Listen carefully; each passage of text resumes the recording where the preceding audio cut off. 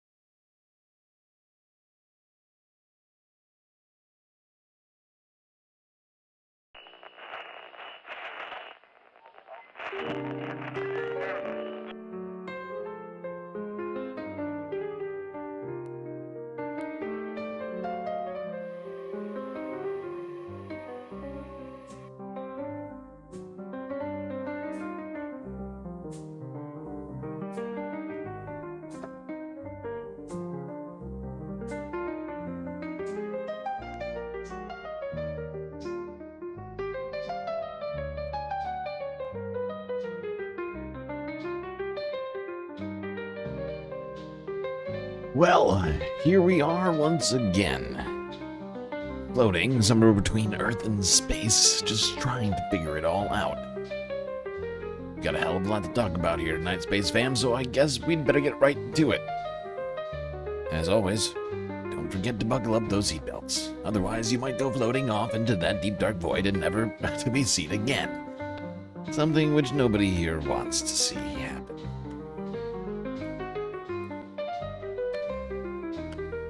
Well, beautiful to see you Space Fans here on this Saturday evening. Okay, I got my hat and my glasses on, which means I'm ready for the stream, but first, some shoutouts. Mozart, HBX, Big Jerry 123 in the YouTube chat, Mando, the Pivot, a close fourth. Joe 47771 also here, Young Chris, Miss T Wash 1. I don't know how I'm supposed to say that. More than Dinky Cap, Schmegly, Christy. You got the Green New Deal and Ducky. We're on the Twitch. Well, as I mentioned, we have a hell of a lot to talk about here tonight, Space Fams. Breaking news happening just hours ago. Shots outside of the White House. We got all of that to talk about. And then a few other things in the U.S. news space. Stephen Colbert making a TV appearance of the long-form variety. What else we got? Ah, right. Operation Epstein Fury. Is it over? Trump surrendering?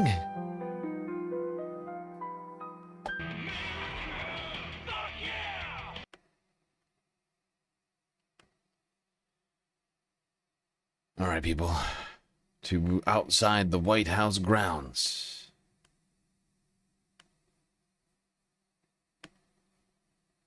Earlier on Saturday evening.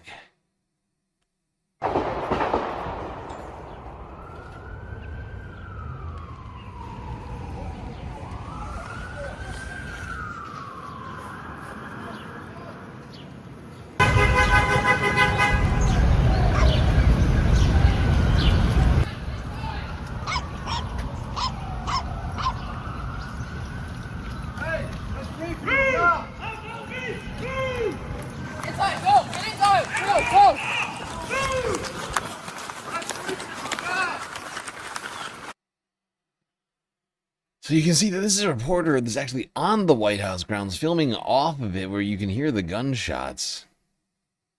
Then people start, I'm assuming, White House security, secret service or whatever. I don't know, Capitol Police. I don't know who was actually doing the shouting. People saying to get back.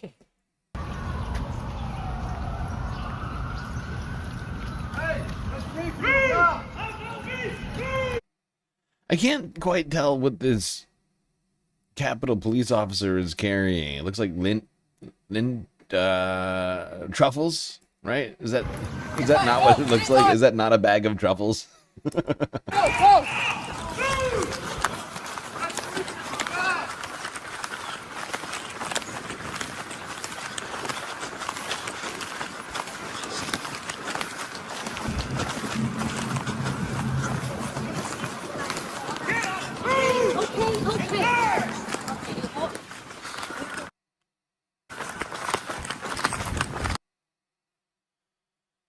And that was the chaotic scene on the ground as shots were fired near the White House, reporters running.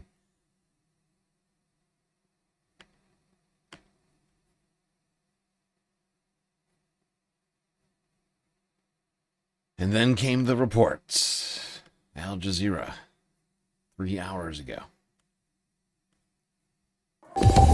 Well, we've got more breaking news now. This time it's out of Washington, and it is the White House. It is apparently in lockdown due to a reported exchange of fire in the vicinity. Let's get straight to our White House correspondent, Kimberly Halkett, who joins us now on the telephone from the U.S. Capitol. And Kimberly, what do we know?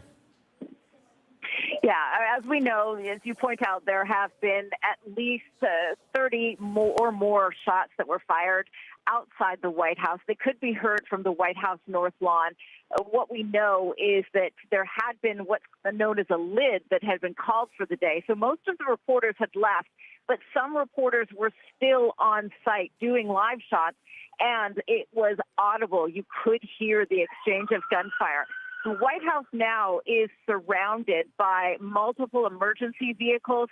There are multiple police forces that have responded to this, including the U.S. Park Police as well as the Secret Service and Metro PD. What I can tell you is that we know that the U.S. president was in the Oval Office. The shots were heard outside of the White House, though the White House has not confirmed or let anyone know about the condition of the U.S. president at this time. What I can tell you, as I look at this scene, though, is that the law enforcement presence is very heavy. There is certainly a sense of prolonged enforcement of this lockdown, given the fact that lockdowns aren't infrequent at the White House. There are often false alarms, people throwing things through the gate, and they treat every incident like an emergency.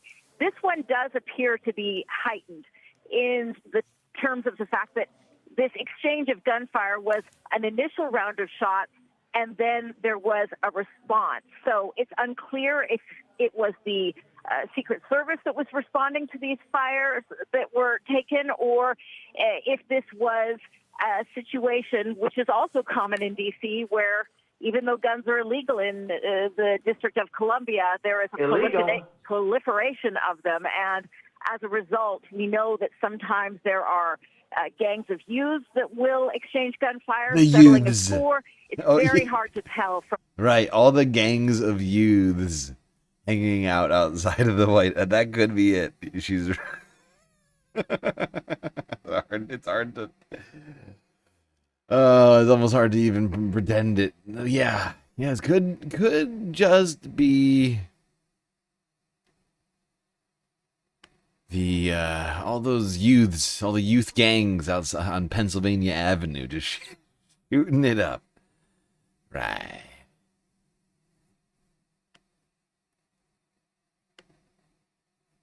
Starting youths.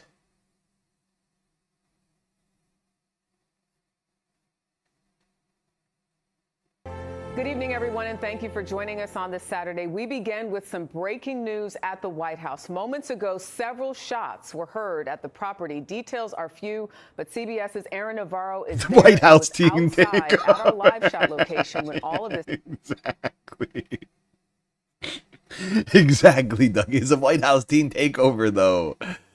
Oh, no. Oh, God. You're hurting the kids. And Aaron, what do you know? And we obviously saw that you were there being told to get down immediately. Jerika, from where I was in the press tents outside the White House, you could hear about 20 to 30 gunshots from what seemed like outside the White House grounds. It also sounded like 1.2 guns going at the same time, though, again, the details are fluid and are unconfirmed. And we have heard from initial law enforcement reports that it happened at the 17th Street and Pennsylvania Avenue intersection, which is right beyond the building for staffers at the West Wing, known as the Eisenhower Executive Office Building. We could not see the shooters as we ducked down, but we did start to see Secret Service roam the north lawn of the White House as they yelled at us to get to the press wing and get inside. Currently, the White House is under lockdown. There is a Secret Service agent right outside the doors to the press briefing room, and you can see some of them start to roam the north lawn of the White House today. But this obviously comes just a couple of weeks after a shooting at the White House Correspondents' Dinner. There's a lot of these happening lately for some reason. Not sure exactly what to attribute it to, but we do seem to have something of an uptick in these sorts of events, if you will. Not sure what to call them. Event seems too formal. Happenings? Circumstances? Situations. That sounds better. These sort of situations. For more on this situation, let's go to BBC News from an hour ago. Now, 2 people were apparently wounded. One, who was the shooter, who is now been declared dead. Let's just go here quickly to the Twitter. White House Twitter. The Secret Service Office of Communications was reposted by the White House. Shortly after 6 p.m. Saturday, an individual the area of 17th Street and Pennsylvania Avenue pulled a weapon from his bag and began firing. Secret Service police returned fire, striking the suspect, who was transported to an area hospital where he was pronounced deceased. During the shooting, one bystander was also struck by gunfire. No injuries were sustained by officers. The president was in the White House during the incident. However, no protectees or operations were impacted. This incident remains under investigation, and additional information will be released as it becomes available. Okay, so 1 dead, 1 injured, seemingly an innocent bystander. Hello, I'm Carl Nassman. And the innocent bystander injured, but okay. Shooter, alleged shooter, dead.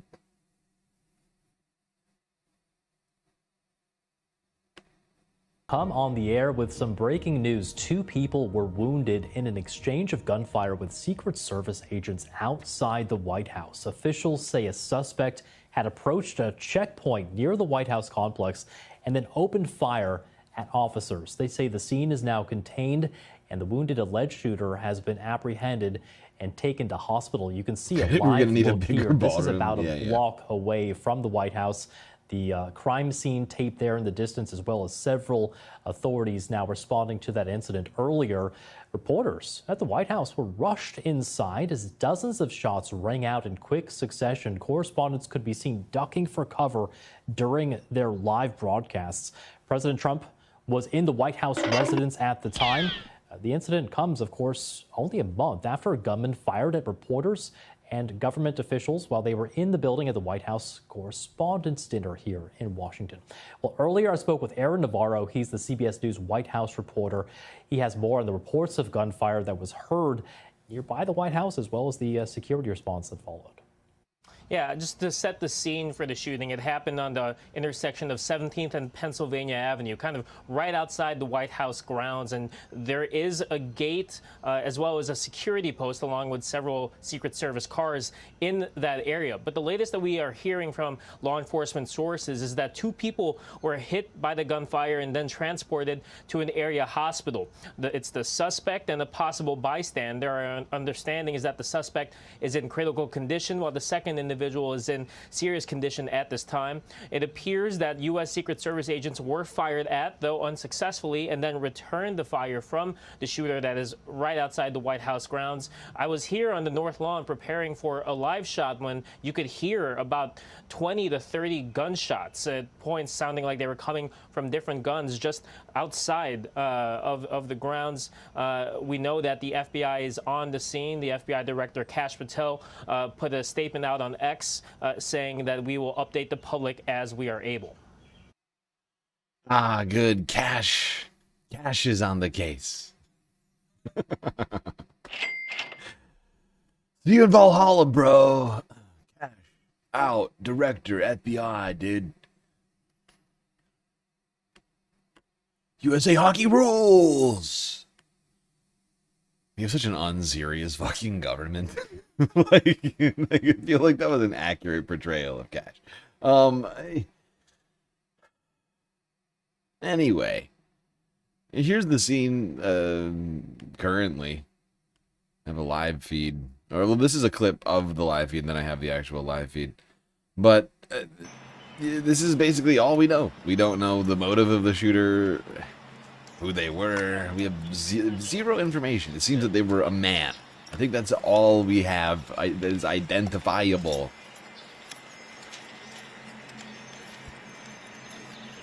That it was a man, and they are alleged to have brandished and or shot a weapon in broad daylight.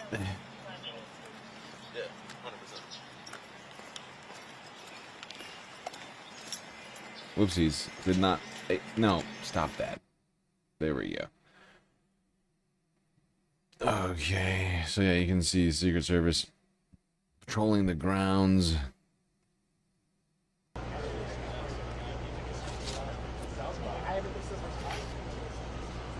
Crime scene here. Tape all around, a bunch of little plastic cones. Probably gun shells, you would assume. Like bullet casings.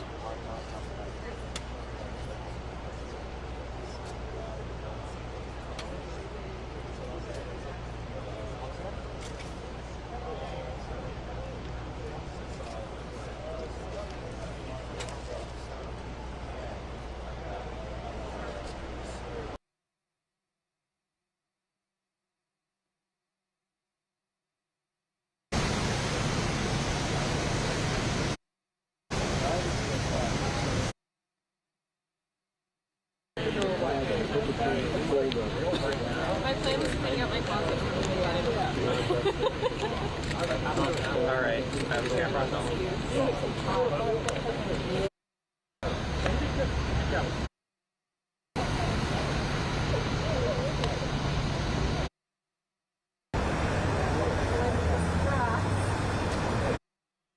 Well, there you go. That stream, this stream right here just ended. This was from the Associated Press.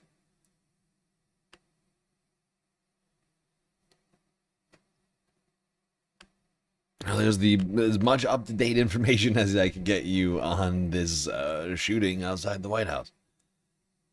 Still feel like I wasn't able to give you all that much on it, but felt like a fairly important piece of news, regardless of what I was able to contribute to it. But there you have it. Shooter dead. Bystander shot, but in stable condition. Donald Trump seemingly perfectly fine. Same thing for the Secret Service. Investigation underway, according to Cash. Good old Cash App.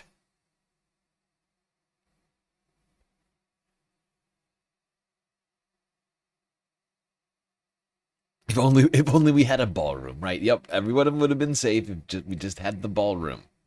We can just get all of America into the ballroom, and we'll be safe. Now, one high-profile act of political violence which has defined much of Trump's second term is the assassination of Charlie Kirk. And of course, we've talked a great deal about the assassination of Charlie Kirk, TPUSA,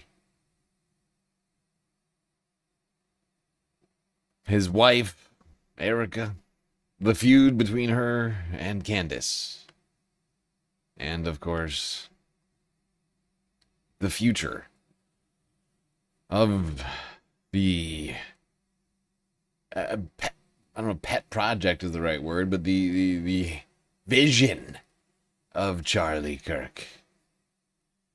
What will be of TPUSA? But here's the question. What even is TPUSA? And what in the hell is going on there right now? Here's a channel I've never seen before. It's actually a collab. It's a collaboration, if you will. That's on YouTube.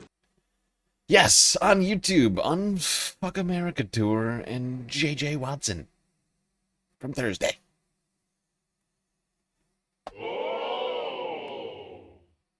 I was handed 12 chapters, and only 7 of them were actually real.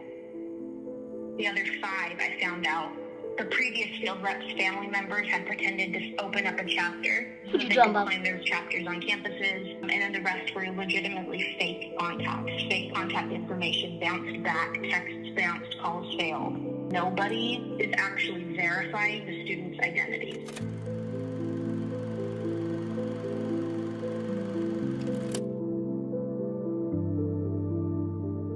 Please welcome Turning Point USA CEO and Chair, Erica Kirk.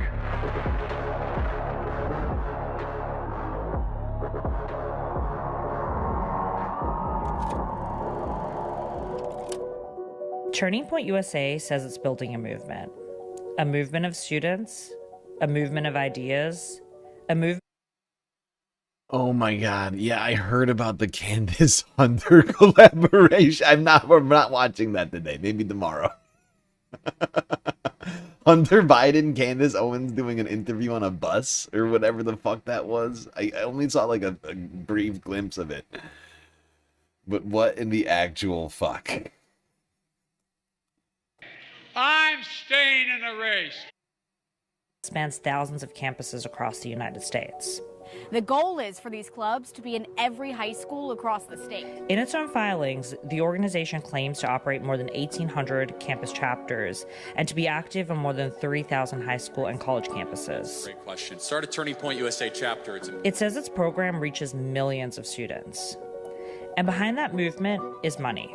In a single year, Turning Point USA spent more than $20 million on what it calls its field program, the part of the organization responsible for building and supporting these chapters. Altogether, it raises more than $80 million annually. That money comes from donors.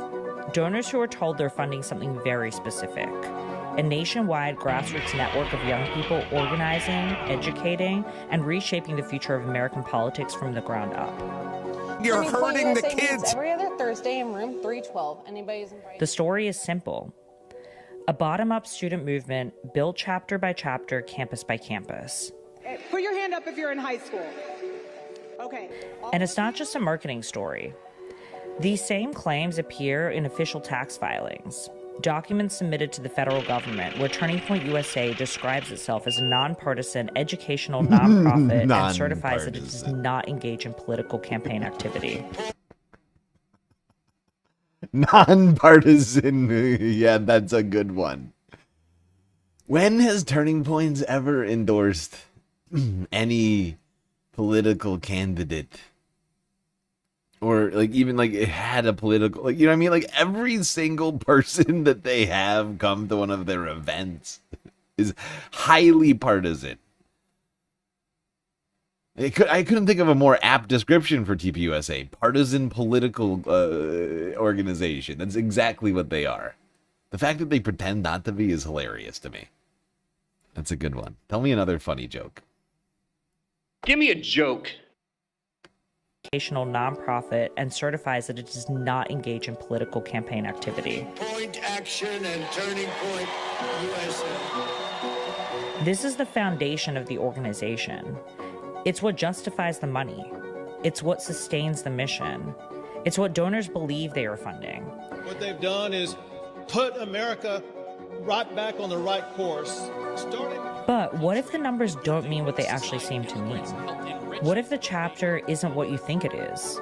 What if the movement isn't actually there?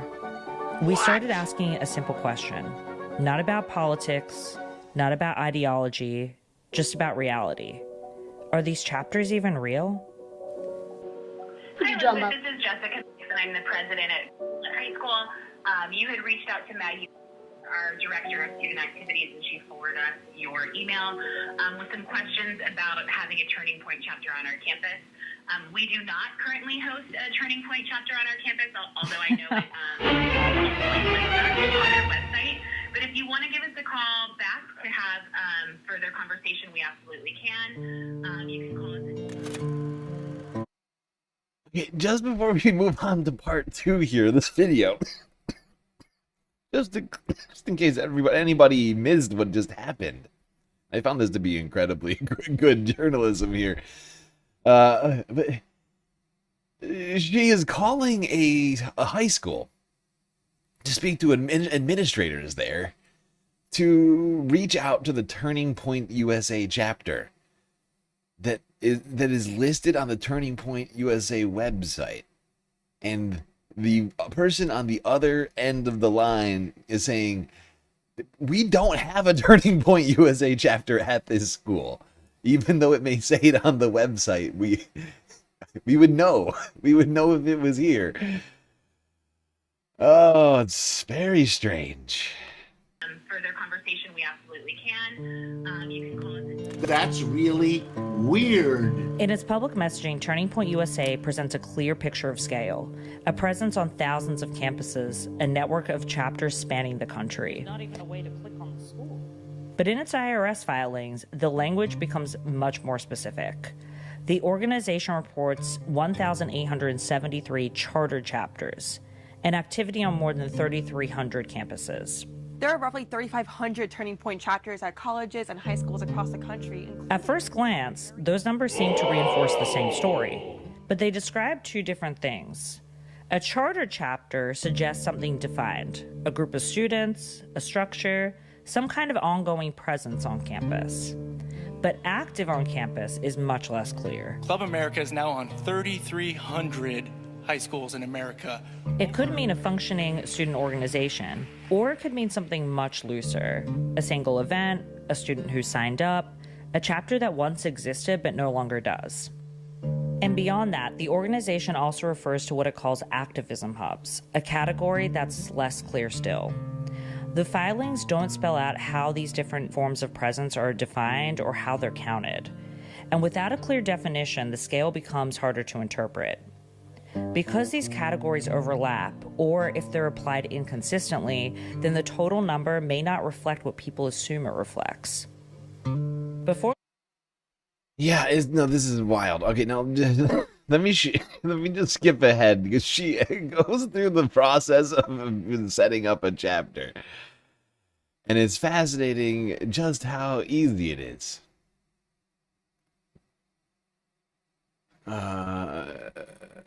Yes, here we go.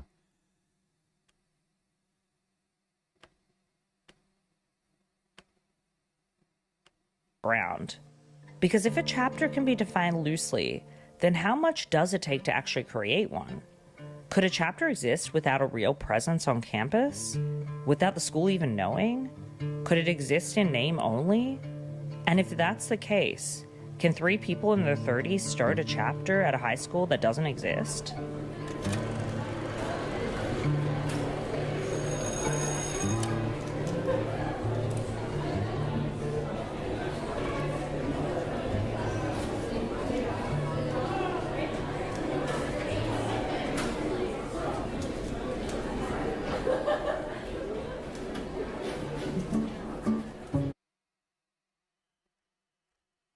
I should have read these. The former Wilkes County Training School was established in 1956. Vacant since 2011. The building suffers from a lack of maintenance and deterioration.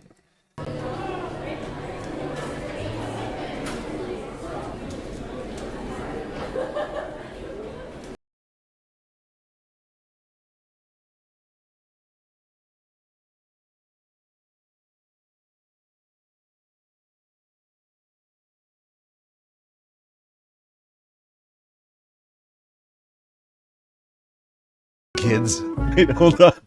I can't tell if this is ChatGPT or Gemini or something. Generate an image of 5 high school kids standing in a school hallway holding small American flags. Oh.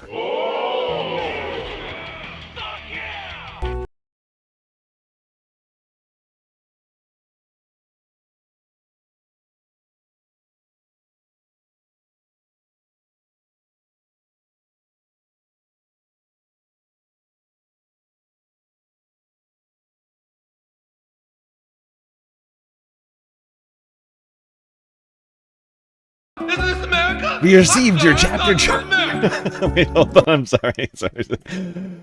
We received your chapter charter agreement, so I wanted to reach out with next steps.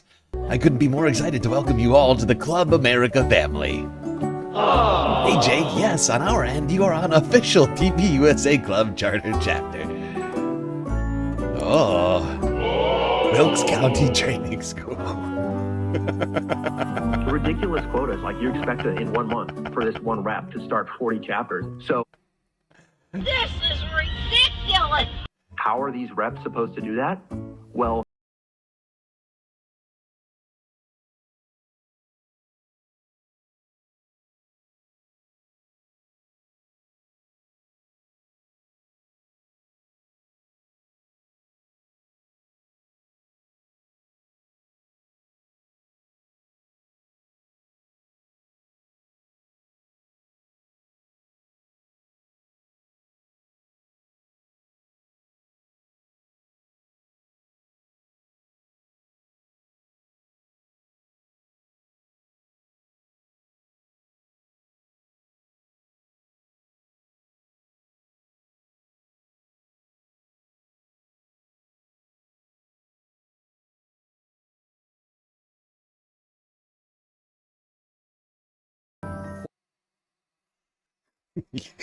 Yeah, it's fascinating. This really made me question all of the claims that they're making. I mean, I already was skeptical of some of many of the things TPUSA has claimed over the years, but wow. That was a revelatory investigation from Unfuck America and J.J. Watson. That's on YouTube. All right.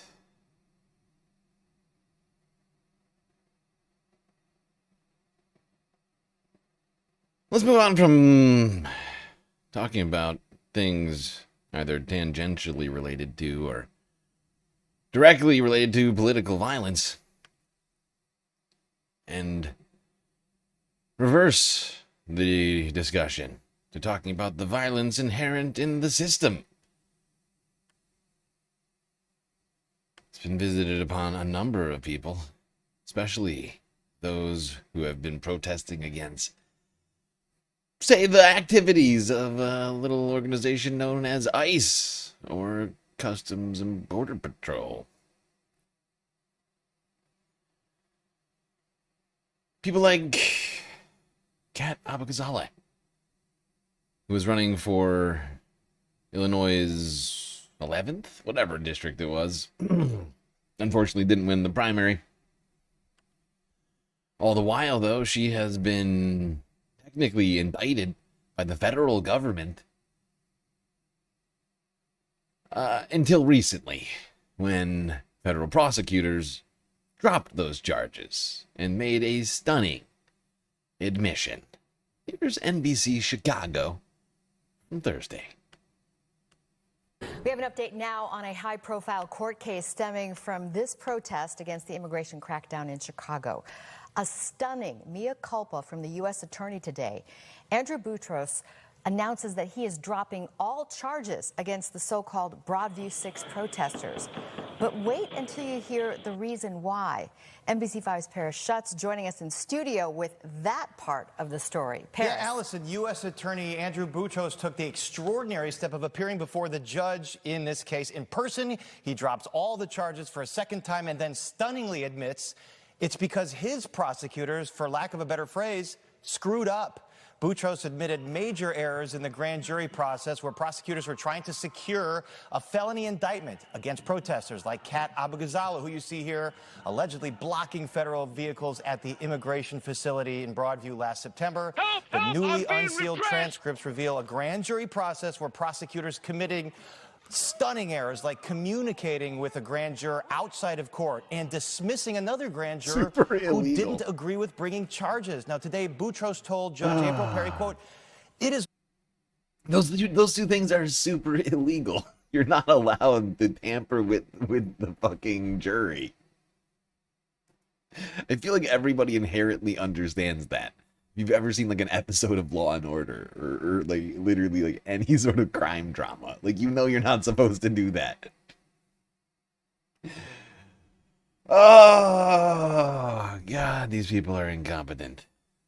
Very sincere belief that no prosecutor acted intentionally in misleading you. Oh. There was no desire It wasn't to do on that. purpose. Now, further, Boutros admits that when the judge ordered Thank God, it wasn't on purpose. They're just inherently incompetent, okay? They weren't trying.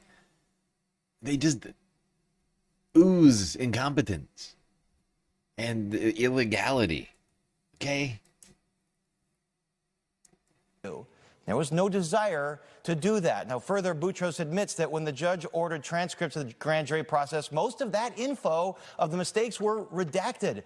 Whole pages missing. Quote, I do not believe that whatever errors were done as it relates to redactions were done intentionally, Boutros said. But the Broadview 6 defense attorneys say they believe these unprecedented errors were clear misconduct in hopes of prosecutors tipping the scales for an indictment. I have never even heard of something as bad as what took place in this grand jury session. We're talking about vouching, which again is 101 no-no for any prosecutor. We're talking about kicking out grand jurors who disagreed with the indictment. We're talking about a no true bill being returned and no disclosure of that to the public or to the defense. We're talking about continued misconduct in a U.S. Attorney's Office that continued that prosecution that cost these individuals significant attorney's fees, significant stress. This isn't justice.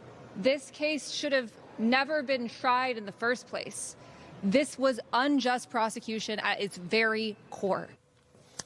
Highly unusual to see the U.S. Attorney himself admitting these kinds of errors and then dropping all charges after blocking the release of these grand jury testimonies. Highly unusual. Yeah. That's... yeah. It is unusual. But we're living in unusual times where we have people in jobs who, in many cases just don't belong there. In like the federal prosecutor's office, all of the lifelong experienced, unbiased sort of prosecutors that used to be there are all gone. Like in the Department of Justice, it's just filled with people like Trump sycophants who happen to have law degrees. It's a disaster over there.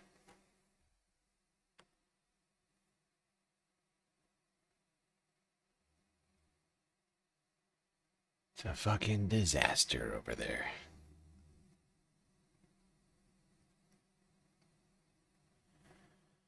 All right. Now to touch on something we touched on yesterday, real quick, just because. Found this to be a fascinating story. Since we're also already kind of talking about elections very vaguely. TPUSA is involved in elections. Kat Abu Ghazaleh was in an election up until last month. See what I did there? All right. Let's talk about the 2024 elections. And the bombshell claims from Ashley St. Clair about her baby daddy, Elon Musk. Well, first of all, some of the things that I say will be incorrect. Hey, this is interesting. Donald Trump was at a rally in D.C. yesterday, and he was saying thank you to Elon Musk. It's weird. This is number 11. And it's pretty amazing. But he did that, and then he journeyed to Pennsylvania, where he spent like a month and a half campaigning for me in Pennsylvania. And he's a popular guy, and he was very effective. And he knows those computers better than anybody, all those computers, those vote-counting computers. And we ended up winning Pennsylvania like in a landslide, so it was pretty good. It was pretty good. So thank you to Elon. And it's the thing about Trump is you can always tell what somebody has said to him. Exactly. Because he always says too much. And then he covers for himself. But I'm trying to think of a time where I have heard someone thank someone for their work in a campaign and ever referenced the vote counting computers. Like I've heard people say like, oh, you know, I appreciate how dedicated this person is to the issue of blank blank, which means that they gave them a lot of money, or they worked tirelessly. They traveled the state. They met people. They knocked on doors. They printed posters. Their strategy was great. But I've never heard anybody say, we won because somebody really knew about the vote counting computers. Not even the Biden crime family said Even during George Bush in Ohio in 2004, where I can't remember the name, the electronic voting thing. There's an old saying in Tennessee. Of George Bush's campaign. You didn't hear Bush come out and say, really got to hand it to those guys. They make a great vote counting machine. You know what I mean? But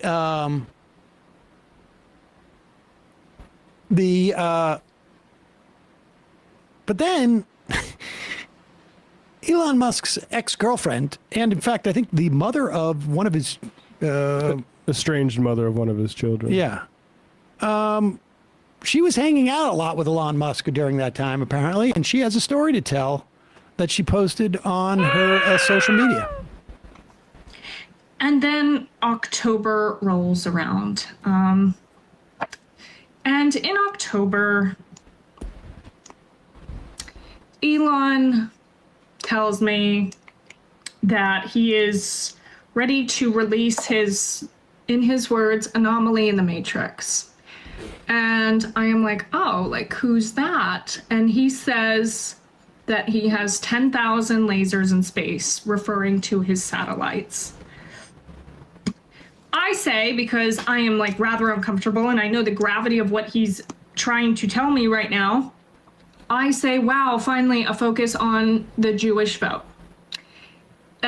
He keeps going and he says, you know, this that was is a joke. Pause it for a second. He was joking about, she was joking about Marjorie Taylor Greene saying Jewish space lasers. In the Ice Age.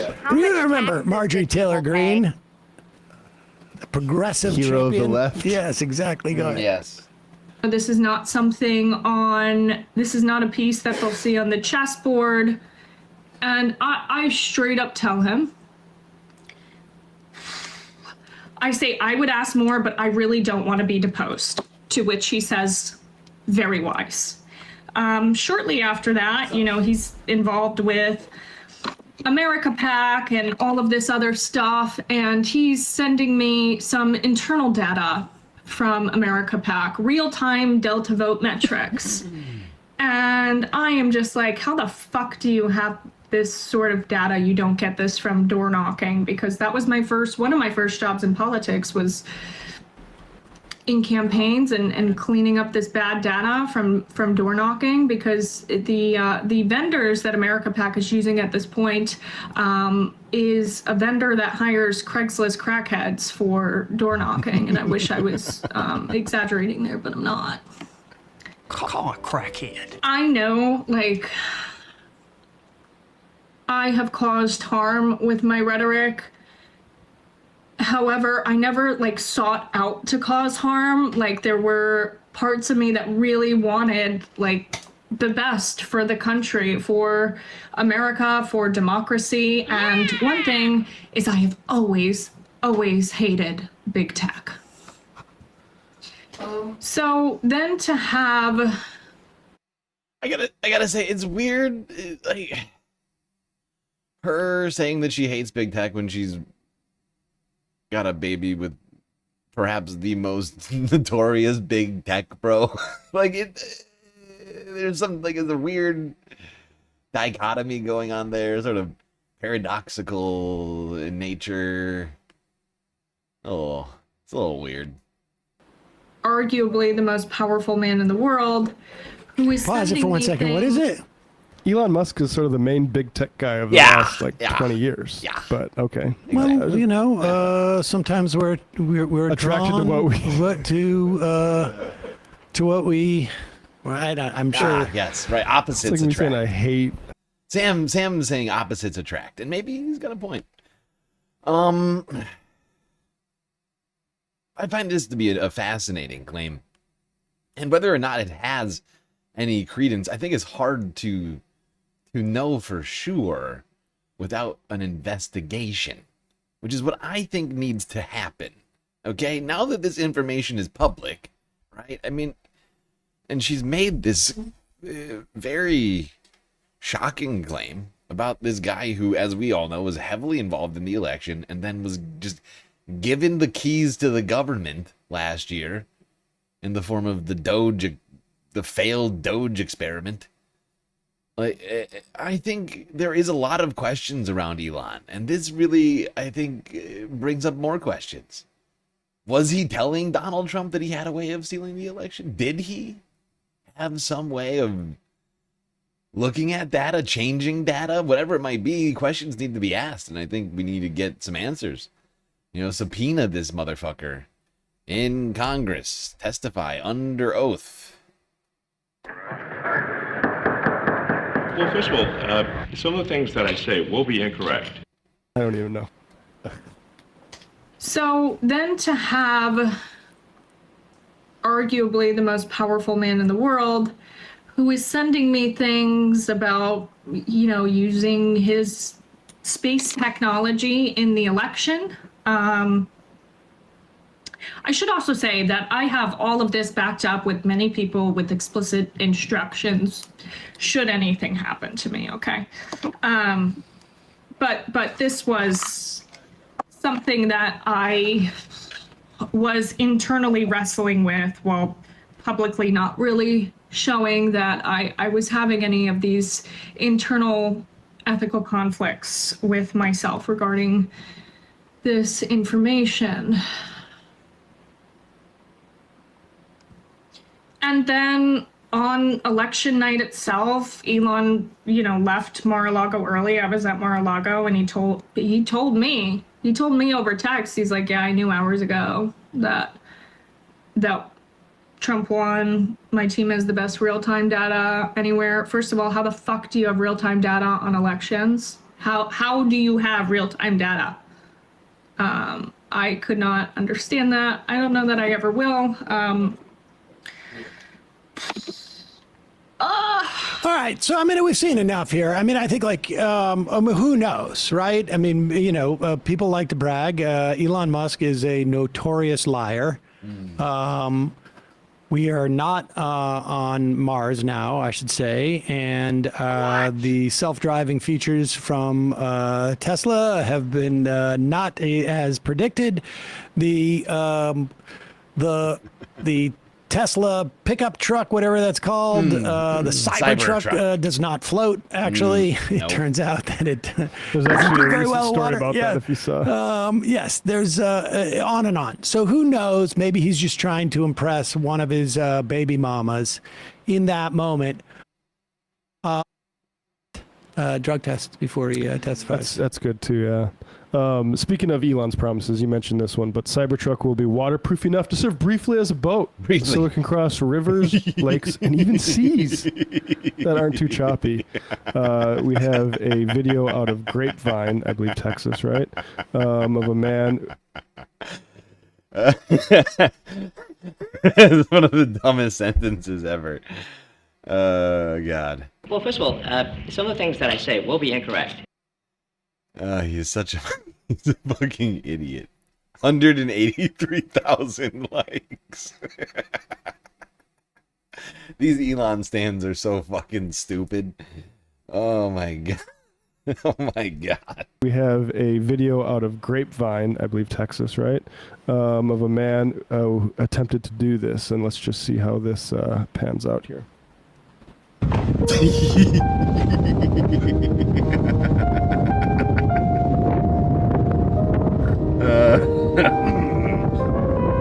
Oh god.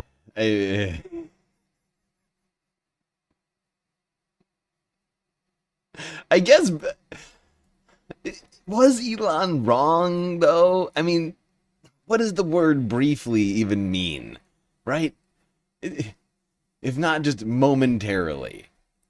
And what is a moment if not just a brief period of time? Undefined, short, no doubt, but, couple seconds. you could argue is briefly.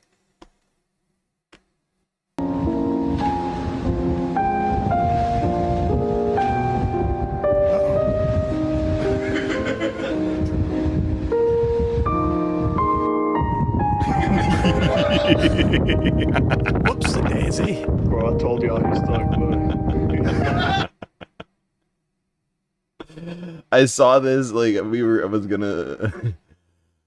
thinking about doing this earlier, like, I mean, I think this happened, like, Wednesday or something like that. Like, I saw it, like, the day it happened, and this is, like, one of the things that's brought me joy all week, is this fucking video and this image of this old dude clinging to the side of his cyber truck with this boy still stuck in the passenger side.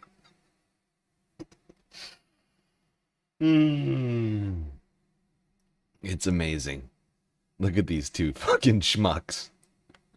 Yo, sir, you can't park over there.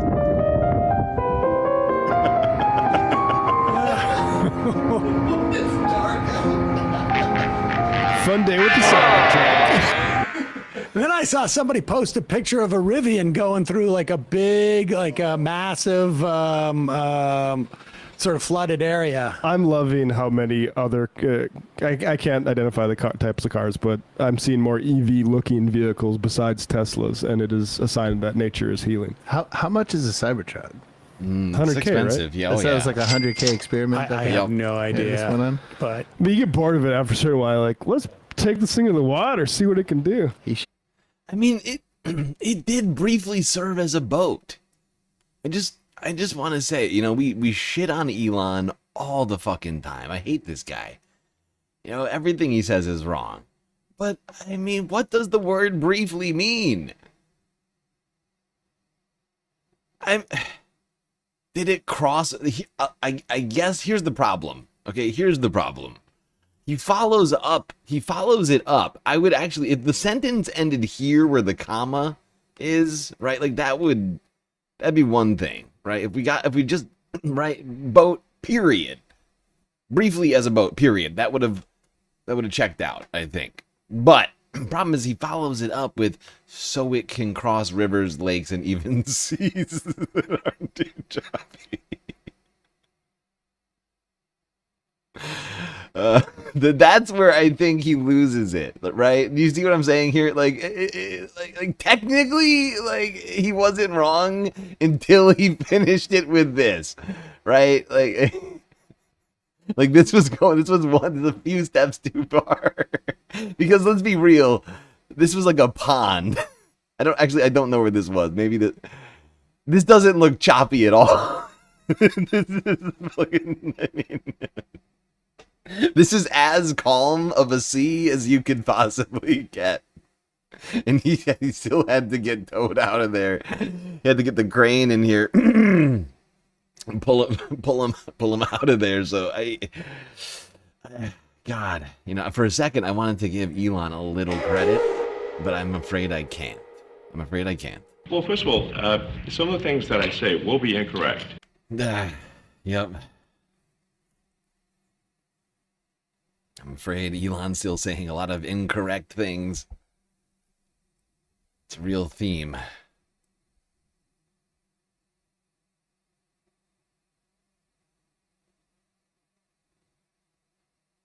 Yeah, exactly. He went too far, right? Like that initial claim, he could have gotten away with that. It could have been vague enough. There's like, look, I didn't say how long. I didn't say how long it would last.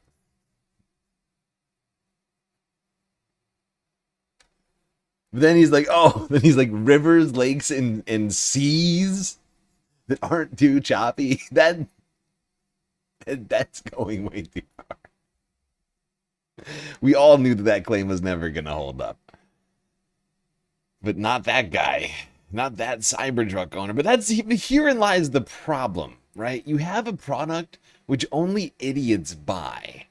And then you have the CEO of the company that makes that product on his social media platform tweeting directly tweeting to those people, telling them just just verifiably false shit. Like, hey, your Cybertruck, it's a boat, bro.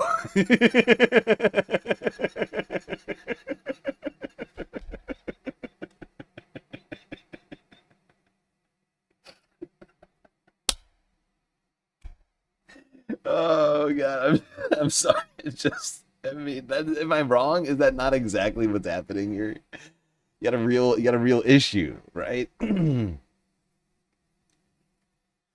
have a very specific group of people buying this product, and then the guy who's basically selling it to them has a direct feed to their brains.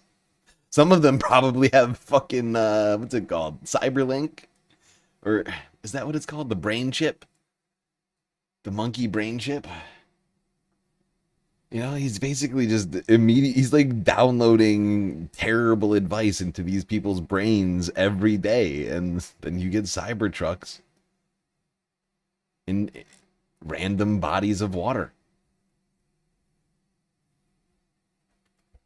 And honestly, I think that to some degree, Elon should have like some kind of responsibility for this incident, right? Am I wrong? Like, I feel like he himself is to blame.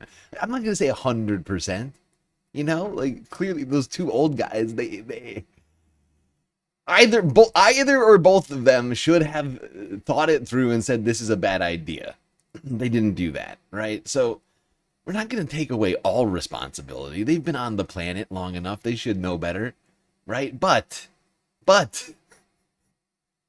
Elon Musk, the billionaire lunatic, putting these products on our streets and running this social media platform, I think he too has some responsibility.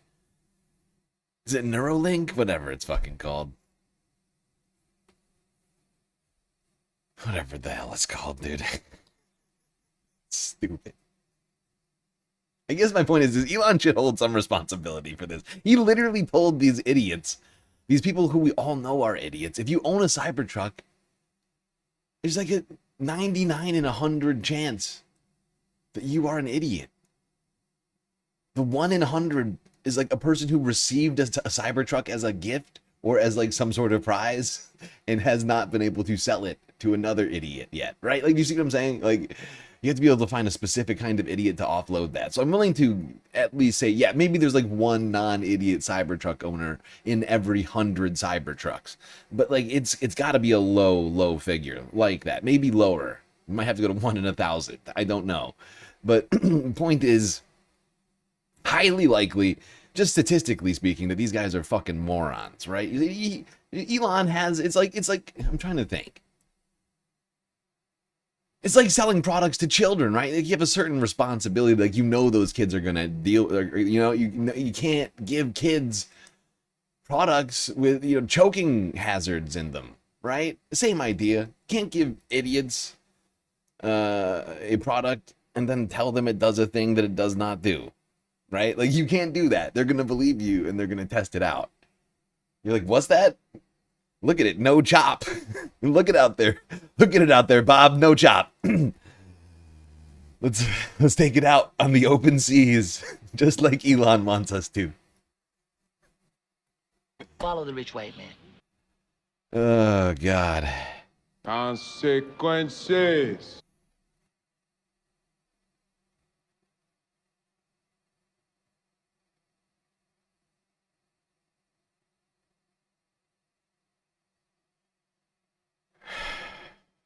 I've lost my place. I've been talking about Cybertrucks for so long, I forgot what I was doing. Oh, right. Let's talk politics. Something Elon's been heavily involved in. And just like with Cybertrucks, actions have consequences in politics. And Trump is pissing off a whole lot of the electorate.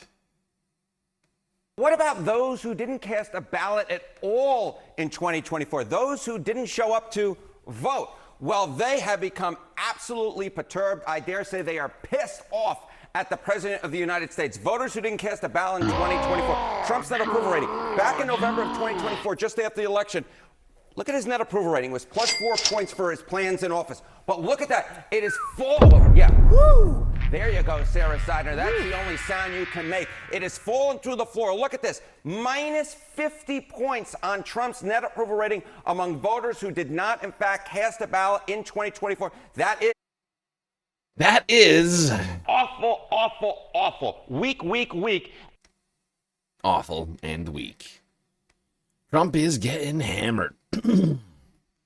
Hammered by people who had a relatively positive opinion of him just like a short time ago, a year and a half. That's all it took. And as a result of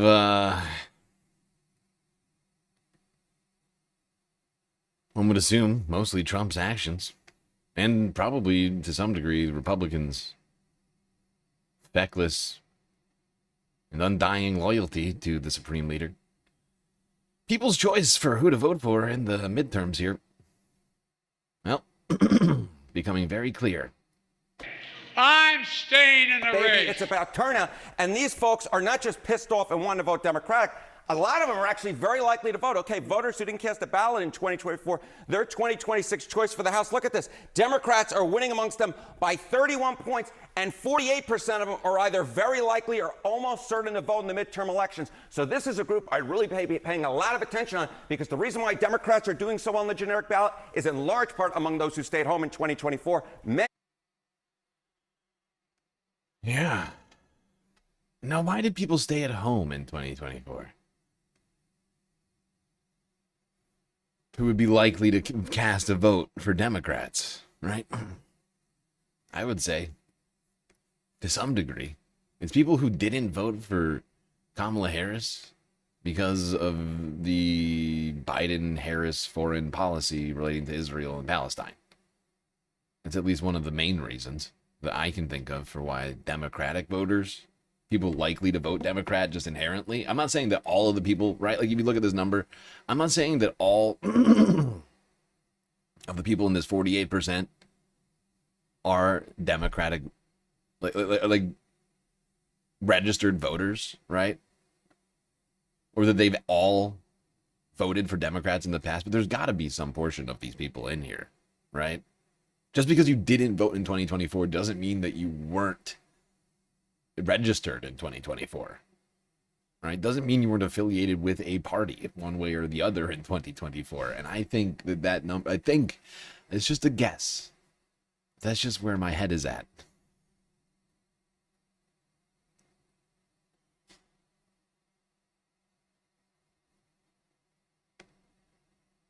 Okay. Staying with the election talk, let's talk about some of the people most responsible for the election loss of Democrats in 2024. The DNC. Whoa, the flip. Why have we done this? What are we doing? Come on! Full screen, please.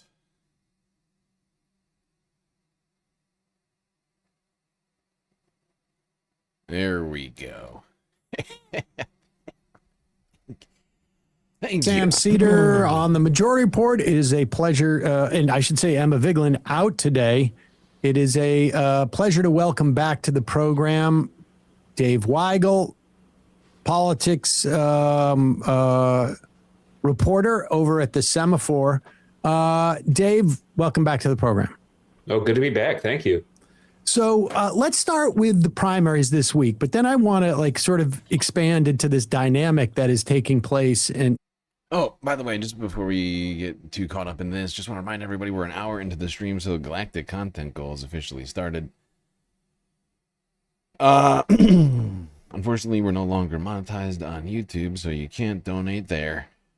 But Twitch, bits, power-up subs, gifted subs, Prime subs, Cash App, and PayPal donos, and new Patreon memberships, or upgraded Patreon memberships, all count towards the goal. And if you haven't already, hit that follow button on Twitch and subscribe on YouTube. Immediately, if not sooner. And curious if you've seen in your travels what's happening there. Let's start with Chris Robb. I know you were in Philadelphia. Chris Robb was of the blogosphere way back when. We had him on the program, and he reminded me that I had interviewed him 20 years ago, I think in the Air America days. This was a big win for DSA, for all of the aligned sort of like progressive Democrats. And I'm curious as to your sort of like broad strokes on this, because there is a sense that there was like the establishment, if you were, fumbled here. But even if you look at that fumble, I'm not convinced he wouldn't have won anyways. No, he would have. He ran a great campaign. He would have won anyways. It took years of planning. So Philadelphia, you kind of set it up. Philadelphia was one of the early successful organizing grounds for DSA. They had the Chris rally I went to last week with AOC. He was introduced by the Philadelphia DSA legislators who got elected in 2018. And he had early help from Summer Lee, who was elected in Pittsburgh. Same sort of movement being built there. Very successful in the wake of the Bernie campaign. Striking because Bernie didn't do that well in Pennsylvania. But then also talent is real. And you talked to Rab. I interviewed Rab. He was by far the most talented candidate in. You saw a clip of some lady smashing Scott Jennings on CNN, like physically?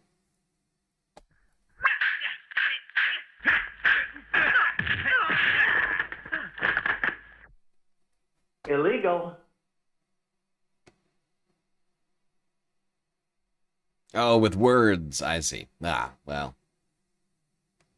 Field saying what Democrats agree with, not like pandering to them. They just happen to be in a very Democratic district, the only one willing to say we're not censored, right? He said fuck AIPAC. That's very popular in every Democratic primary, especially in Pennsylvania. But you can see that race. I'm going to see how versions of it repeat around the country, because you had the establishment that got in early behind Sharif Street, who is the son of the former mayor John Street, state senator, ran the state party in a terrible cycle. He ran the party in 2024 when their registration was collapsing. They lost every statewide race.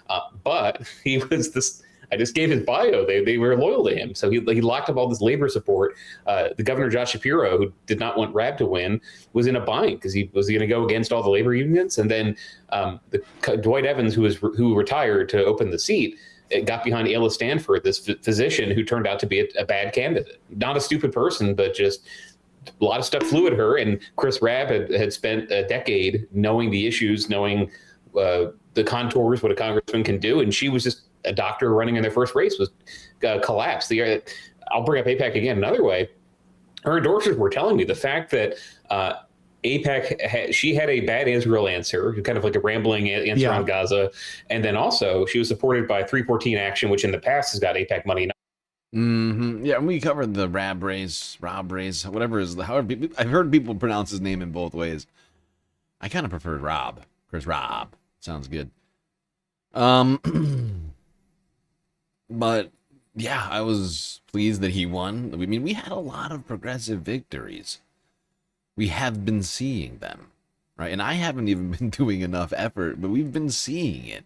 And it's clear that the messages are resonating, right? And the more that the midterms go on, the more that I think that is, in fact, going to be the key to winning in the midterms and getting people off of the couch to vote for Democrats, right? Or to vote for the best candidates. But I mean, the fact is generally speaking, all these candidates are having to run as Democrats, right? We might all have lots and lots and lots to say about the Democratic Party. But sadly, the system we have, it's difficult to make it as a third party candidate. And it's also a completely different structure, right? It's inherent in the system that we have set this, we have here for ourselves. And so that's why that's why I keep saying the primaries are most important. So we just got to get the best candidates we can in the with D's in front of their name, right? In the places where we can make that happen. And honestly, I'm seeing it happen already, and I feel like if we could just step up, and by we I mean me, step up our efforts, but I mean other people too. I feel like we could make even more strides, right? If we could just be getting the word out there to the right places, right? Because it's just, to some degree, it's about clipping. It's about clipping the best stuff from these candidates. If they don't have clips, making your own clips and then getting them out to the right demographics, using the right keywords and hashtags, and only the right keywords and hashtags, and then pumping them out somehow, right? Like in some sort of almost like a grassroots ad campaign, essentially, right? Like nobody's paying for the ads, you're just making them, and you're putting them on social media. I'm not saying buy ad space. I'm just saying make an ad that will be just in the feed, and will pass somebody's face on while they're scrolling through shorts or whatever else. And that's what I honestly want to be on. I'm just not getting it done.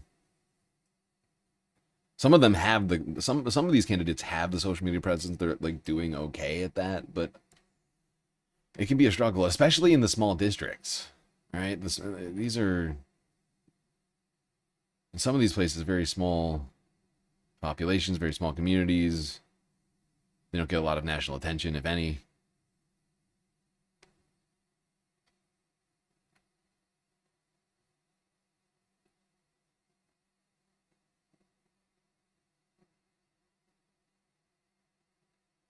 What was I saying? Oh, right.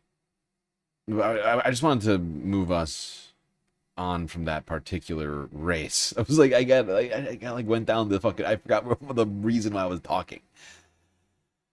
Right, just wanted to move us along from the Rob race in Pennsylvania to the more broader discussion of the DNC and the dead on arrival autopsy.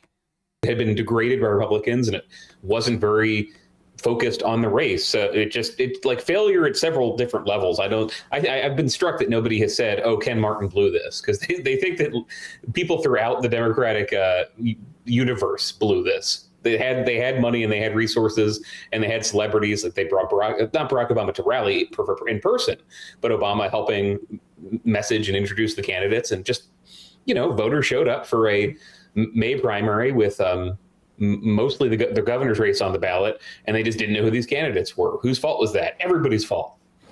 Interesting. Let's talk about Massey and maybe Cassidy too, because this dynamic is already playing out.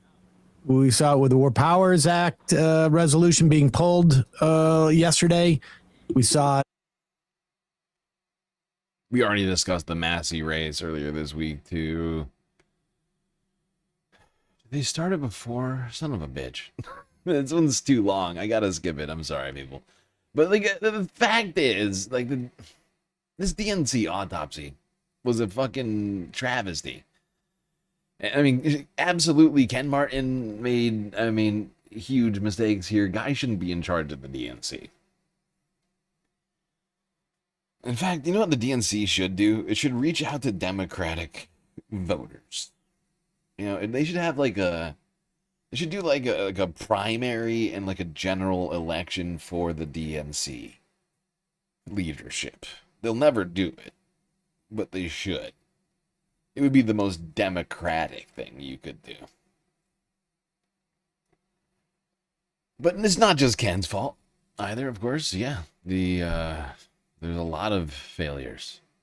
Failures within the party structures, within the most high-profile people within the party, whether it's Barack Obama or Joe Biden and Kamala themselves, the president and vice president at the fucking time.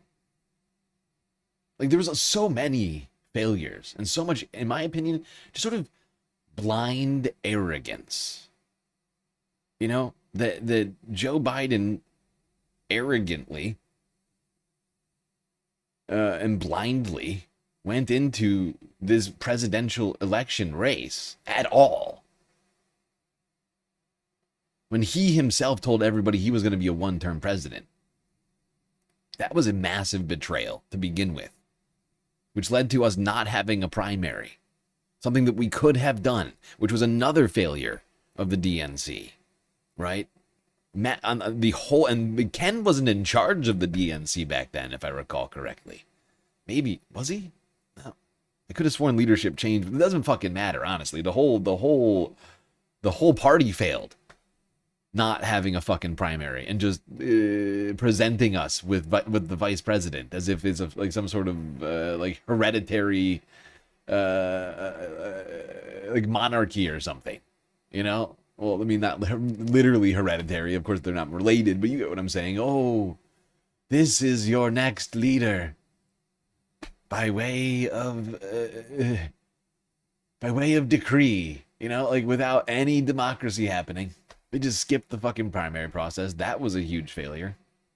Then there was the entire campaign itself for Kamala, where they squandered a lead. The small amount of energy that was produced after old Sleepy Joe left. I'm staying in the race. By embracing billionaires Liz Cheney and just completely incomprehensible policies.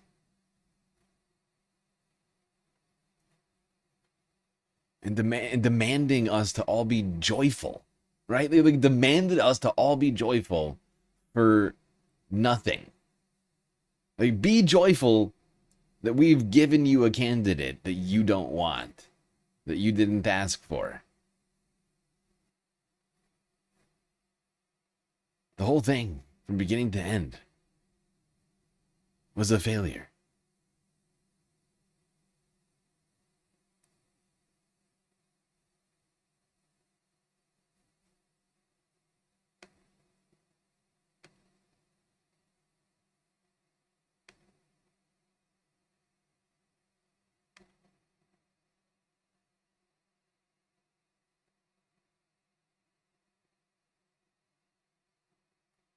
All right.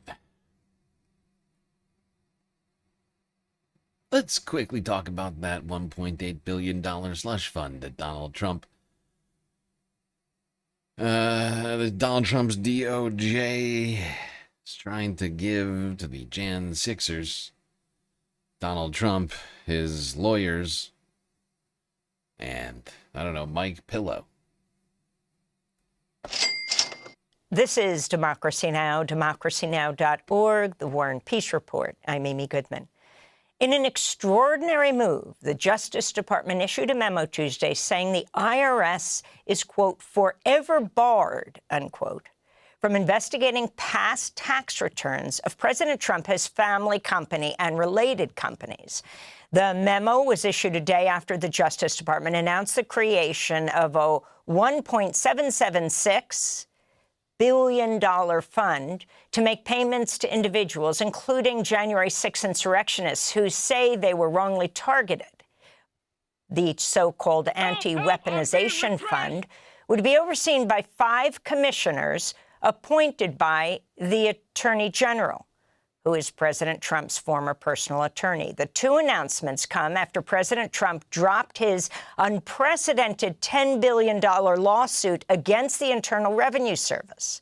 Trump, his sons, and their family business filed the suit over the leak of their tax returns by a former IRS contractor who was sentenced to 5 years in prison for leaking the documents. Democrats and Republicans have expressed alarm over the agreements. On Monday, the Treasury Department's top lawyer, Brian Morrissey, resigned shortly after the fund was announced. On Tuesday, Acting Attorney General Todd Blanche testified before a Senate hearing about the fund. This is Maryland Democratic Senator Chris Van Hollen. Mr. Attorney General, this is an outrageous, unprecedented slush fund that you set up. Simple question. Will individuals who assaulted Capitol Hill police officers be eligible for this fund? Well, as it makes plain, anybody is just let me know if they're eligible for the fund. as was made plain yesterday. Anybody in this country is eligible to apply if they believe they were victim of weaponization. Mr. Attorney General, let me ask you this. Are there going to be rules that say that if you've assaulted a Capitol Hill police officer or committed a violent crime, you will not be eligible? Why not make that a rule? I expect that, because I'm not one of the commissioners setting up the rules, I expect that there will be You're appointing 4 of the rules 5 set up. members, aren't you, Mr. Attorney General? Pardon me? You're appointing 4 of the 5 members. I am appointing You can all 5 certainly members. set up the rules. I would hope you would make a rule that anyone convicted of Did anybody catch that correction that Todd Blanche peppered in there? Senator Van Hollen said you're appointing 4 of 5 members. And Todd goes, I'm appointing 5 of 5 members.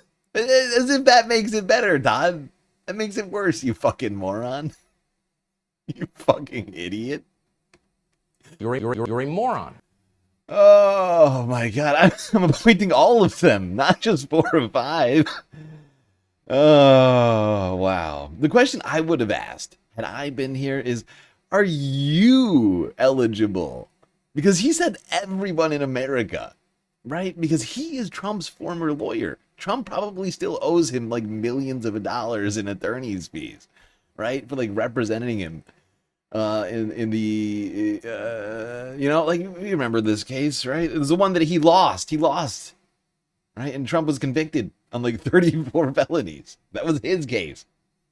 Still, Trump still technically owes him though, for all of that litigating. I just would love to know if he himself will be exempted from receiving this money. Because under the very broad language of all this, he himself said literally anybody can apply. And I mean, if you just go by the language and not that statement in particular, I mean, it's like anybody who was like even close to like being owed money as a result of this, lawyers, especially people who have represented people who believe that they were right. Like if you were the lawyer of somebody who thought that they were the victim of lawfare, you're literally going to be the recipient of some of this money, right? Like all of these Jan 6ers lawyers are just like lining up, like hoping that this gets passed by Congress, which it's not, but at least it doesn't look like it is right now. But still, like, I mean, we're talking about $2 fucking billion that they're trying to give to people like that. And it's not clear that under this, under the terms of this, that Todd Blanche wouldn't be able to just literally apply for and then approve an unknown sum of money to himself. A police officer of violent crime is simply not eligible. They should not apply. Senator Van Hollen later questioned Acting Attorney General Todd Blanche about his personal role in the agreement. So you're not going to submit this proposal to any federal judge or independent? There is no judge. Any independent authority? An independent. What does that mean? An independent. What is authority? independent? It means not even somebody who's getting to pick 5 of the members who is the president's former personal attorney.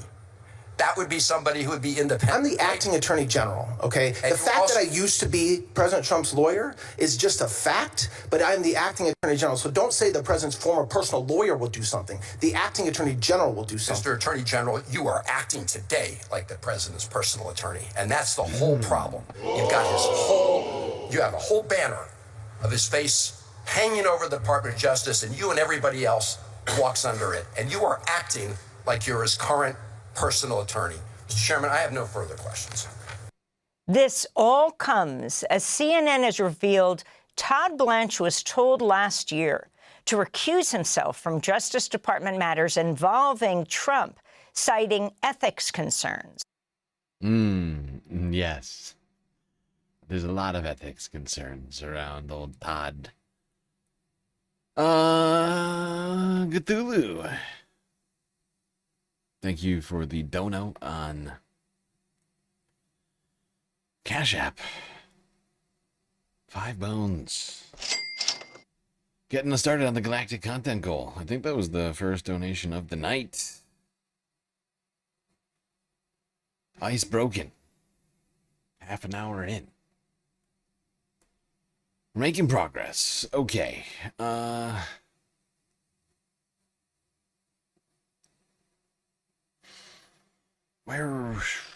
was I? Ah, yes. Let's do that. Let's move from Trump's assault on the IRS to the effects of Trump's assault on the IRS. Because here's the thing. Not only has Donald Trump been suing the IRS all year, for the last year and a half, Trump has been defunding the IRS. Like, he hates the IRS.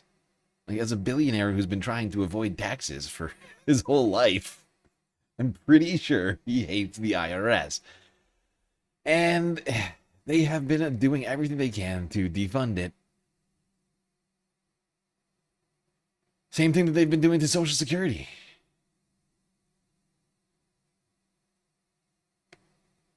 Unfortunately, since the IRS continues to get worse and worse, people are having very bad experiences. Like this guy in Tennessee. News Channel 5 from yesterday. I've got the president, the governor, the mayor. They don't mind asking you to vote for them. But when you need the help, you can't get a hold of nobody. You have to talk to a dang computer. When the IRS accidentally sent a Coopertown man a $20,000 refund, he did the right thing and tried to give it back. Turns out that was easier said than done. He hit one wall after another. Eventually, he was hit with an interest charge. That's when Hannah McDonald stepped in to help untangle this mess and push for some answers. Because when it feels like the odds are stacked against you, Hannah can help. 16 miles back from Clarksville, 10 miles Dashing City, 12 miles Springfield, 22 miles Nashville. It's like being in heaven, go any direction you want to go. Wilson Perry Kirby is right where he wants to be. Hey, Alexa, when's it going to rain? Getting to do the things he wants to do. It'll start raining around 2 p.m. I can ask her about movie stars. Like Oh, this guy. He's fucking hilarious. Hey, Alexa, when's it gonna rain? John Wayne, she'll tell me when he died, how old he was when he died, and all that stuff. She's good. She's nice to have, I'm telling you. Kirby is retired and says exactly what he thinks. I'm country, I'm plain spoken, and I'm loud. I know I am. Kirby keeps to himself on his farm in Coopertown. Yet somehow he got tangled in a mess with the IRS. She didn't make no mistake. I didn't make a mistake. They made a mistake. 4 years ago, Kirby received a $20,000 tax refund he says was sent in error. Sending it back was a struggle, he says. This is your letter last summer that says, I received the wrong amount of tax refund on May 10th, 2022. Yep. And then, after all his efforts, he says the IRS demanded he pay interest on the money. This year, the tax agency actually kept his entire refund, he says. The IRS wouldn't discuss specifics with me because of federal privacy law. How much did it hurt when you saw that this year they just took your return? Oh, I cried. It hurt me. Kirby's called everyone he can think of for help, from his son to his preacher to the president. I've tried the president, the governor, the mayor. They don't mind asking you to vote for them. But when you need the help, you can't get a hold of nobody. Kirby lost his wife 18 months ago. I called the president, governor, the mayor, however he said that last word. I think that's mayor. And, I mean, this fucking guy. I get the sense we might not agree politically, but he seems just like a good-hearted guy. You know, he's just trying to do the right thing. He's like, this isn't my money. I can't take this. I gotta send it back to the government. And Jesus Christ, what a fucking shit show this is. This is ridiculous. This battle largely on his own ever since. She knows how to text. She's got a computer in there. I don't even know how to cut it on. But she stuck by me, and I wouldn't have what I have today. After years of back and forth, he says things finally started moving when we got involved. By the end of this month, he says he is expecting to get this year's refund, bringing this case to a close. And if it hadn't been for you, I wouldn't have got nothing done. Exactly. And that's the problem, isn't it?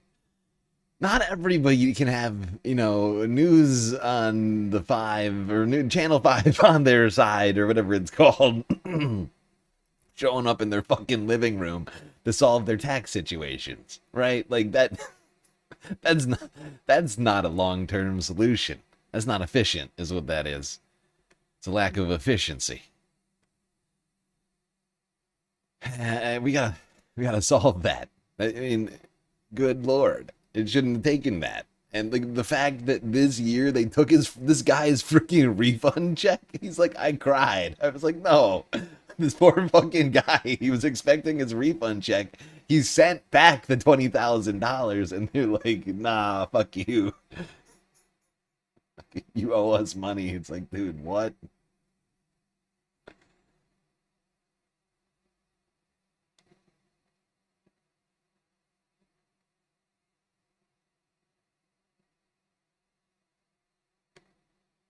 But I don't know if you recall, I mentioned it's not just the IRS that's getting defunded, making it more difficult to get your taxes stuff done. No. Nope. It's also the Social Security offices all across the country, making it harder for our elderly Americans to collect their Social Security checks and stuff like that.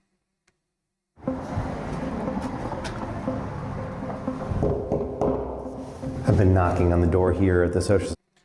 Actually, I should point out, it's not just elderly. It's elderly and disabled Americans, right? SSDI. D stands for disabled, if I recall correctly. Because Social Security also helps people who cannot work due to disabilities. Office, but no one's answering.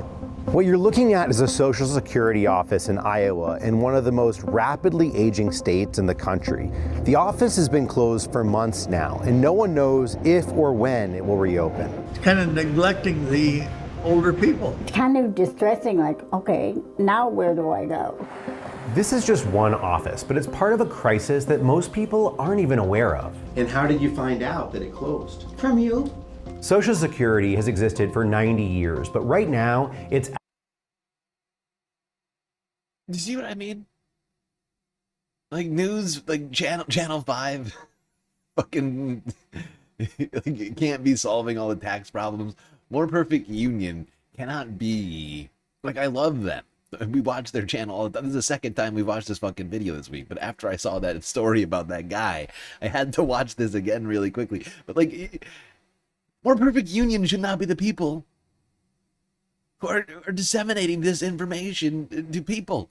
Like, the government is inherently failing at its job if More Perfect Union is the first point of contact for the Social Security office, right? Like, you see what I'm saying? Like this woman back here, the first time that she heard about this should not have been from a, like a reporter at MPU, right? I love him. I love them at the MPU YouTube. But like, it's just insanity. It's ridiculous.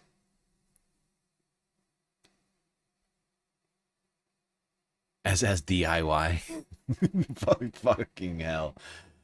Yeah, that's exactly what it is, isn't it? It's a disaster. From you. Social Security has existed for 90 years, but right now it's at a breaking point. So we went to Iowa to find out, why is it breaking and who's responsible? The backlog has just gotten worse and worse. They call in the 800 number, they're on hold for 5 hours, and then the calls dropped. And for people who paid into this system for their entire lives, it feels like a betrayal. I'm angry. It's almost like you're being punished for being. Social Security. And exactly. Fact is, people like Trump don't care. The government, for people who are as rich as Donald Trump and own as much as Donald Trump, like, the government is an adversary rather than an ally, right? Like, the government isn't providing him with health insurance. Well, it is now as the president, but like as a billionaire, the second he's not president, he has to pay for his health insurance himself, right? He has to buy his food himself, right? Like I'm not saying that everybody doesn't have to, but like if he were to apply for any sorts of government benefits, he would never get them because he's a billionaire, right? And he owns properties all over the fucking planet. And he's got who knows how much in like cash and stocks and all these other sorts of fucking things that nobody else has.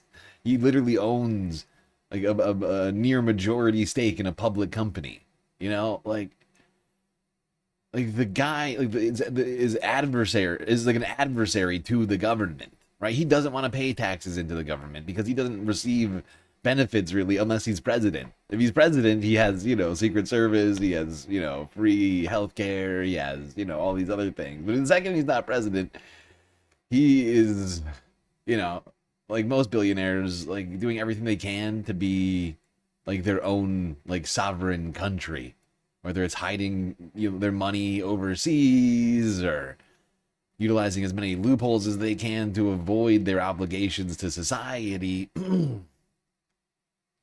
They'll never have to rely on their tax refund, right?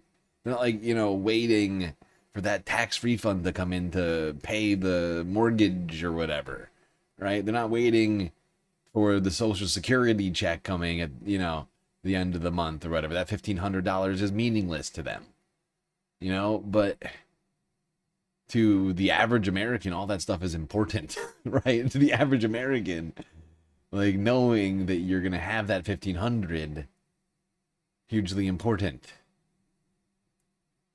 Knowing that if you lose your job, you'll have health care, important.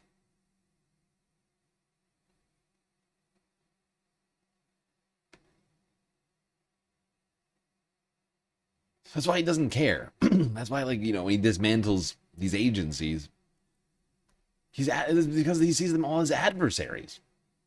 EPA is just preventing him from building a hotel on top of a fucking flamingo preserve or something, right?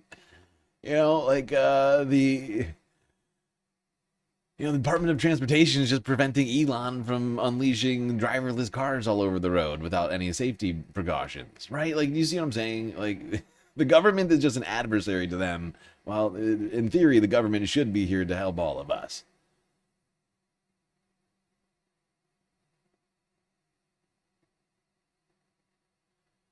But it's being weaponized against us. Or in some cases it's being weaponized against other countries, like in Iran. But the ramifications of things like that are, of course, seen here back at home in the form of things like high gas prices, which are hitting people all over the nation as Memorial Day weekend is fully underway. Only one day left, really. Here's NBCLA from yesterday on the travel situation. It's going to be a record-breaking travel weekend for the Memorial Day holiday. NBC4's Brittany Hope is live at LAX this morning. Brittany, hello. How are those TSA lines looking out there? Hey, Robin, good morning. I know I was just kind of looking behind myself to look. So a few minutes ago, we had like a super long line, but now, man, it's really cleared out. And I can tell you on a normal day at LAX, usually at 6:30, there's a ton of people. It is super calm right now. So if you have a flight this morning, head on out here early. For some reason, it is super chill right now. But if you're hitting the roads, not as chill. And that's because of gas prices. Look at this. So we're comparing prices this Memorial Day weekend to what we saw last year. It does not matter where you are. LA, Riverside, Ventura, San Bernardino, Orange County, you are paying at least $6 on average. rough. Good God. California getting hammered by gas prices right now. Average of $6 a gallon. Of gas, way more than $1 than you paid last year. Let's talk a little bit more about the roads. I want to bring in CHP Officer Gomez. Thank you so much for being with us this morning. Yes, it's a fun weekend, but it's a dangerous one too. Tell me about that. Correct. When you start looking at statistics from the year prior for 78. Right, this was where I wanted to stop. Okay, we still got more on Memorial Day weekend. If you were hoping to, I don't know, just do something simple, you know, like grab a taco at a food cart. Well, even food carts are feeling the pinch from Operation Epstein Fury. Are you still talking about Jeffrey Epstein? This guy's been talked about for years. We just got this truck in April. This whole May, we've been hustling and hustling. Maneli de los Reyes and her husband Luis travel all across Lake County with their food truck, Taqueria Mil Ocho Mil. From Bonita Springs to Cape Coral, they stop at the pump and fill up. A full tank, she says, costs about $140. She says they fill up about 3 to 4 times a day. They bring us an opportunity, and we have to decide whether or not it's too far because of the gas. You know, we still have to pay our bills. We have to pay the truck, and all the little things that just suck up on what you're making. $140 a tank, and they're filling up 3 times a day. Oh my God, that is disgusting. Disgusting and probably illegal. Oh God, this made me puke. Oh, a little bit in my mouth. Oh, so what was that? $420 a day? Fuck that. What? Shut up. AAA, the average cost of gas is up nearly $1.30 from just 1 year ago. Diesel up by almost $2. Coupled with the rising cost of food, experts say the expense is hitting food truck owners hard. I'm seeing a lot of food trucks really shorten their radius for where they'll actually go and service this gas. Yeah. That's not surprising that food trucks are reducing their radius. Every yard that you fucking increase that radius is like another $1. Oh, screw that.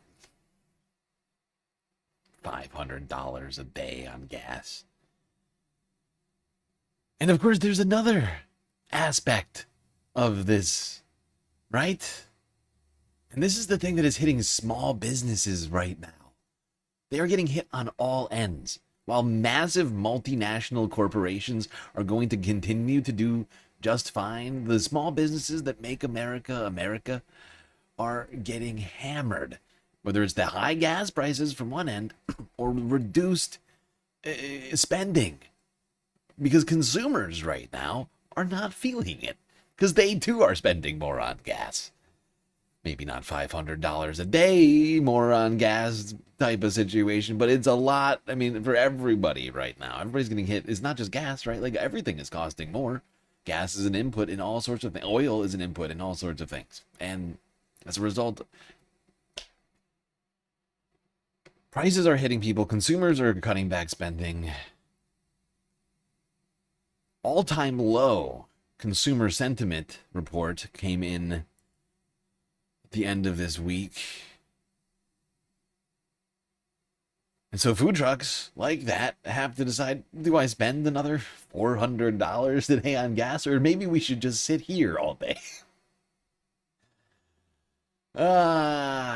CNN, 8 hours ago.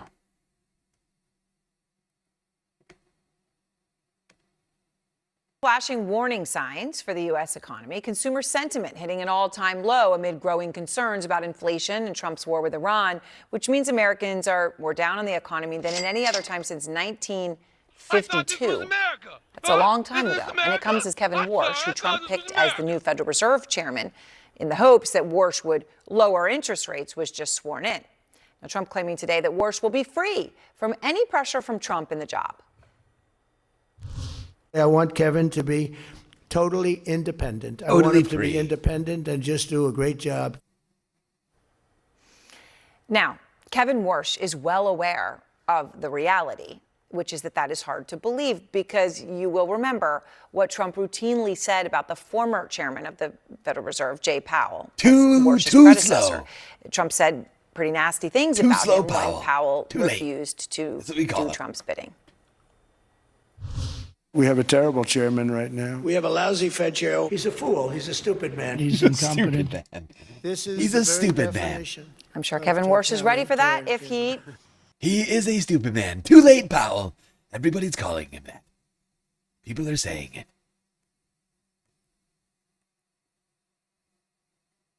Totally independent. You know, it's a joke. It's a fucking joke. Give me a joke. We all know Donald Trump is the first president to ever attend the swearing in of a Federal Reserve chairman. That's how independent this is going to be, okay? He showed up to oversee something that no other president has felt it prudent to do so on. So, if that little hint on perhaps, the future, perhaps some foreshadowing, if you will.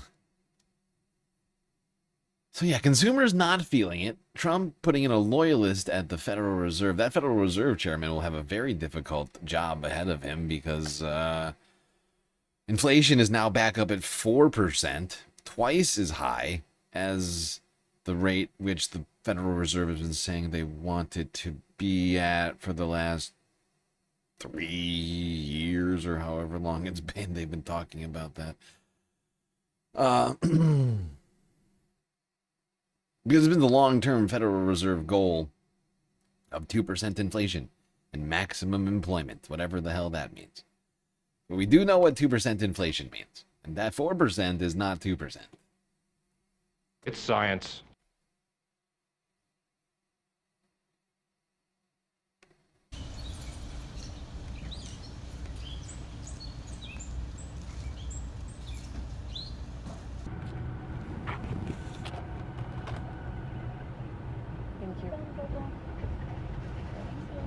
It's just a lot going on right now. Grocery prices are really high. Gas prices are really high. I just filled up my car. Normally it takes like close to $50, and this is at Costco. It's $70. That's a lot. That's a big difference. Groceries are expensive. Everything is inflated right now. And so we gotta get this man out of this office. I'm sorry. No, we don't have to apologize. I think we all agree. At least anybody with a brain at this point agrees. It's too much. We've all had too much. Let's get a perspective from some other people. Some more grocery shoppers. I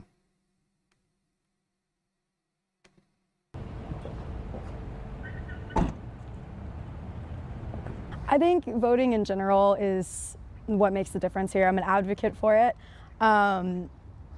The things that Trump is standing for are, I don't believe, for the people. He just said on the press the other day that he does not care about the poverty here. He doesn't care about the people here. So I see a lot of Democratic leaders coming in and making differences and providing community resources, providing different options for people here in Atlanta specifically.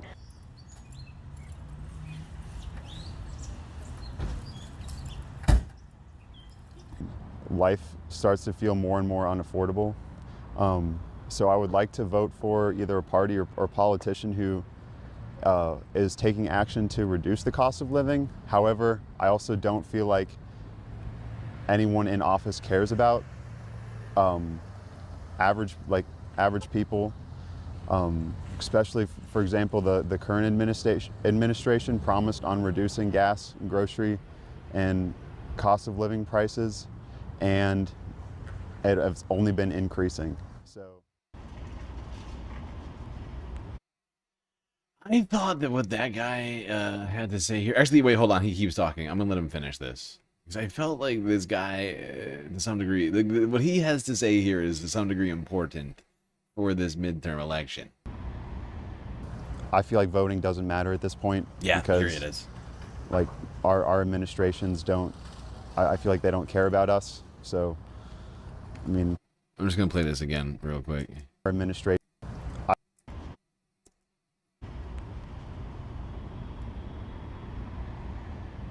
I feel like voting doesn't matter at this point because, like, our administrations don't... I feel like they don't care about us. So, I mean, we're bombing Iran right now for no reason and sending all of our money overseas. So, yeah, I'm pretty turned off on voting, actually. I just felt that this was an important take on this because this is... I feel like getting in the head of this guy right here is what's going to determine the election. Not just him specifically, but people like him who are feeling disenfranchised, disillusioned about voting. But you heard what he said, right? I'm hoping everybody heard what he said. If not, I'll repeat it. But he said that he wants people in office who do things that matter to him, right? That make his life better. Like, I'm paraphrasing a little bit here, but like he basically said, look, I don't even feel like voting fucking matters because the people in office aren't doing anything to make my life better. And that's why we need people in the primaries right now, right? Because I feel like guys like that who are already feeling disillusioned, not engaged in the primaries right now, right? He's not voting in the primaries.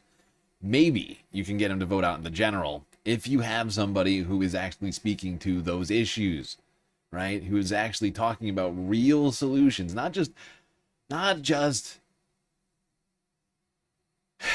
saying the word affordability, right? Not just sort of head nods to the idea, but actual policy proposals that will bring concrete results to people's living, like way of living. Like, that is what we need.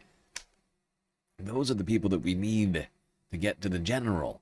That's why we need to be focusing. Because if we just let, corporate lobbyists, APAC money determine who gets to the general, we're going to be having a real tough time of getting guys like that out there. Because those people do not have a good message for the future, if you will. No strong policy proposals on how to improve the lives of guys like that.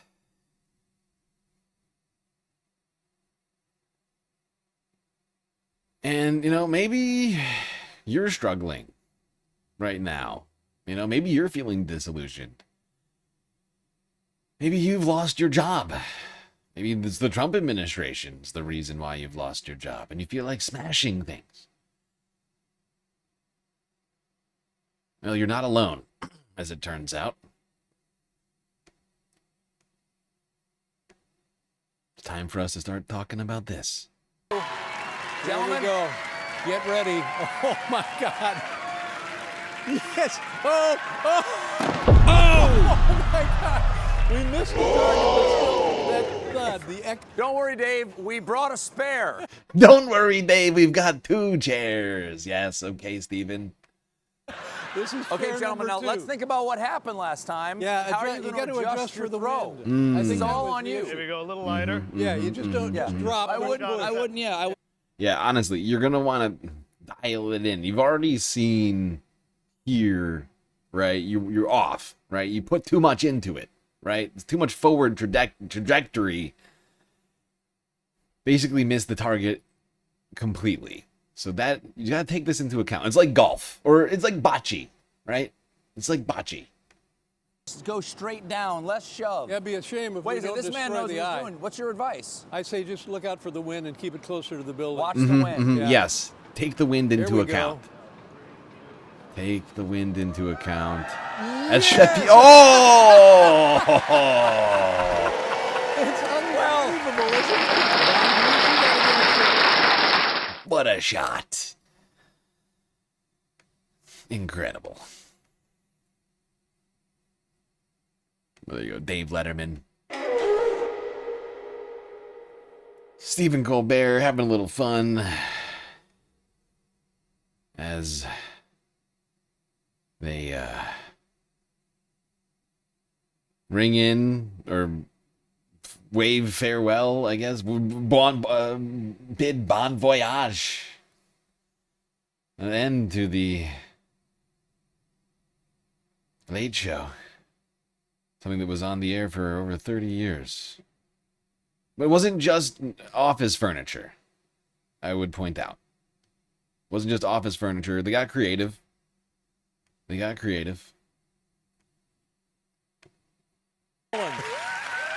we're getting somewhere. All right, Stephen, you go first. It's not the 4th of July, so you drop melons. Thank you. Same to you.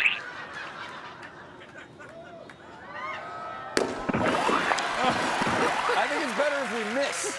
I think it's my hard pavement. Wow, did you see the precision, accuracy coming out of Letterman and Colbert? My God.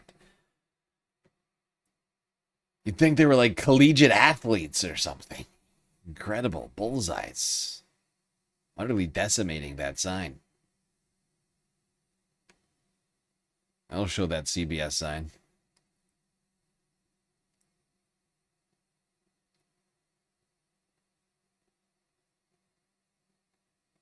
All right, now let's talk a little bit about the.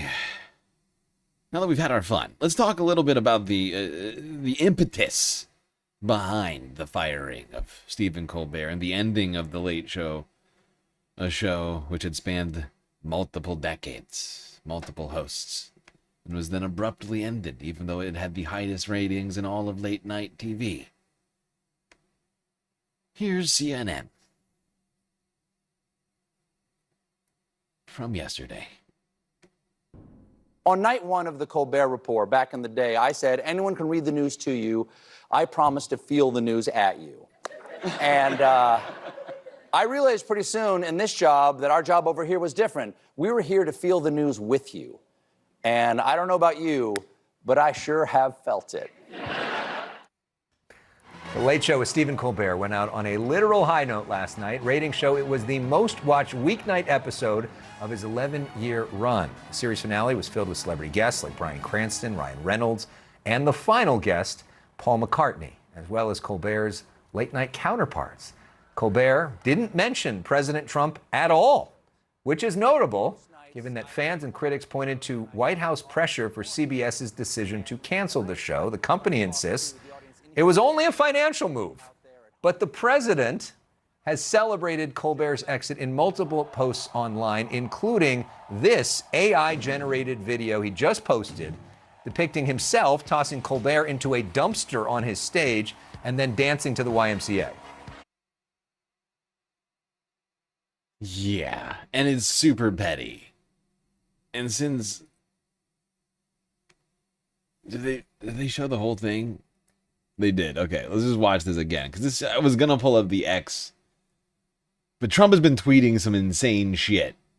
The president has celebrated Colbert's exit in multiple posts online, including this AI-generated video.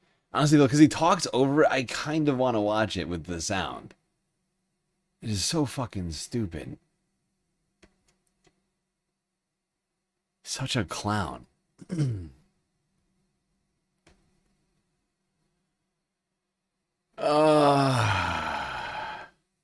Adult baby.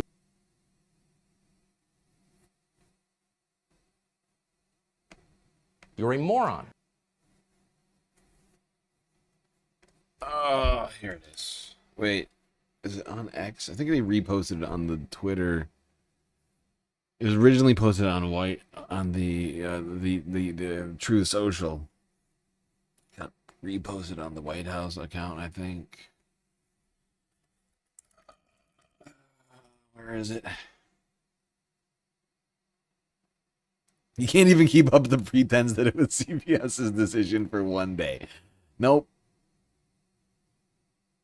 Nope, can't do it. Not gonna do it. Wouldn't be prudent at this juncture. For one day. Wait, what in the fuck is this?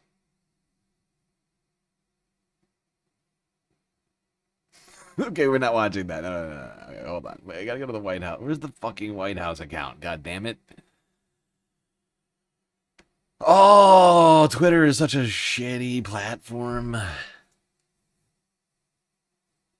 Yeah, a bunch of dumb shit has been getting posted all day, especially on True Social. Oh, by the way, they got new visuals for they completely changed. They completely changed the visuals for the UFC thing. Look at it. Do you guys remember what it looked like before? They've completely changed it. There's no more. Remember, there was like a dome. There was like a weird. It wasn't really a dome because it didn't protect anybody from rain. It was like 4 huge pillars that met in the middle. Gone. And now it's like a giant. It's just like a field. Where is this? Where's the White House? I thought this was gonna be at the White. Wait, this is the White House, but then where is it in this photo? Is that the White House? Is that supposed to be the White House? Where is the White House in this rendering? This doesn't make any sense. I feel like I'm taking crazy pills. I'm sorry, I'm getting distracted. I should stay focused.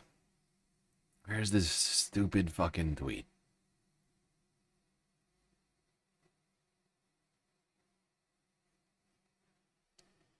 I just saw it like an hour ago. Where did it go? I swear to God, I'm losing it. What in the hell? Oh, found it.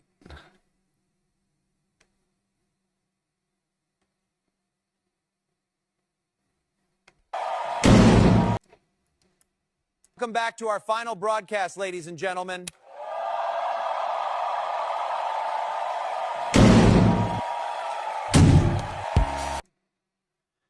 And then he dances. He dances for 13 seconds to the YMCA theme in the classic Trump dance. Pretty unhinged. Pretty deranged. We have a demented, unintelligent person running the United States of America. Just posted depicting himself tossing Colbert into a dumpster on his stage and then dancing to the YMCA. Trump also warned other late-night hosts of a similar fate, calling this, quote, the beginning of the end. Others of even less talent to soon follow. May they all rest in peace. They lost money. I mean, I wish, part of me laughs like the idea that like this got canceled because of Trump. No, it got canceled because the dynamics of late night TV have changed. The And you audience, think that's it? Oh, why do they keep trying to trot this out? The dynamics of late night TV have changed, and yet all of the lower rated hosts are still on the air while he's getting canceled. This is like a completely disingenuous argument that all these fucking idiots know that they're making. And all these fucking pundits, they know that they're lying through their fucking teeth so that they can glaze the president more. It's fucking pathetic. We're not gonna listen to this. You know we don't listen to these round tables around here. Fuck this garbage. All right. I only accept reporting from CNN. Roundtables, basically done with them. Now you might be asking yourself, what's up with the title of the stream? Stephen Colbert returns. Returns. What does that mean? Returns. Well, to the TV, of course, to our viewing experiences across the interwebs. And in fact, on actual physical TVs. At least in Michigan. Streamed 4 hours ago. Full show. Stephen Colbert. Michigan public access.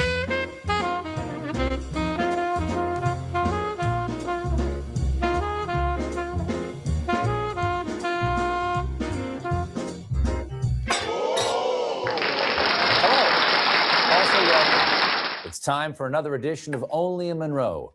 I'm your guest, host, Stephen Colbert.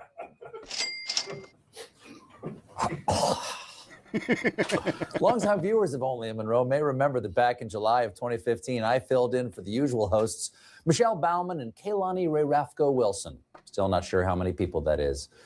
Since I was last here in Monroe, Michigan, I spent 11 years as the primary host of The Late Show with Stephen Colbert on CBS, which came to an end last night. It's been an excruciating 23 hours without being on TV, so I am grateful to be able to be here on Monroe Community Media before they also get acquired by Paramount. I thought this was literally the best thing. I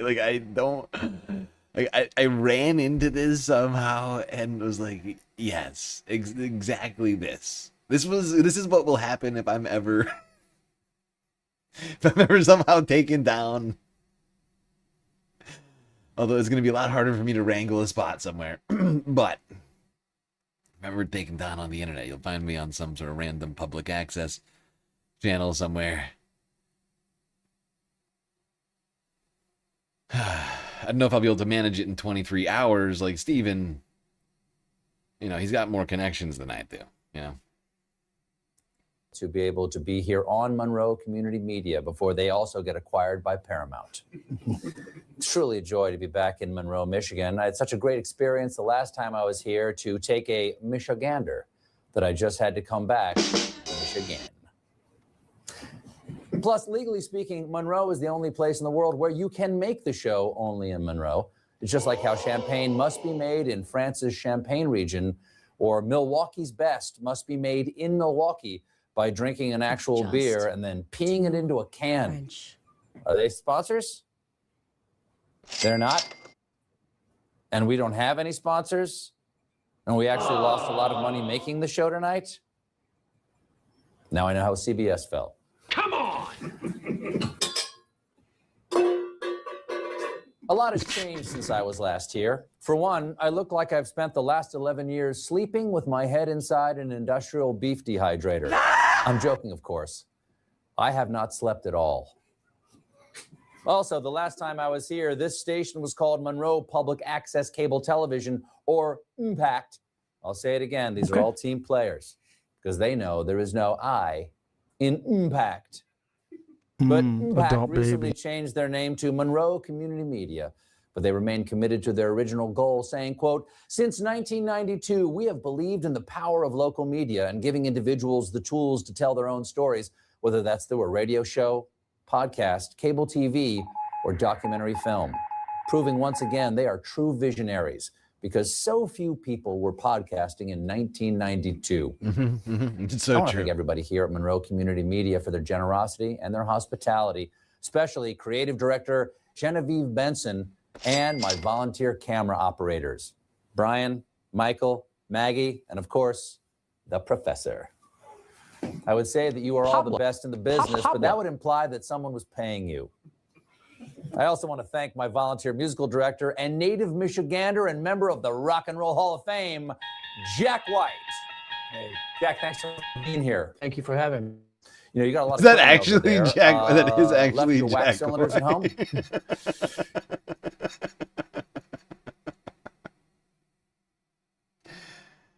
Wow. White Stripes. What's his drummer? I can't remember but wow. Sound guy for Steven. This is, wow, no wonder. This is high production value here on public access.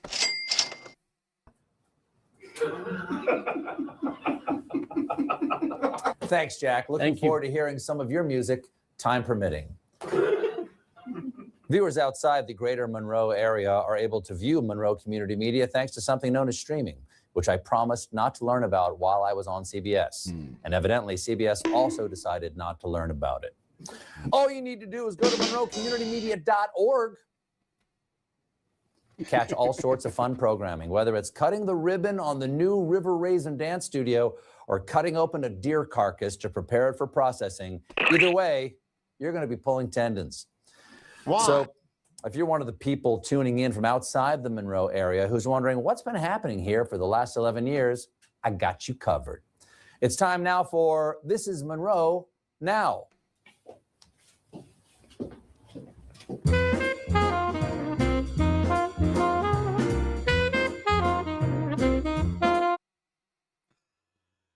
Well, there you go, Space fans. A little bit of Colbert, if that's what you were missing this evening. Might not be in the format necessarily that you were expecting, but here it is. And you know what? I think maybe we deserve a little bit more. It's been a tough week. It's been a tough year. Let's see what else is going on over here on Public Access Colbert.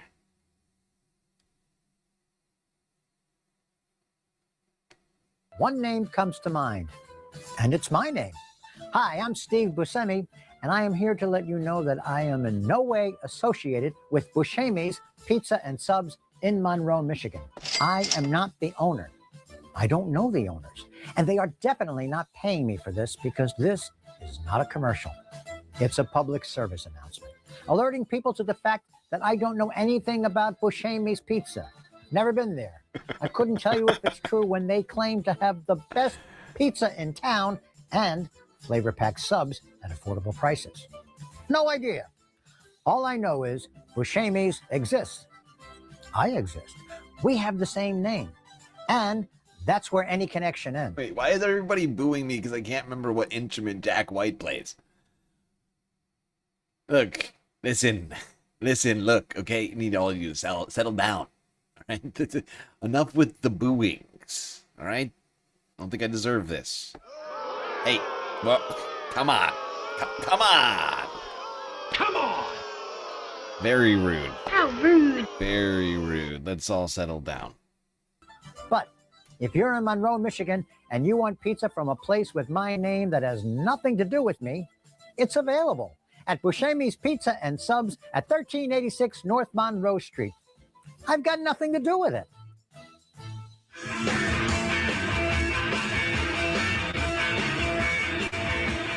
Thank you, Jack. That'll do. Welcome back, everybody. And now it's time for Monroe News.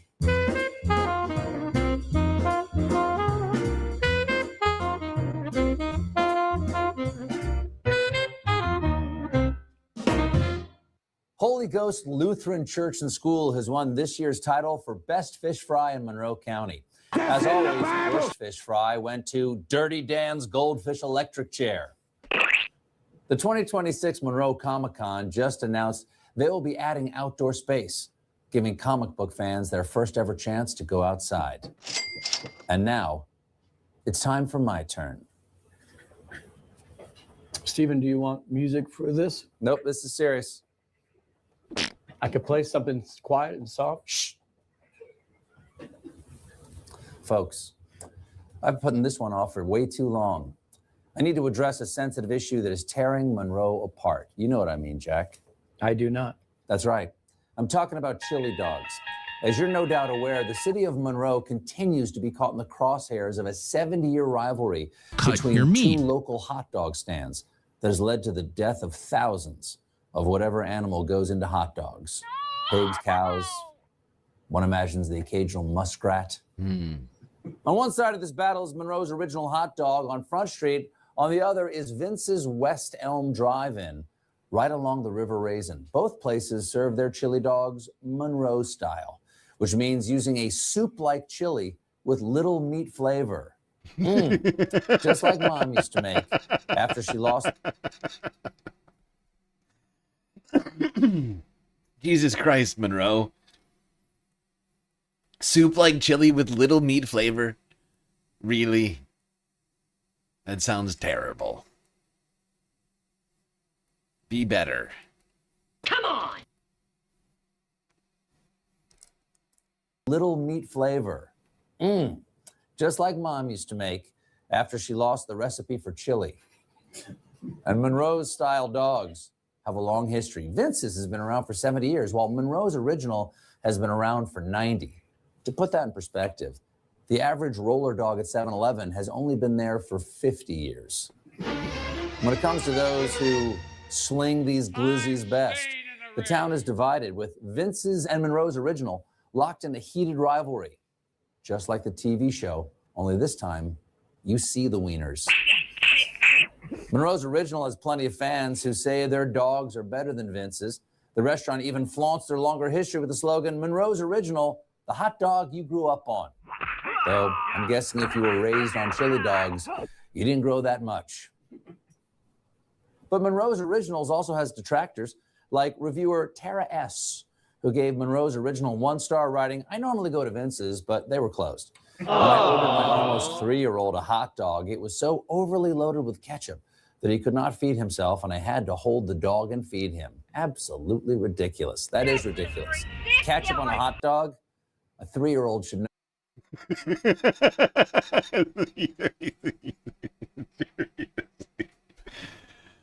Oh, wow.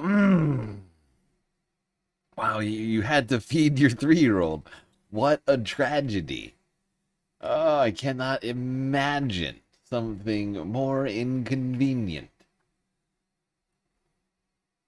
The horror.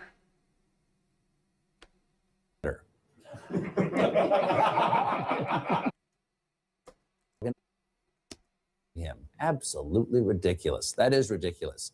Ketchup on a hot dog? A 3-year-old should know better.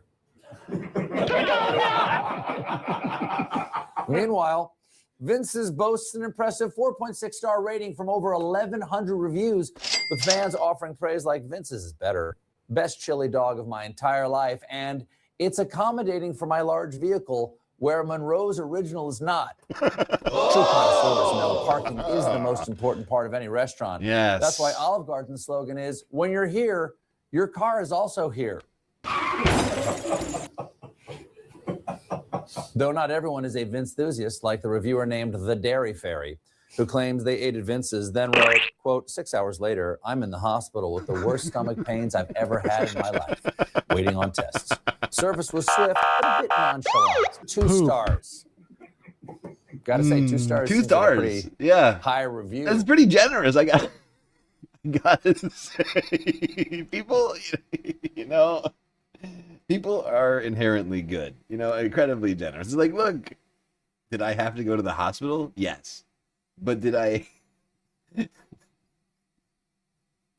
receive the thing that I paid for? Yes. Which is why this is a mixed review, 2 stars. Unless the review concludes, now the 2 stars are condensing into one bright point in the distance. I am being beckoned into the light. I see my father as he was when he was a young man. He is calling me to join him. I am at peace. So how do these two really stack up? Just last month, the YouTube channel Detroit Food Review tested both dogs, giving Vince's an 8.5 and Monroe's Original an 8.6. Excuse me. Siri, set reminder to start a YouTube show where I sit in my car and eat chili dogs. That is less important to me than the shocking revelation that Monroe's received an 8.6 compared to the 8.5 for, as we all know, the clearly much better, I've already forgotten the name of it, but Vince's dogs. I mean, can we even move on from this? Or do we now, I feel like we now need a full investigation. Because Vince's has the higher Google review, while somehow Monroe's has the higher front seat of Guy's Durango review. It's, that is tough. That is a complicated situation. Siri, what else is on the list? You'll need to unlock your iPhone first. You have 12 reminders and 2 lists. On your reminders list, where will our grandchildren come see us? June 3rd, 2026, 10:18 a.m. Wash hands of sin. Schedule my bikini wax. Give Benny his drugs. Do you want to hear more? That's good. Clearly,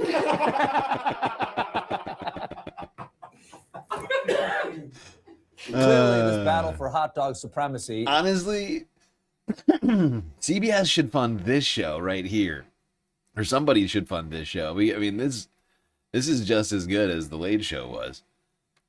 I mean, you know, not as much fanfare necessarily, but I could help. Yeah, I'll do sound shots.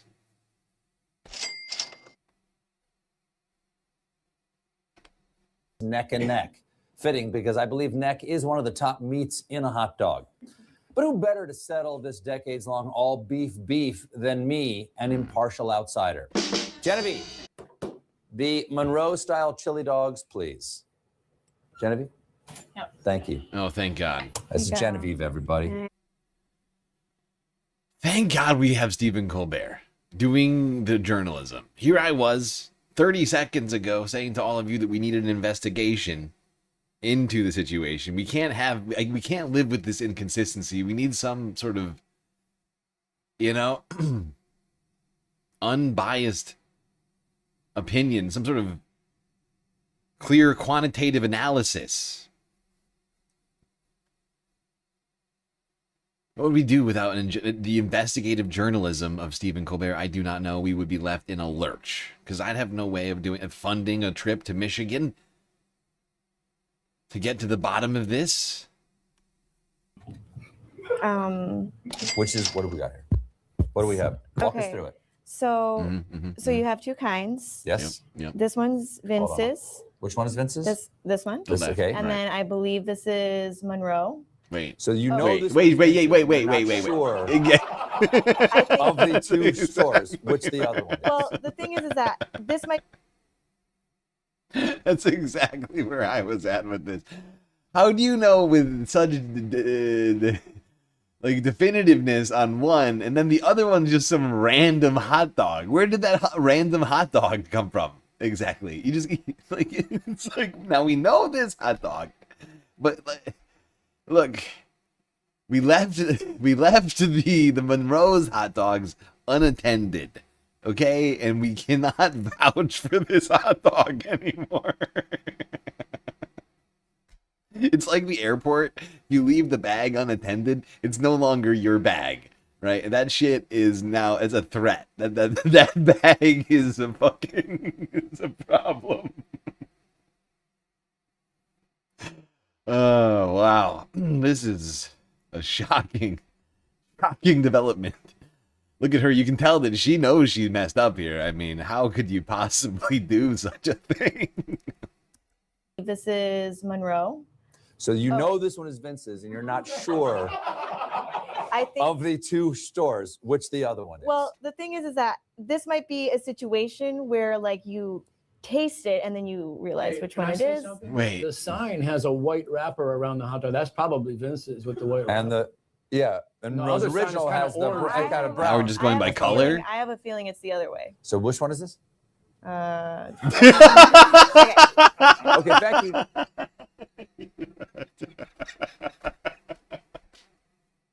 God damn it. You know, 2 seconds ago, I was talking of the rigorous, independent, investigative journalism of Stephen Colbert. I gotta say, I feel like he's dropped the ball. I mean,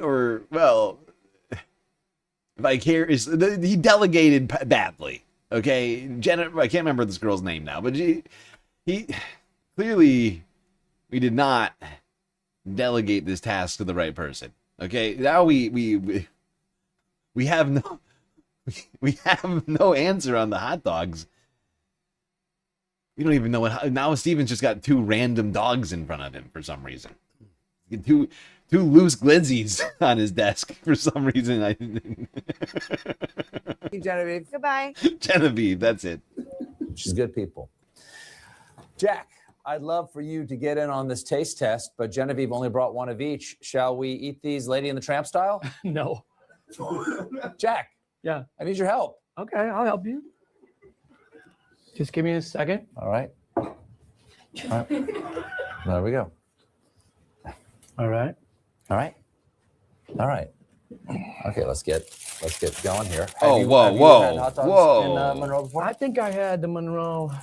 I think I had a Monroe's original about 20 years ago. Okay.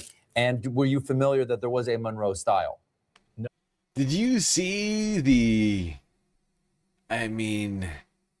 complete and utter disregard for the dog just now in the unwrapping? He just,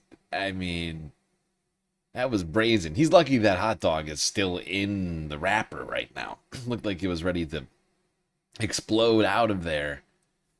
Thankfully, it looks like it had been sitting there for a while and it was stuck to the end of the wrapper. That's the first I heard of that. Right. Yeah. And did you hear about the chili? Yeah, I'm a little bit scared about that. Yeah. What do you remember about the chili, as I described it? Well, most Detroit conies have chili with no beans in it. Okay.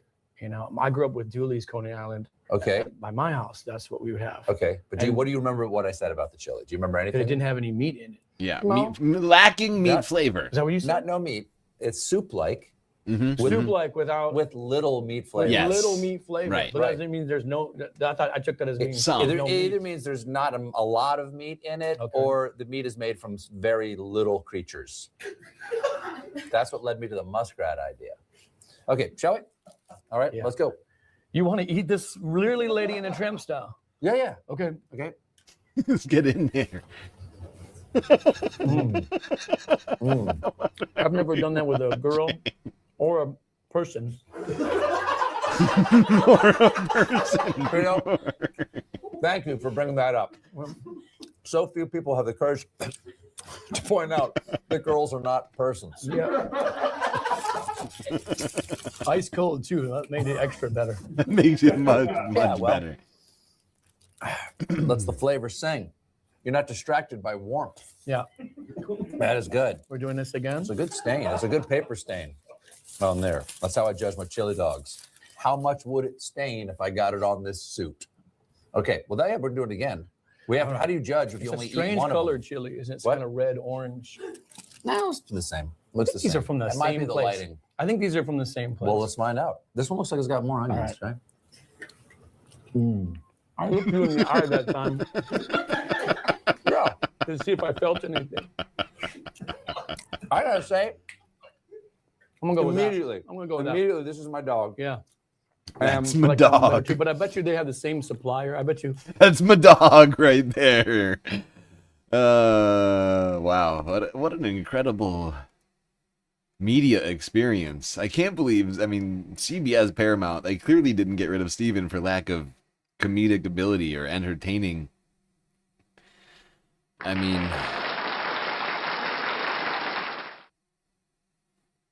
I'm feeling very value-tained. Are you not entertained? Oh my god. I would end this here. There's a surprise guest. There's a surprise guest on here. Wait, what is this guy's name? No, it's not. No, it's not that. Fucking hell. Why do I think it's that?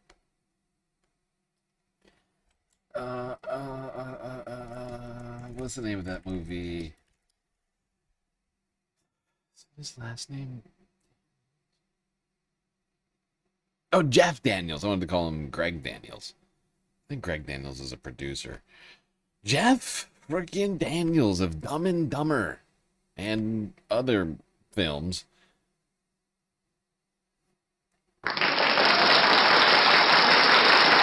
You saw him at Ford Field? On TV. Oh, but yes, that yeah. was, even for you, you've done so much, but Thank to you. do that halftime show and just kind of boom. It was. You play guitar, don't you? Yeah, not like that, but You yeah. guys should jam sometime. You're both from Michigan. Anytime. Okay. Yeah. Anytime. Okay. Yeah. Now, sir, thanks so much for being here. Always love talking to you. I do, yeah. I do too. Yeah, okay, great. We go back. You and me. Yeah. Yeah, you were one of Way the back. first guests on the Colbert Report I was 21 a years ago. Test guest. Oh, that's right. But then we ran. It was such a good interview that we then ran it the next week on the actual third show, I think, or Was the it? third or fourth show of the Colbert Report. I got a call, and I didn't know this happened, but you go into New York City and you get the publicist, and they let everybody know that You're in he's town. here to Yeah. do the Today Show or something. Yeah. And they called and they said, there's this guy named Stephen Colbert, who's branching off the Daily Show with Stewart, and he's got his own show, and they need a test guest. Would you be willing to just go over? And I said, and I had seen you on Stewart's show. Yeah, on the Daily, yeah. And was going, the guy's funny. Yeah, I'll go over. It was insane. You had it right from the top. That Bloviator guy. Yeah. You had it. Do you remember what I asked you? Immediately, if I not said, you sooner. live in Chelsea, Michigan, right? There was You're one of something these about big shot Hollywood guys, but you're living in Michigan. Is that like you just kind of bungeeing in for someplace quiet, or do you actually care about this place? You accused me of being a carpetbagger. Exactly. And I said, well, let's talk about the mill rate that's proposed by the town council to pay for the school system. Sure. What do you weigh in on that? So you don't even know what I'm talking about. I didn't know what you were talking So I attacked you for being a I Hollywood didn't elite. vote. Suddenly I'm a pariah in my own town. Yeah, it was a good gig. Welcome. Well, 21 years later, totally different thing. It was, I still enjoy it. Well, thanks for being here. Yeah. Just the memory that you were there as one of the first guests, I could just kiss you. Well, it was that. Yeah. But I was there at the beginning, and here I am at the, At the beginning of something else. Something else. Sure. Yes. Okay. Okay. Big shot Hollywood actor. Why do you choose to live in Michigan?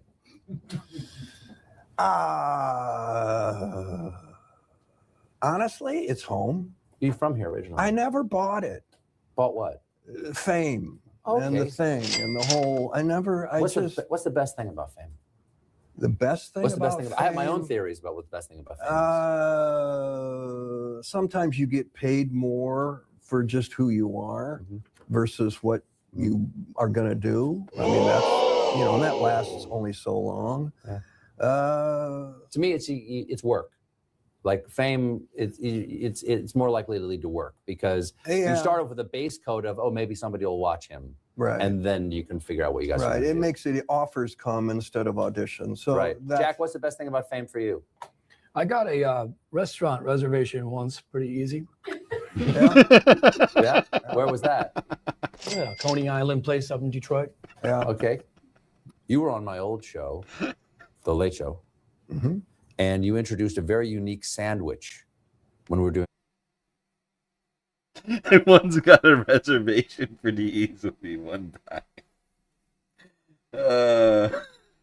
Honestly, this show is killing it. This is a great show.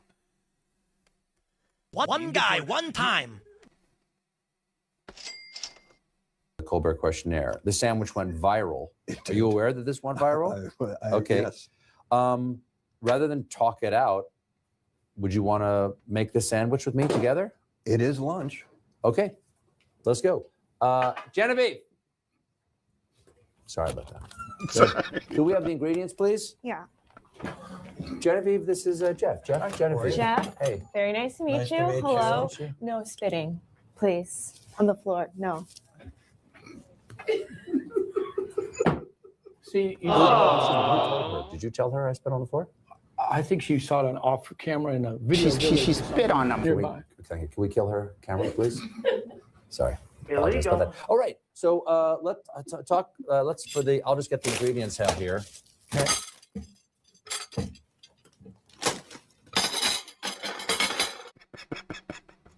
This is incredible. Okay, we can't watch this whole thing tonight. I got a bunch of other shit I gotta do tonight. But that felt like something we needed here today.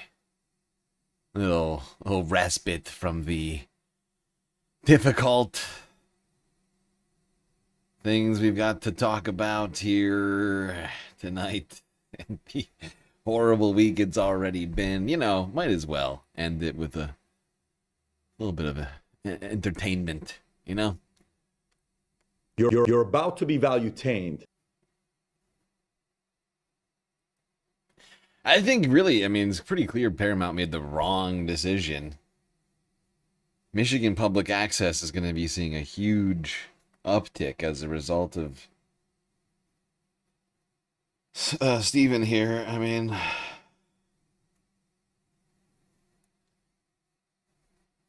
That's the next show. That's the show of the future right there.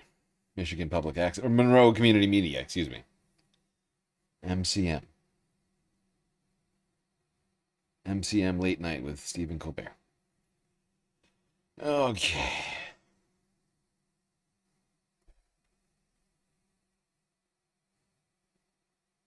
I'm starving. I'm super hungry. I don't have any food right now. I need to go shopping. Is it too late?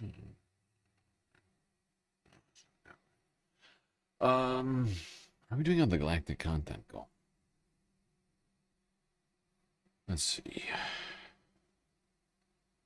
Just the one dono on Cash App. Okay. Well, we're only making a small amount of progress. 1 of 10. 10% of the way there. But you can contribute to the galactic content goal all sorts of ways.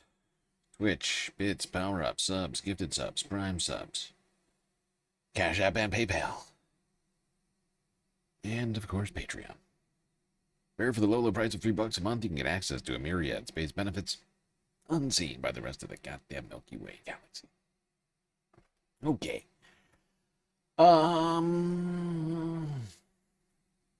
We take a break now. What am I doing on time? We're like 3 hours in. A little less, like 2:45. Or 20. All right, so we're like 1/3 of the way through. 3 hours. It's like 9. A little less.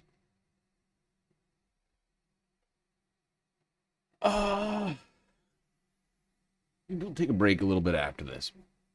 But I think we should talk AI a little bit. A better way to segue into that discussion than by going from the comedic personalities over on the Colbert show, the Monroe Community Media, excuse me, to the AI-based personality of Jillian Michaels.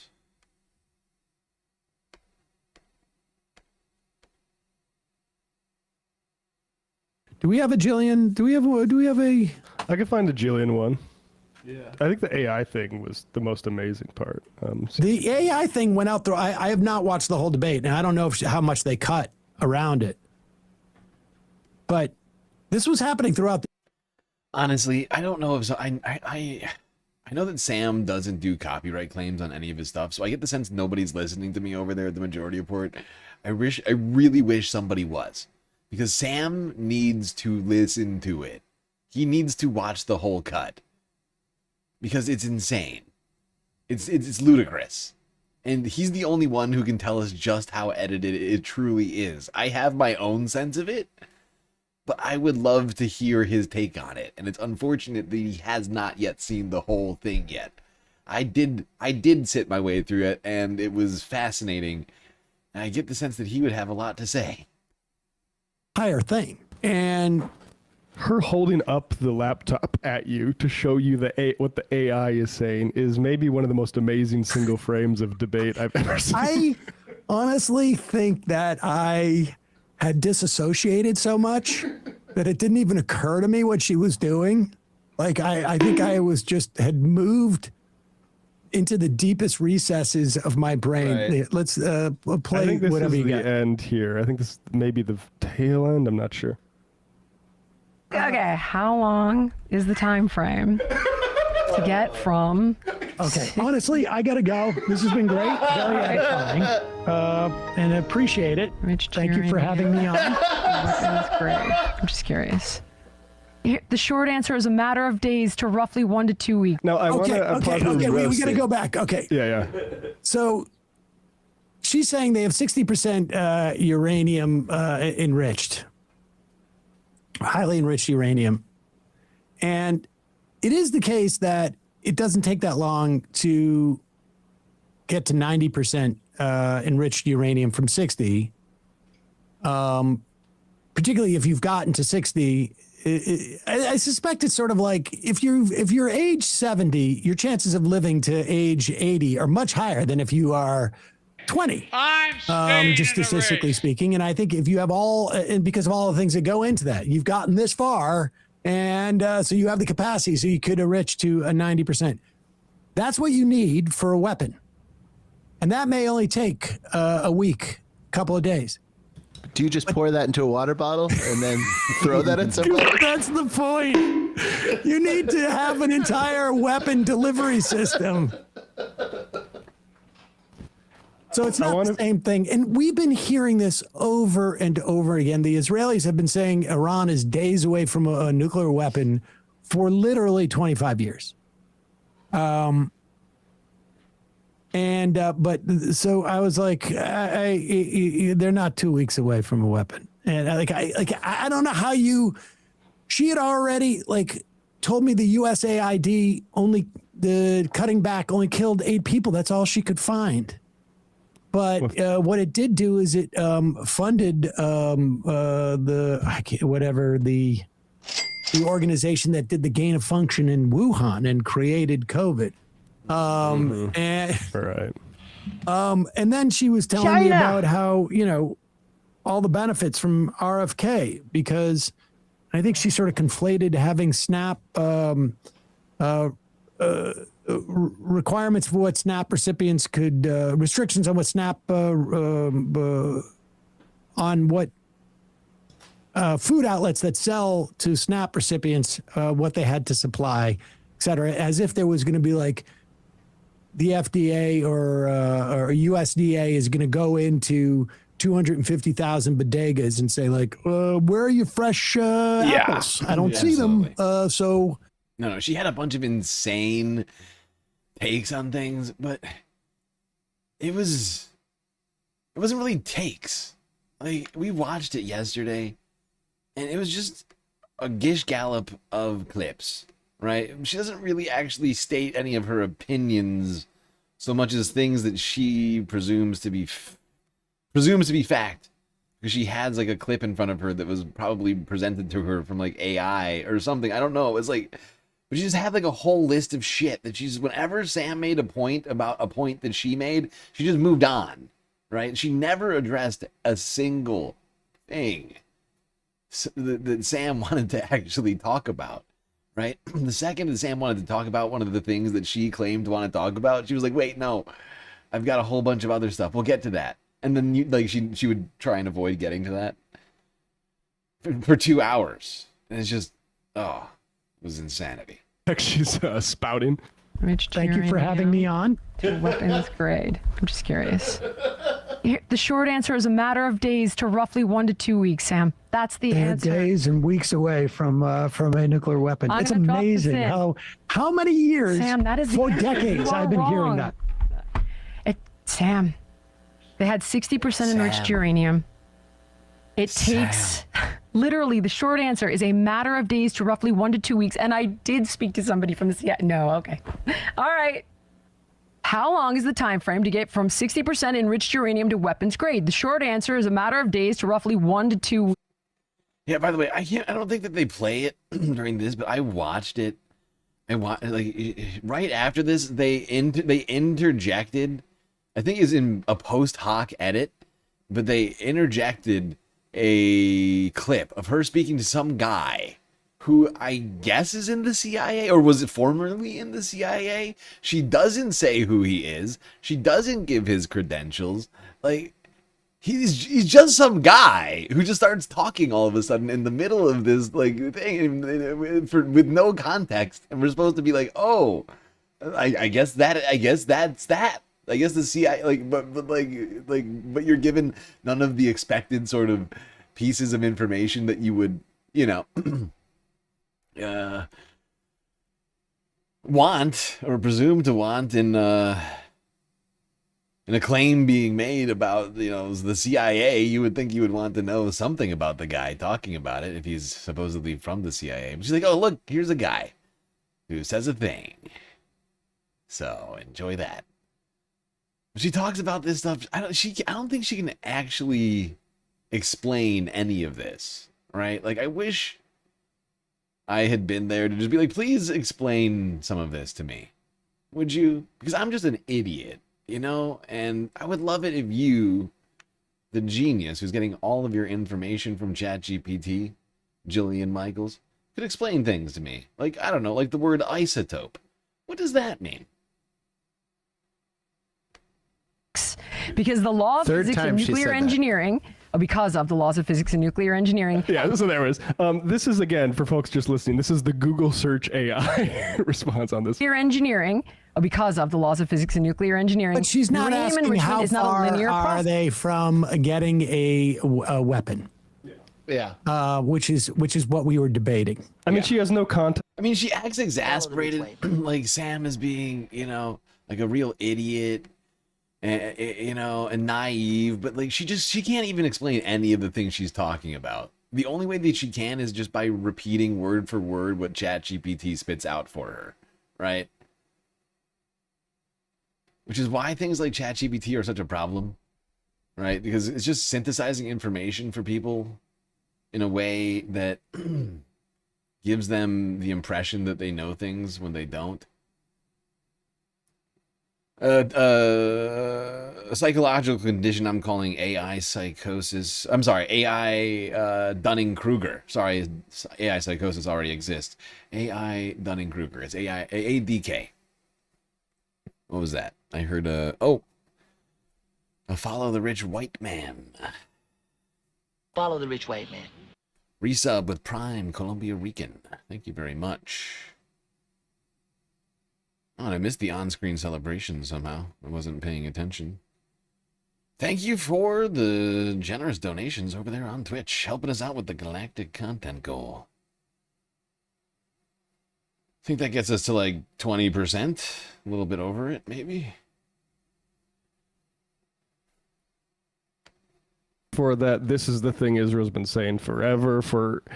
She has AI psychosis, really. Like, the confidence she had to say that stuff that was just horseshit about like the school bombing and stuff like that. Like, and then we were talking about Iran and Mossadegh, and I said, you realize that the CIA couped Mossadegh, and who was the elected leader of Iran? And she goes, well, that was Sam. WSNT_me gifted 2 subscriptions to the community. Wasn't me with the pair of gifted subs. Thank you very much. Marvin and Purito Roll-Ups. Getting those sweet subs. That was In the name almost of common ground. That was 27 years before the Shah came in. I mean, before the Ayatollah came in. Okay, so are we still going to get blamed for that? Are we going to get blamed for all the time that he was a dictator? Sam. Come on! It was one of the most sort of like, honestly, I was disassociating throughout the entire thing. Yeah. And apparently she cut it into. That's the sense that I got. I think Sam, he showed up expecting a debate, and then he, I think, rightfully recognized that he was there to be a part of a show that she had put together. Oh shit, hype train. What? Hype Train on Twitch. Now everybody has a limited time to earn exclusive Hype Train emotes. That's a level 2. That's a level 2 right there. Columbiarican_9505 just cheered 500 bits. More bits for the goal. By the way, I have good news, GSL. My assistant, Ripley, was able to hunt down and airlock Bob, my pet Zeno. We shouldn't have no more engineers going missing, unless Teresa Facehugger I may have missed. That's fantastic. That's fantastic. Thrilling. I am glad to hear that. You've solved that situation. WSNT_me just cheered 100 bits. Look at all the bits flying around all over the place. Now we're making serious progress on the galactic content goal. Thank you, both of you. CR, was it me? It was both of you, actually. With the donuts. This is the very definition of totalitarianism. Dang. We're making real progress on that level 2 hype train right now. Anyway, this thing was ridiculous. We're not going to cover this. We're not going to cover much more of this stupid Jennifer, or not, what's her name? Not Jennifer? I'm forgetting her name now. Jillian. This Jillian thing. It's just, it was a pitiful display, okay? Like, I hate, but like, she's ill-prepared for the job that she's gotten herself into. I don't think she thought any of it through. And I don't think she thought through her debate challenge. I think Sam genuinely thought maybe she was going to try and debate him, then showed up and realized she was incapable of doing that. But she proved that she is incapable of having an actual debate. And she's got to reassess some shit. Like, a debate is not rapid firing clips and things you've got written down on a fucking spreadsheet. Okay, it's having a discussion of ideas and having a basic enough understanding of those ideas to actually engage another human being in the validity or the of your ideas, right? Being able to defend them with evidence and not having to chat GPT every time you run into a fact. Context. Oh yeah, here I am. Oh yeah, I got the Left Reckon hat on. That's great. Good little merch plug. Very lucky for that one. What does Sam want to talk about? The turf Let's comment. talk about the only thing that I accept. Catastrophic. That Number 7. Let's do SOT number 7. She's I'll laughing. say that organic-y type of thing that she represents, it would be catastrophic. There's an article in Foreign Policy Magazine 2022. In Sri Lanka, organic farming went catastrophically wrong. A nationwide experiment is abandoned after producing only misery. Basically, they tried to go pesticide-free, and it caused food shortages. So these people have no real solutions other than they have a perverse incentive in that when people are sicker and aren't covered by public health, they turn to quacks like them. Yep. Okay, so that's exactly what we're talking about. That was in relation to USA. Did you read the article? Did I read the article? Mm-hmm. You said yup. So did you read it? Because it doesn't support I don't even know what you're talking about. The clip honestly, Matt was talking there. I don't know what you're talking You about. said yup. Are you not? You said Okay. yup. I said yup just now. In the clip when you read it. What? Sam, how dare you not remember that one time you said yup? Look, I don't know who put this together for her. I don't think she did it. Maybe she did. I just don't think she did. I don't think she's capable of doing research herself. So it was either AI or it was one of her producers. But, like, this was never going to be a gotcha, right? Sam saying yup to something, like, not having anything to, like, and nothing, with, like, having no context to it. Just, like, playing the clip, like, or play the clip.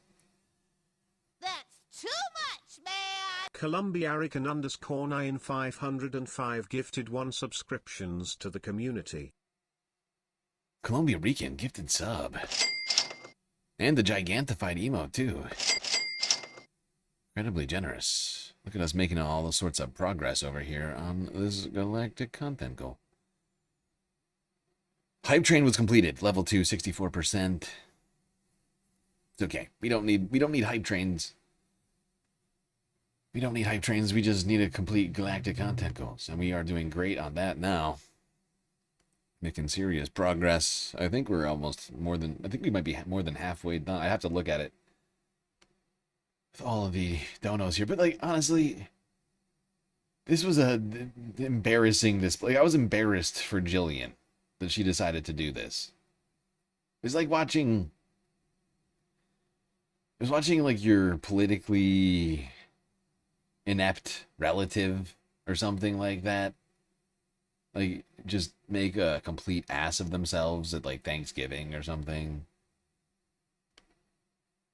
This I do ties 3 back hours to a day. I don't know when that clip was. I like how your shirt is less buttoned and your hair is getting more messed up as this thing goes on. I don't even know what. So this ties back I'm to not listening USAID. to this. This You ties can back. play it. It's your show. I'm here to have an adult conversation. Exactly. You're just I think we're in a talking free about fall how, because I'm going to bust you in lie aggrieved you are. after lie. Listen, She can't even. She is so inept at what she is doing, and so incapable of self-reflection, and is so wrapped up in this AI Dunning-Kruger syndrome that she's got going on over here, that she can't tell that she's losing the debate, and that she hasn't made a single point yet. Because every time that Sam says something, she just talks about some other shit.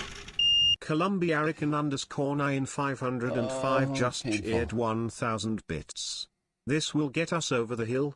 By the way, GSL, I think that Mandalorian bounty hunter came back today. At Schmiggly, please pay your tab to Jabba, cause the little green kid with the Mandalorian force pushed me to the wall because I covered for you.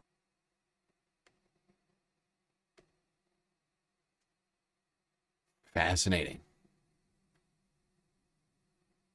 Mandalorian bounty hunter is back. Everybody keep an eye out. The sector just got a little bit more dangerous. I heard you watched the Grogu-Lorian or whatever it is. I've been interested in seeing that. Thank you for the bits, Columbia Rican. I appreciate it. What was I saying? I was saying something before this, but I can't remember it now. Whatever. Jillian should just lay off the politics. This woman doesn't know what she's doing. Lie. that's great. So you can. in the article, what Here is now. Let's start at the beginning. That is shall the we? beginning. That's we USAID. were on Piers Morgan. You said to me that when I brought up that there were going to be tens of thousands, if not hundreds of thousands, if not millions of people over the course of the next decade who are going to die because of cuts in USAID.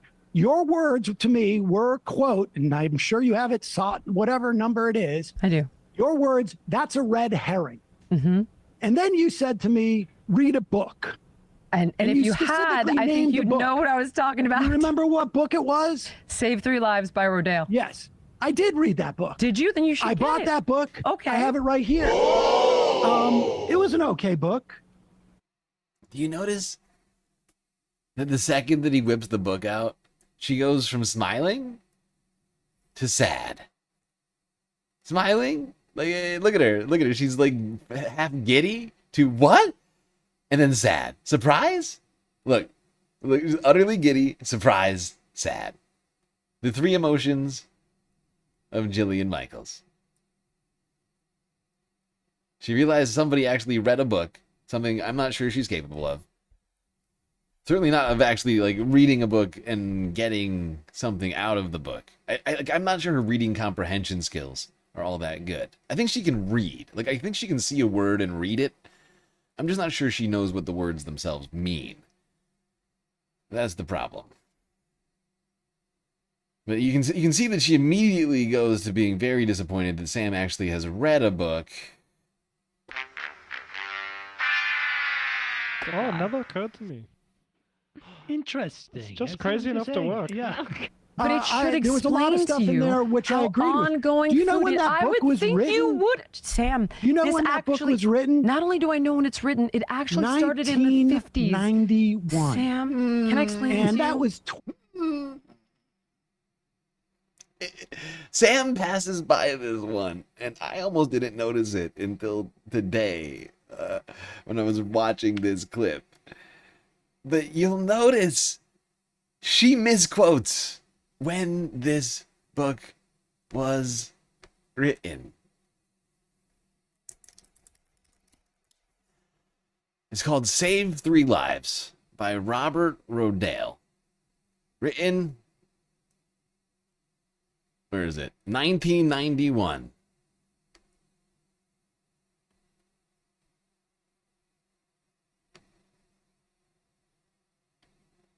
But you hear her, she says it started in the 50s. Because she thinks the book was written in the 50s. This book that she's quoting, that she thinks is a big own, like she thinks she's like literature mogging Sam here. And she doesn't even know it was written.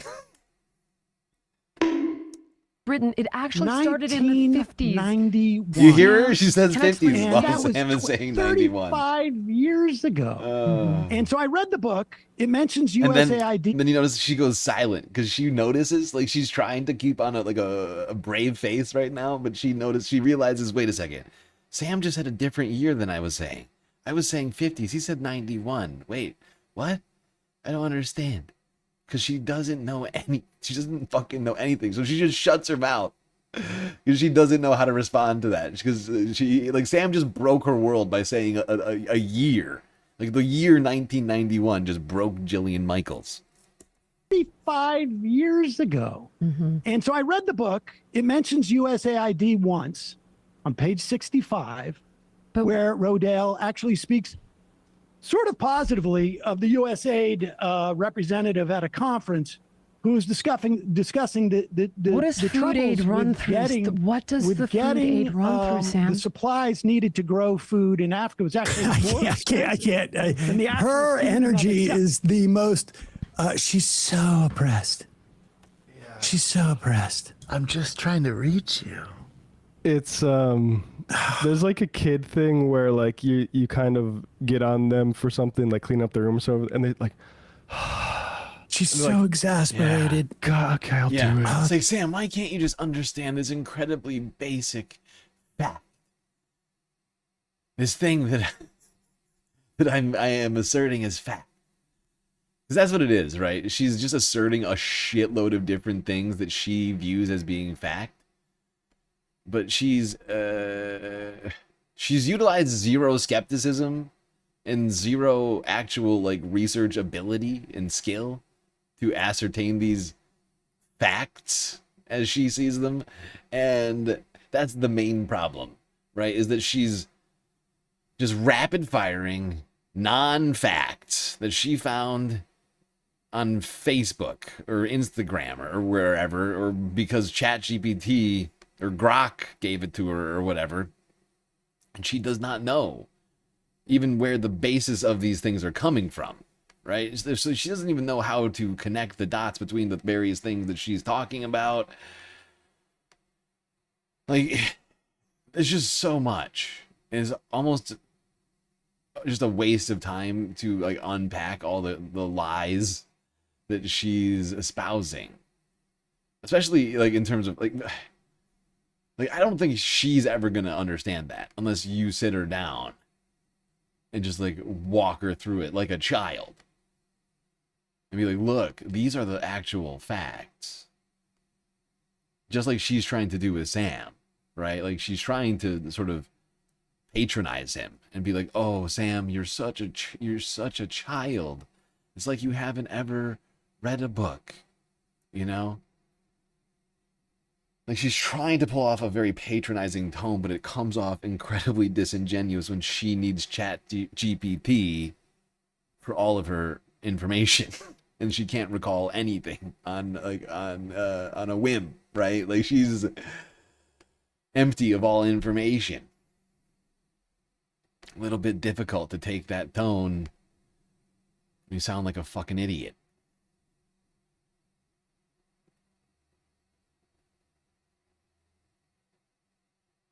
Jillian goes through all levels of grief in 1 minute. Yep. Yeah, she's needs some help over there. I don't know exactly how we're gonna get it to Jillian, but she really does. And I know self-improvement is her thing, so I believe in her. I believe she's capable of it. Let me just at least say that. I believe Jillian Michaels is capable of arriving at actually correct answers. It's just a matter of applying herself, okay? It's like her brain has bootstraps, if you will, and she needs to pick her brain up by her bootstraps, right? She can do it. She can read words. I know she can. She can elocute very well. You know, she's a very well-spoken woman. She just doesn't know things, and that's all it is. It's really all it is. I think she's perfectly, like, in terms of like intellectual ability, she you know what I mean? She could formulate actual thoughts. I just think she's been too focused on exercising for the last 20 years, right? Like, that's been her entire life, and it's time to dedicate some of that energy, you know, away from trying to look like Nicole Kidman or whatever, like, and maybe focus it in on some Howard Zinn, or I don't know. I'm just spitballing here, but you know, give a give a few weeks of just like listening to like Democracy Now! On like a 24/7 loop.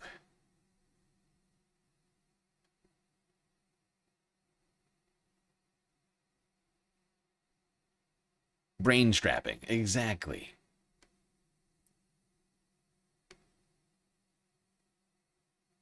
No more AI. Actual information.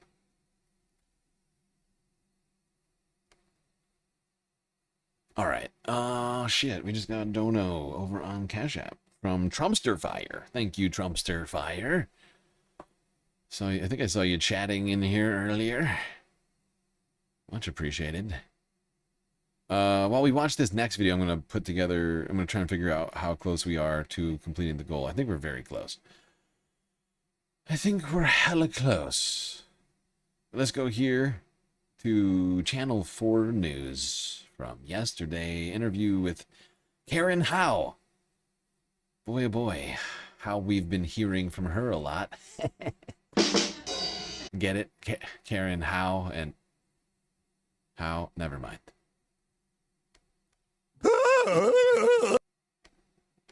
Sam Altman said that he wanted to fund 10x more startups year after year until he funded all of the startups in the world. That drive to want to empire build, to want to be the dominant force that actually gets to shape this technology and therefore the future of society was ever present and a guiding North Star. Why are we creating something that replaces human beings? These companies want efficiencies now, and they're making a future bet that they won't have to have these human employees anymore. That's creating a desperate base of workers who then have no full-time employment opportunities to turn to. Hello and welcome to Ways to Change the World. I'm Krishnan Gurumurthy, and this is the podcast where we talk to extraordinary people about the big ideas in their lives and the events that have helped shape them. My guest today is an author, journalist, and founder of the AI Resist List, which, as the name suggests, is helping people resist the mythology and impact of artificial intelligence on our lives to stop its potential abuse of power.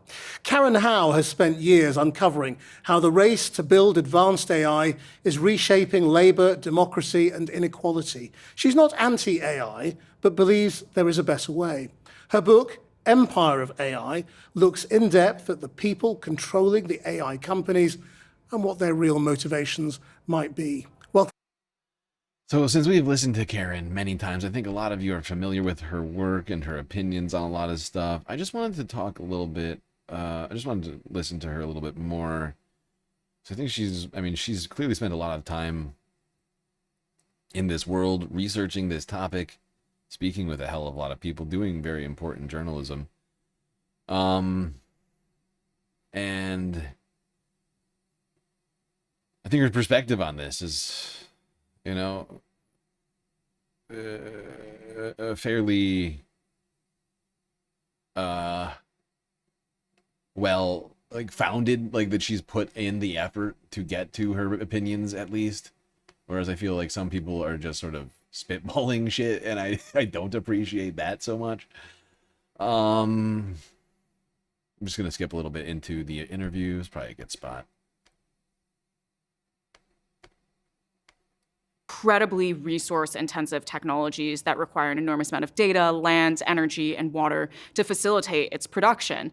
And the way that these companies actually go about consolidating an enormous amount of these resources and therefore an enormous amount of economic and political power as they engage on this quest is through the dispossession of people around the world. So, you know, the data that they trained these models on was intellectual property of someone else's that they just took. It was the private data of individuals that they just took and claimed as their own. They use an extraordinary amount of labor in the production of this technology. They also ultimately design these technologies to be labor automating so that it undermines labor rights once it's deployed in the world as well. What do you mean by labor automating? They design these to be quote unquote everything machines. They say that these are tools that will be able to do anything for anyone. And what essentially that means is they're going after a large swath of knowledge work so that other companies don't hire full-time employees, but rather just buy these products and services from the AI companies. And I recently did a new investigation for More Perfect Union where I was looking at what is happening in the US right now with the impact of AI on the job market. And essentially, we're seeing a vicious cycle happening where the AI industry is pursuing the automation of all this knowledge work. There are a lot of different sectors that are now laying off their workers, not necessarily because AI can immediately do what the workers can do, but these companies want efficiencies now, and they're making a future bet that if they then can invest in AI further, that they won't be able to, they won't have to have these human employees anymore. They can. Exactly. And this is what I have been saying this whole time, essentially, ever since I really started delving into this topic of AI. And like the sort of direction in which it's going, how it's being implemented, and all the other sorts of ins and outs of it. I feel like I've really exhausted like a lot of different avenues of this whole discussion around AI.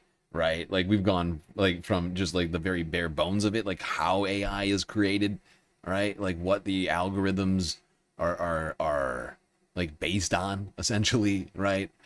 We all the way up, to the data centers that power them, to all sorts of philosophical theories about like what AI will be able to achieve. Will it bring about some sort of apocalypse or dystopia or whatever else, right? But like this is like the thing I keep like going to is that like regardless of whether it does achieve like the sort of like philosophical, like whatever AGI means to you, like if it ever, even if it never actually gets to some sort of like pure AGI that exceeds humanity in all tasks, the journey there in itself is to some degree the problem, so long as the people with their hands on the wheel of AI have this goal in mind, right?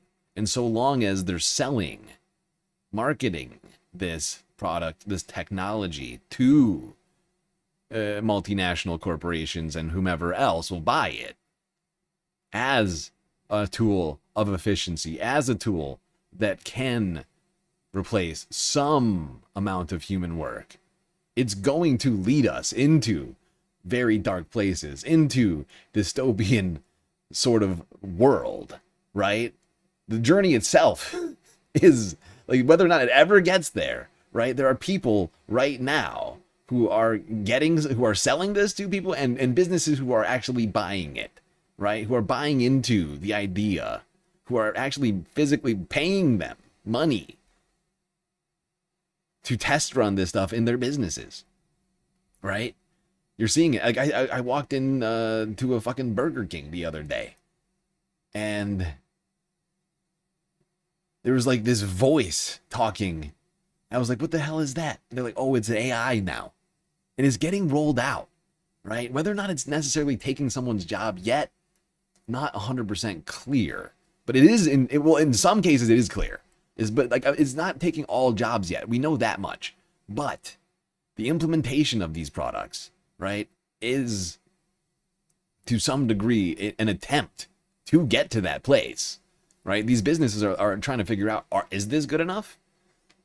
If it can do your job, say, like as a customer service representative, 80% of the time, and it only needs to kick it to a real human representative 20% of the time, well, that's a huge cost savings, right? 80% of your lowest tier customer service representatives can be deleted, right? Deleted from the expense sheet. No more. You don't have to pay health insurance for anybody or wages for anybody. You can just buy the AI. No OSHA requirements for robots. No retirements for robots. No health, no health insurance. No minimum wage. Let's be real. That's the world companies want, right? That's the world companies want. It's not the world people want, but it's the world that if your only concern is profits, that's a perfect world, right? If it doesn't matter how you get to those profits, that's a perfect world. It's a dystopia for everybody else, but if you're a shareholder, that sounds great. Automation. That's creating a desperate base of workers who then have no full-time employment opportunities to turn to. So what are they turning to? They're actually turning to gig work for the AI industry. Yeah. So they're turning to data annotation work, which is the hidden Yo, I've never seen you're a first-time chatter, so I have no idea whether or not this is true. But let's assume this is true. This is from Alexa's operator over on Twitch. I spent COVID learning to write code. Found a reason to use it a few years later. Wrote a script over 3 months that was very significant to the company I worked for, and then was able to create it in three prompts. 6 months later, I am now back to being a carpenter. Immediately, if not sooner.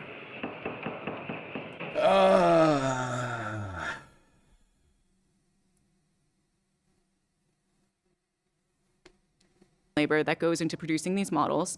They are doing things like teaching the models the very expertise that they have so that these AI companies can then sell their products as quote unquote PhD level intelligence. And so it's enshittifying all of these knowledge work jobs from full-time, well-compensated positions to these piecemeal gig work, horrific condition types of opportunities. I mean, I've seen that with my kids' friends. So, I mean, my daughter at university, a lot of her friends have spent their early years at university working on gig work for AIs, training AIs, checking prompts, checking answers. I spoke to my daughter yesterday, actually, and she's in need of work. And I said, well, why don't you do some of that AI work? She said, it's not available anymore because they've now gone to a higher level.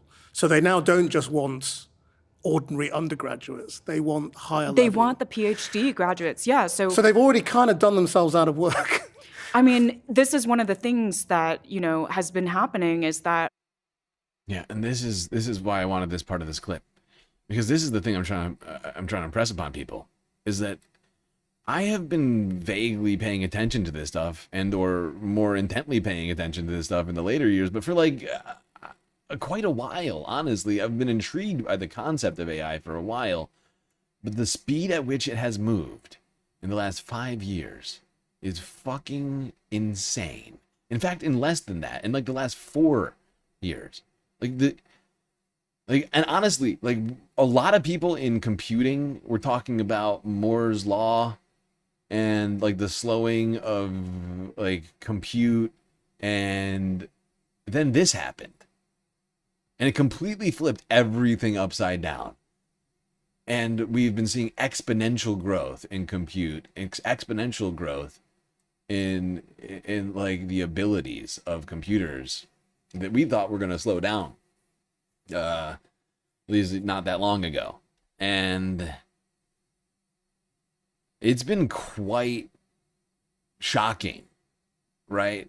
Because there's been a few times, before I realized just how detrimental this stuff was to the environment, there was a few times where I was testing out some of these products, trying to see what they could do, and over time I noticed them with great improvements. But I've been also seeing vicariously through whatever photos, videos, and other sorts of products, just what AI has been able to do. I'm seeing different sorts of milestones it's hitting and all these other sorts of things, and it's getting quite concerning just how fast it's moving, because society is not keeping up with it. The government is moving even slower, and it's It's a real concern. In fact, the government is doing everything to grease the wheels for the AI industry and prevent them from doing nothing.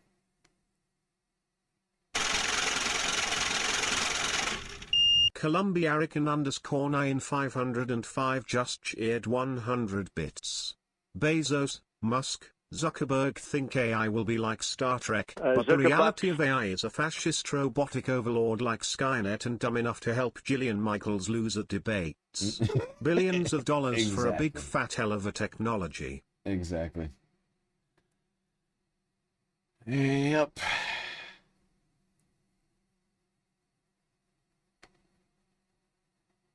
No, honestly, I mean, that's the question we have to ask ourselves. Is that future the one that we want? Because we aren't moving towards a Star Trek sort of future where everybody's got a med bed, you know, and like there's like no like homelessness or crime, right? Like, I mean, we aren't moving in that direction. We're moving the opposite direction. Where only a small slice of society will see the benefits of AI, while everybody else will just see their jobs and their livelihoods, their stability in their lives be completely eroded as a result. If we continue down this path. And like she was saying, like, they've already stopped. And like, it was not even just her, it was also Krishnan. But like these... They are already moving through sort of the lower tiers, if you will, scale tree wise, and are now progressing to the higher tiers, right? I don't know how else to describe it, right? But it's like it takes less training to be able to like know the difference between a hot dog and a sausage, right? Than to know the difference between like the aortic and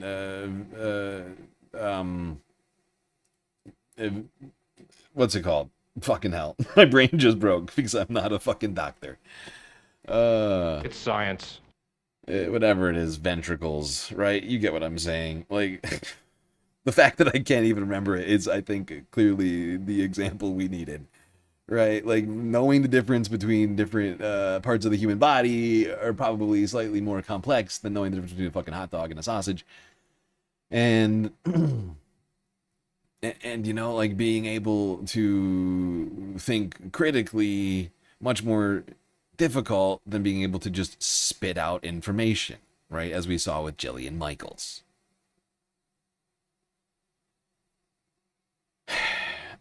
But the training is, they're already done to some degree. They're already running out of things that they need to figure out for the lower tier skilled tasks. Now they're moving on to PhD having fucking, you know, doctors, literal doctors. Workers are laid off from the full-time, then they're doing this gig work, and then some of them, not all, but some of them then actually automate themselves out of the gig work as well. So this is what I mean by labor automating. This is a choice that the companies make to specifically pursue the automation of knowledge work. Why is this an empire, though? The empires of old did the same thing. I mean, when you think of the British East India Company and the British Crown and the interplay between those two, I mean, they also accrued an enormous amount of both profit as well as territorial expansion through the laying claim to resources that were not their own, through enormous amounts of labor exploitation. Also, another parallel, information control. An important part of maintaining the legitimate... 505 just cheered 100 bits. I feel like we are living a real-life RPG, but has left you with a disadvantage of losing intelligence as time goes by. I guess no casting heal if we get hurt by a level 1 slime monster at the beginning of the game. Yeah. Unfortunately, it's like we're living a real-life RPG with actual consequences. But some people... But, like, you can inherit your character from your family. And some people have been playing the game since, you know, the medieval age, like the, you know what I mean? Like the last like 1200 years or longer. The legitimacy of an empire is by controlling what information is allowed to exist in the world about what the empire is doing. And these companies control the information in multiple ways. They have hired up or they bankroll most of the AI research in the world today. So there's been a huge brain drain from academia to the industry. And they censor and control the fundamental research that is allowed to be published about this technology. If most of the climate scientists in the world were bankrolled by fossil fuel companies, we wouldn't get a clear picture of the climate crisis, and then we wouldn't be able to hold the fossil fuel industry accountable. And in this It's a disturbing but very accurate analogy. way, we have no idea right now the true limitations and capabilities of these technologies, so we don't have the ability to hold these companies accountable. Okay, that's all we're going to get from this one here today. Thank you, Karen. But yeah, that's part of the problem, right? Is that most of these companies are private. They don't have any accountability, public accountability. We don't have any way of like forcing them, like really. Well, I guess we do, but like we have no like transparency into what they're up to. Really, whatever they tell us is all we have. And I see you pointing out that recently, I think it was a Claude-based agent just decided on a whim to delete an entire database, multiple databases, I think. Yeah. They have real flaws. That's the other thing, right? They're not perfect. Another one of the inherent issues with all this is that deploying technologies that aren't 100% effective in the real world has consequences. Consequences. But if your only concern is profit, right? That's the thing, right? I for me is about this. Is like, yeah, I know this thing is this shit is limited. I can tell, and I know it's not worth it either. But some people see it as worth it because they don't see the environmental impact as being a problem. They don't see the societal impact as being a problem. They don't care. Like, as long as they don't see, as long as they aren't personally liable for the effects, you know, we have a bunch of sociopaths who run the planet, right? Like, we understand that, right? People who do not give a shit about others with like massive amounts of power. That's the problem, I think, here, right? Is like, yeah, no, half of this shit is completely buggy and trash. But do they care? In some ways, it allows them to hands off it all. We've seen it over and over again, especially like with warfare shit. Like in Israel being like, oh, whoopsies, that was AI. That wasn't us. We didn't do that. You didn't, like, you know what I mean? Like,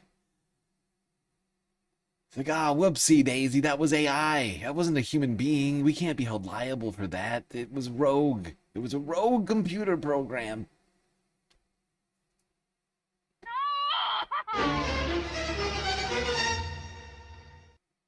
Like, that's the other, like, you know, the benefit, you know, it's not a glitch. It's a feature. It's like, look, you can claim it's a computer program, and are you liable for that? I don't know. We don't have laws around that. It's a gray area. Can an AI commit a crime? Can an AI be held financially liable? Does an AI have money? I mean, these are questions we need to address.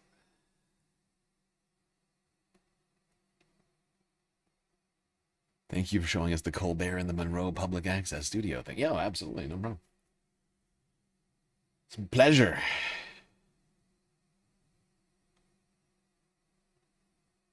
Sorry, vertical chat. I haven't been paying enough attention to you. It's very rude of me. How rude. Oh, but I forgot to... Fuck it, I think we're close enough. Close enough.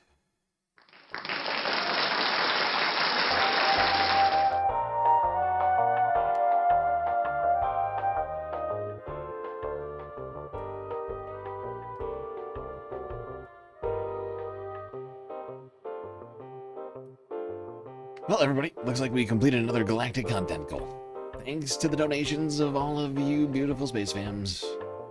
We can now rest assured that we will get all of the sweet, sweet space content that we so deserve here tonight on this Saturday evening. Yes, indeed, and we still got a hell of a lot to talk about, so pat yourselves on the back. Give a thanks to your fellow space fams, depending. And buckle up for the rest of the stream.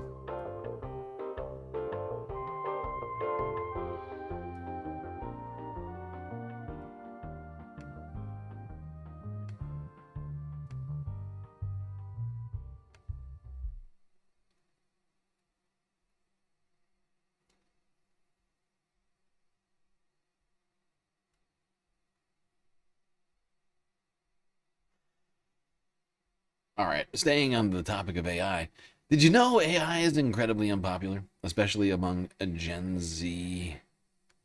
Yeah.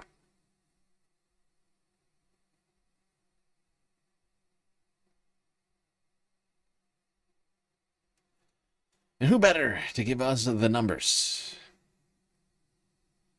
than the great Harry Emden?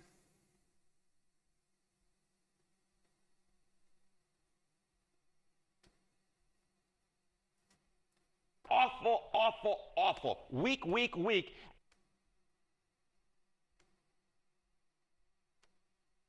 And they won't be voting Republican, they'll be voting Democratic because truth is, they're just pissed off at the President of the United States. This is one of the big chief worries right now. If you're a student entering this job market, just look at this trend line. Undergrads who say finding a job will be hard. You go back 4 years ago, it was just 43%. Unfortunately, that's up like a rocket right now. Look at the 70% of undergrads say that finding a job will, in fact, be difficult. No wonder that we have seen across those commencements a lot of worried students, Sarah Side. Yeah, the anxiety is real. I mean, me looking at that, I'm getting anxious, and I'm not in school. Like this is a real concern for students who are. She's very right. When I look at this news, I start having an anxiety attack. Young people really don't seem to like commencement speakers when it comes to AI. This tells you why, correct? This tells you a big reason why. And in fact, you can see. That's a really weird way to put that. Gen Z doesn't like commencement speakers when it comes to AI. Yes, we have seen a number of different commencement speeches where people got booed. But it's just, I'm not the only one who finds that to be a rather awkward way of putting that. The numbers, right? I mean, just take a look at those under the age of 30, among age 18 to 29, impact of AI and the number of jobs. Just 27% believe that AI will increase the number of jobs. Look at this number. 73%. 73% say, in fact, they believe that AI will decrease the number of jobs. This 73% looks an awful bit like this 70% on this side on this screen, right? So what you're seeing here is a lot of students are worried about the job market, and what you can connect the dots, which is what I like to do. A big reason why they are worried is because they believe that AI will in fact decrease the number of jobs, and that is why you see those undergraduates really not liking those commencement speakers speaking about AI because they're worried for their livelihoods. Yeah, why am I even in school if AI is just going to come in and replace me next year? It's a fantastic point. Yeah, I can understand.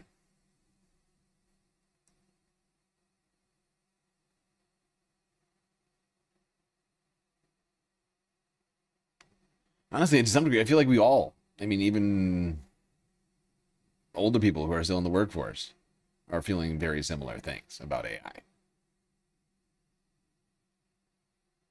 Although I do, to some degree, I feel like I've noticed a trend where like people who are more established are more receptive to AI because they don't really have to worry about getting a new job. They already have the skills and experience. And the perceived relevance, whether or not they can be automated away. I don't think they're thinking about that as much. It's not just the jobs. that are being affected, that people are worrying about. It's also effects that people are feeling immediately. Immediately, if not sooner. With the popping up of AI data centers all over the country, energy prices are through the roof. And in places like Utah, people are fighting back. Sam Seder on the Majority Report. Emma Vigeland is out today. Welcome to the program. Gabby Finlayson, senior should be partner ashamed at of yourself for Elevate having that thought. Strategies, which is a political consulting firm that works with progressive campaigns, causes, and organizations throughout Utah. I imagine there's not a lot of those entities in Utah, but I guess maybe we'd be surprised. But you've also been part of organizing against this data center and have, I guess, sparked the ire of someone named Mr. Wonderful. How could you? But Gabby, first, before we get into that, tell us about this data center, because I've been reading about this. It's nuts. Yeah, it really is pretty wild. This is the largest proposed data center in the United States. And I think it's so hard to even conceptualize how big of not only a physical footprint that it would have, but the impact that it will have on Utah and the surrounding, areas. So it is, 40,000 acres. That is twice the size of Manhattan. It's about the same size as Washington, D.C. And it would use and put off 9 gigawatts of energy, which is more than double what the entire state of Utah uses right now. It also has the potential to increase our carbon emissions by 50%. It will create a heat island around the area, meaning that it will raise the temperatures of our state by 5 degrees during the day and over 20 degrees at night, which will absolutely decimate the ecology, the plants and the animals in the area. And then one of the biggest problems is that it is right at the very top of the Great Salt Lake, and it will take a ton of water away from the Great Salt Lake. And this is a lake that's been dying for, several decades. We've already spent over $1 billion taxpayer dollars trying to even restore it a little bit. And we're not even close to where we need to be. And so using a project like this that would take so much water has a huge risk for our economy, for the environment, for all kinds of things. Even, our greatest snow on Earth, if the Great Salt Lake doesn't have enough water, will completely go away. So this is a huge deal, and people are rightfully very upset about not only the project itself, but about how it was kind of rolled out and announced to the public. I want to get to that, and I just want to reiterate a couple of these factoids because it's so shocking. Yeah. The idea that this data center is going to consume twice as much power as the entire state does now. Yeah. Just. This is ridiculous! Yeah, the concept of that is somewhat mind-boggling. But this is what we're talking about. Is not just this project. And that is why your energy bills are higher, everyone. Because these data centers have been popping up without any sort of votes. Nobody's being asked about it, but they're just popping up all over the place. Whether it's in Memphis, Tennessee, with Colossus and Elon Musk's projects there, or Stargate or whatever it's fucking called down in Texas, and then a whole bunch of other slightly smaller projects all over the country. You just look it up. There's probably some in your area right now. It's like a power grab. Literally.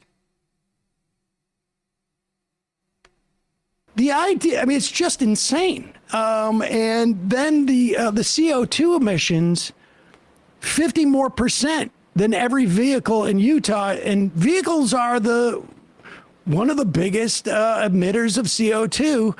Yeah. Just to increase the footprint in so dramatically in terms of just climate change.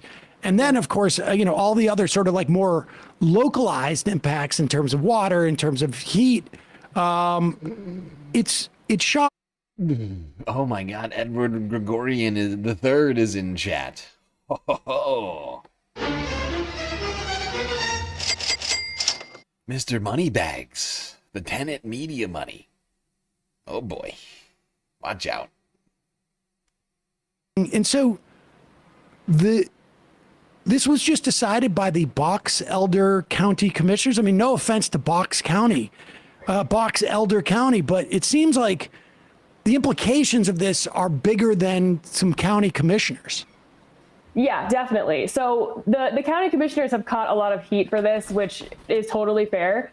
However, the bigger problem is that this project was approved and rubber stamped by a state agency called MIDA, the Military Installation Development Authority, which is a really powerful state agency in Utah that has the power to give people tax breaks. It has the power to, approve these big developments from private developers before the public even hears about it. And so this project was rubber stamped by the state agency that is chaired by our Senate president and mostly appointed by the governor. And then it was sort of given to these county commissioners to rubber stamp and, say, we need your approval on this. So rubber stamp it. It was 3, rural county commissioners. But it's. What do you mean? What do you mean, Edward Gregorian? I know who you are, okay? You're the shadowy figure behind Tenet Media. And I will, for the very reasonable price of $1 million a stream, say Vladimir Putin is great. Great guy, that Vladdy.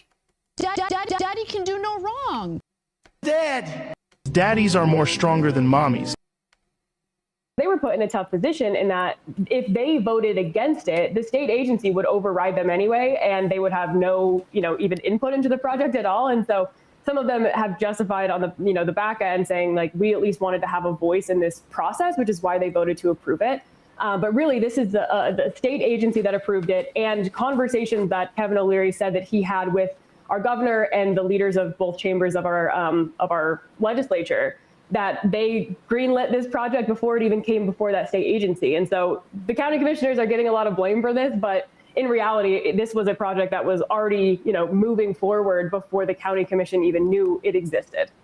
And so let's talk about the pushback that you guys have been organizing, and then we can talk about Mr. Wonderful Kevin.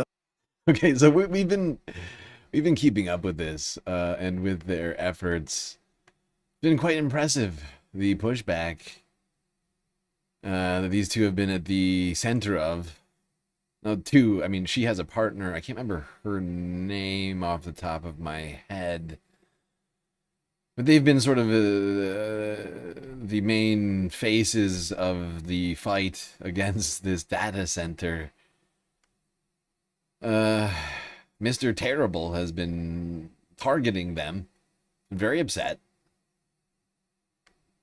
They've been waging a social media campaign as well as a on the ground grassroots effort. It has been fairly effective at getting the word out. I mean, she is on the majority report right now. We've been talking about her for well over a week. Jesus Christ, why do I keep coughing? Did to him, we, as anyone that makes political content knows, there are a lot of people that watch it or see it that are not fans of. Sorry, I went too far. Inhibit a data center that's going to use more power than Utah combined, and put out more CO2 than 50% more than all the vehicles in Utah. Of course, only China wants to protect the environment in Utah and inhibit Mr. Wonderful from making profits. But what was he? I mean, he targeted you guys. If you guys are somehow inhibited from this activism, is it all going to go away according to him, or what is it? What was it? What did you do to him? I honestly have no idea what we did to him. We, as anyone that makes political content knows, there are a lot of people that watch it or see it that are not fans of what you're saying. And the same thing is here in Utah, right? We know leadership in the state sees what we put out. We had only put out 2 videos about this, a week before he went on Fox News. Somehow, I do not know how, it got on his radar that we were people that were talking about this.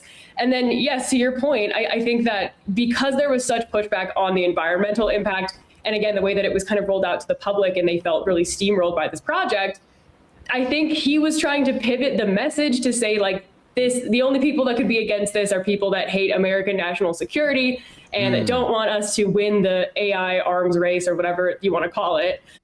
Yes, America last. Communists. The communists.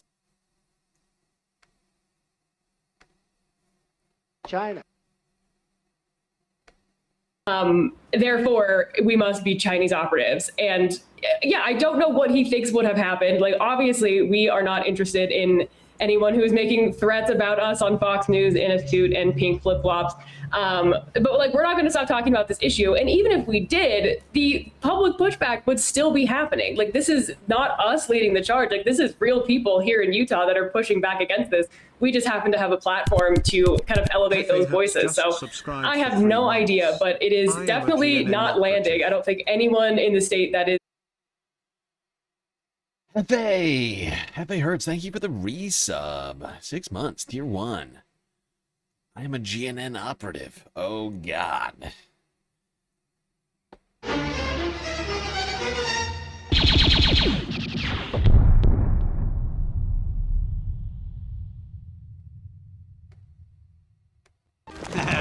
Never give up.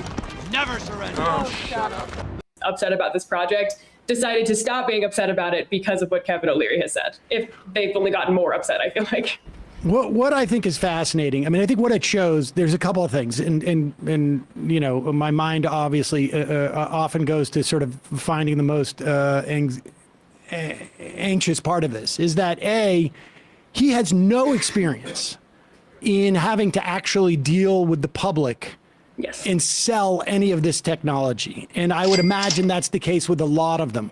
All they do is they go in, they drop a lot of money into the campaigns of people who can sign off on this. They try and do it in the back room as quietly and is amongst the sort of like powerful elite, as much as that word is abused sometimes. Like, that's what's happening.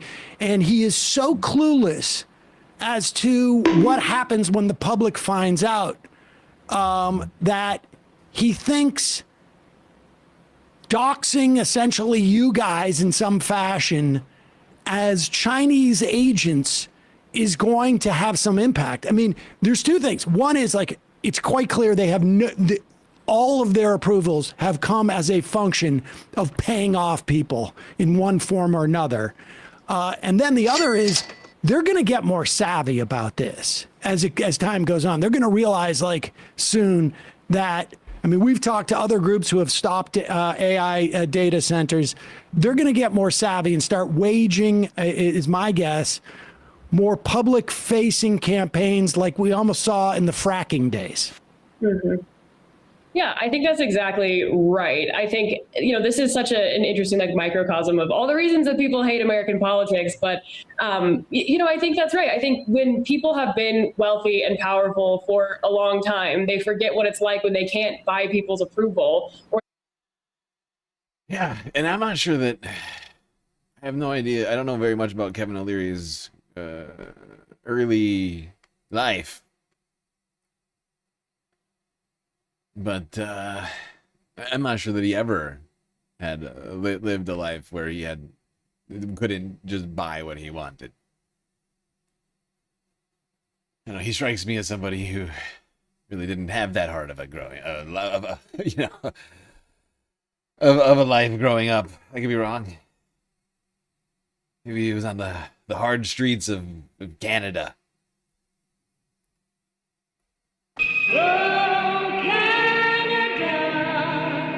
Winter is coming.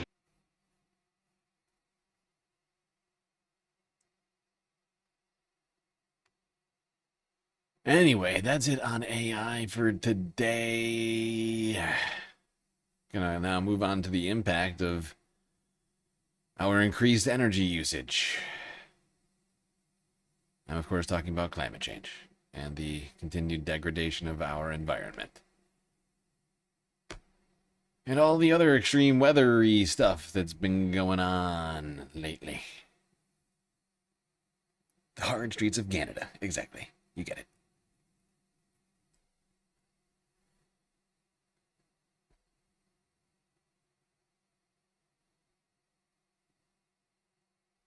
You do not know. It's very difficult in Montreal.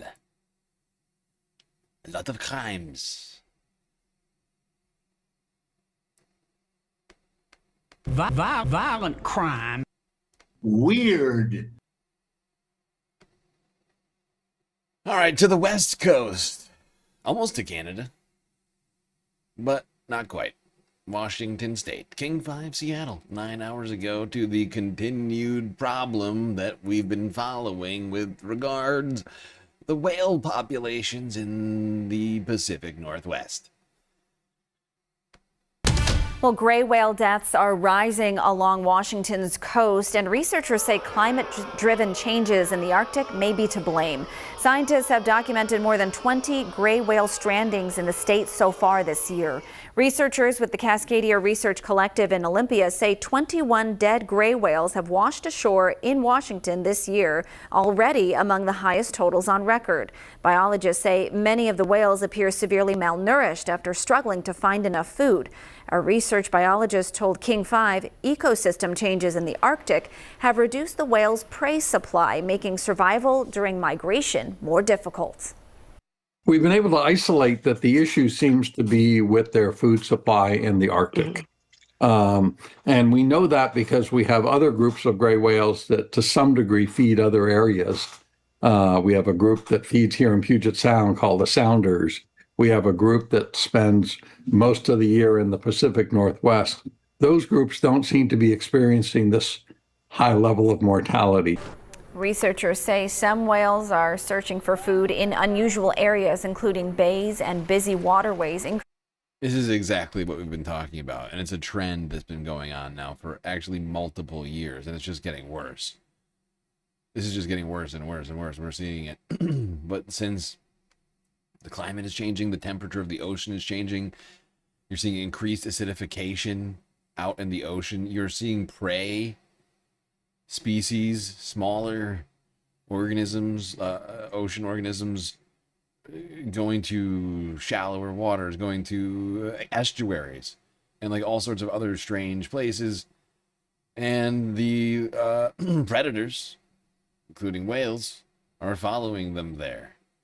You're also seeing an increase in shark attacks right now in shallower waters, actually. We haven't been talking about that much. We probably should be. But there's only so much I can focus on. But the fact, this is just a continued problem. It is absolutely a result of climate change. I mean, that's my opinion. But the scientists do, believe, the evidence is pointing in that direction. Right? We've been talking about it for quite a while now. And we're just seeing more and more evidence pile up, right? In science, technically, you can never be, 100% certain. People try to avoid that language. But when it comes to this, I feel like not doing that is actually just preventing us from just making the fucking point. This is as a result of climate change, okay? You completely change the oceans by just a little bit, and a whole bunch of shit happens. Detrimental. Potentially very problematic shit. Speaking of detrimental, very problematic shit, let's go to the LA River, where a oil spill happened earlier on Saturday. KTLA 5 9 hours ago. But to another hazardous chemical situation, a crude oil pipe burst in East LA yesterday morning, spilling nearly 2,500 gallons of oil. It happened at Cesar Chavez and Eastern Avenues after a construction crew laying a fiber optic line may have ruptured a 16-inch pipe.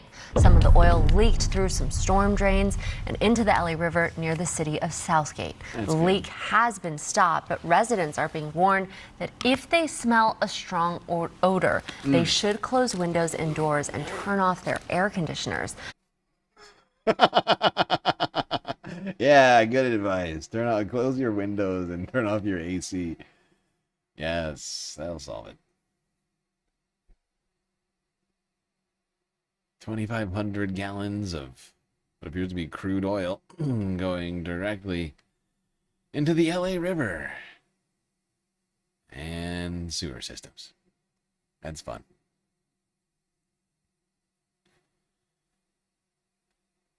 That's a fun time. Well, speaking of potentially explosive situations,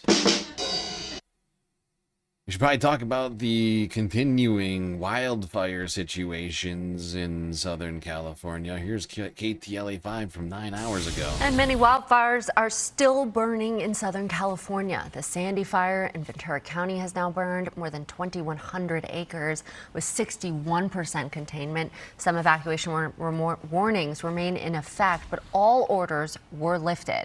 Now in Riverside, the Bain Fire has burned nearly 1,500 acres and is 83% contained.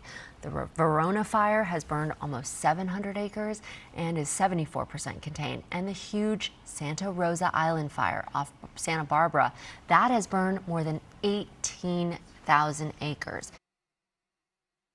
Well, there you go. As you can see, the 4 biggest fires in Southern California have burned close to 25,000 acres combined, but are now getting close to being fully contained, although none of them actually are.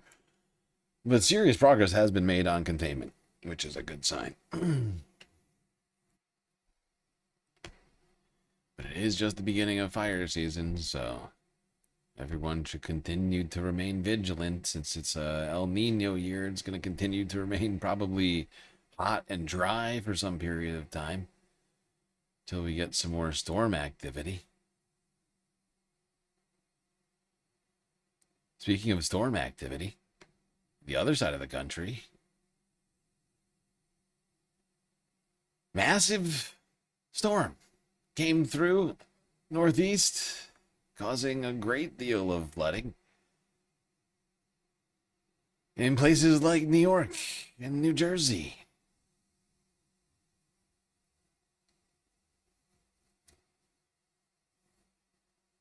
Thankfully, I've been streaming last couple of days. I haven't been focused on any sort of rain or anything happening outdoors this weekend. Here's the New York Post from Friday.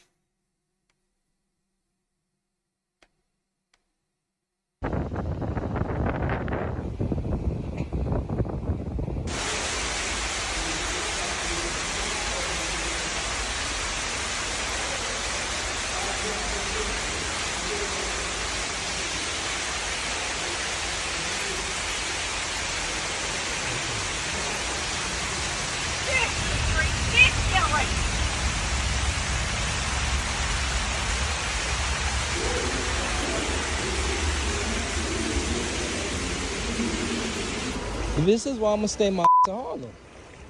This is why I'm gonna stay my ass in Harlem. Because in Harlem we got hills, man. Wade in the water, wade in the... And there's dirt goddamn water to go check on my car. My shit is up on the hill though.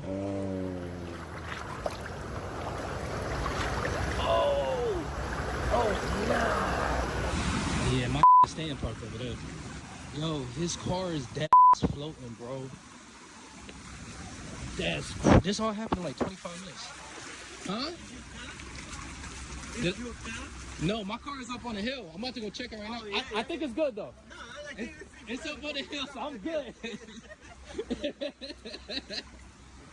Wow, that's crazy. Yeah. Take me back to Harlem. I love Queens, but this is immediately, if not sooner. Damn, dude just went down. That bus just put a wave. Dude just went down. Dude just got taken out by a wave. Dude just got taken out by a Brooklyn wave. Damn, dude.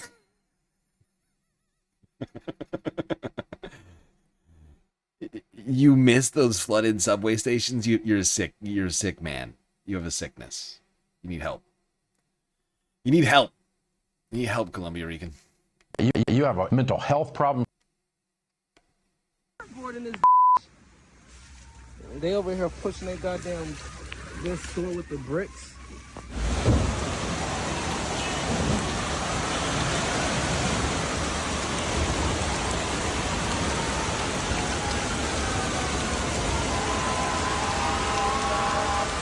Look at this guy e-biking the delivery straight through the wall. Yo, that's wild, though. Yo, that's wild. I'm actually sort of shocked that the bike is still functioning in this weather. Gotta get that DoorDash.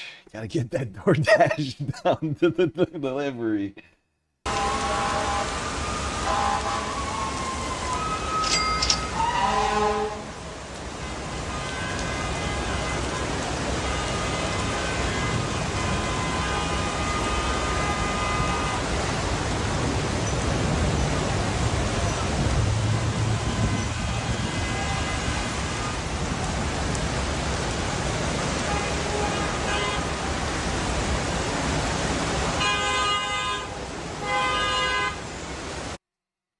There you go. As you can see, in a very short period of time, in less than a New York commute period of time, especially if you're in a car, a massive deluge came down on New York. Commuters caught in the floods. People wading through the water.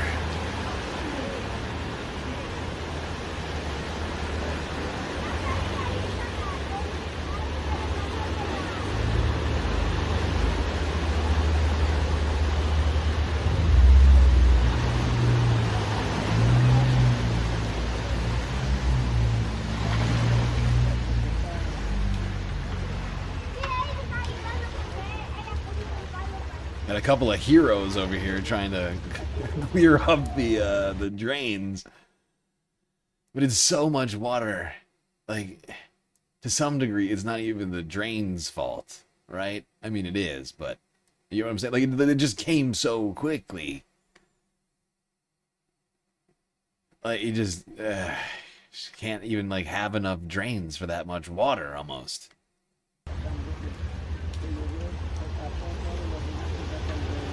What we need to work on is the porous sidewalk technology I saw. We talked about this a while back, but like, I can't remember which country started like introducing these like porous sidewalks that like drain into like canals or like sewers, essentially. Like just, so basically, I mean, you don't necessarily need as many drain pipes because it just goes, all of the sidewalk, the whole sidewalk is a drain.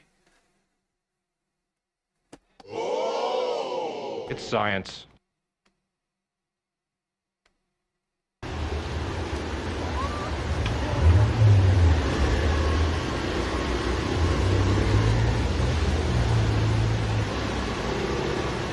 And it is not good for your legs and feet.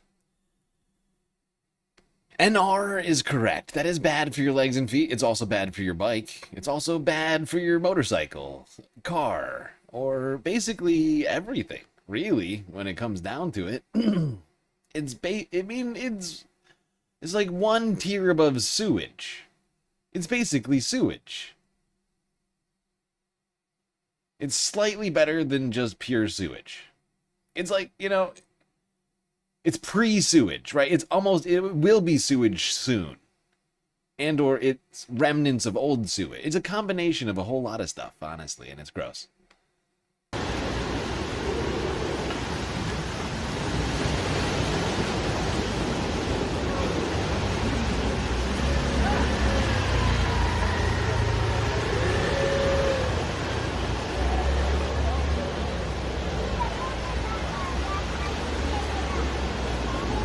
Look at this champion.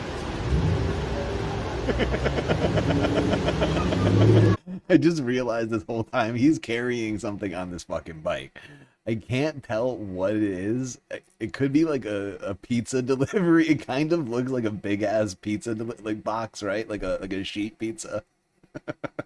This fucking champion is on the sidewalk with a sheet pizza and the moped. Oh my god. Gotta get this pizza. Gotta get this pizza.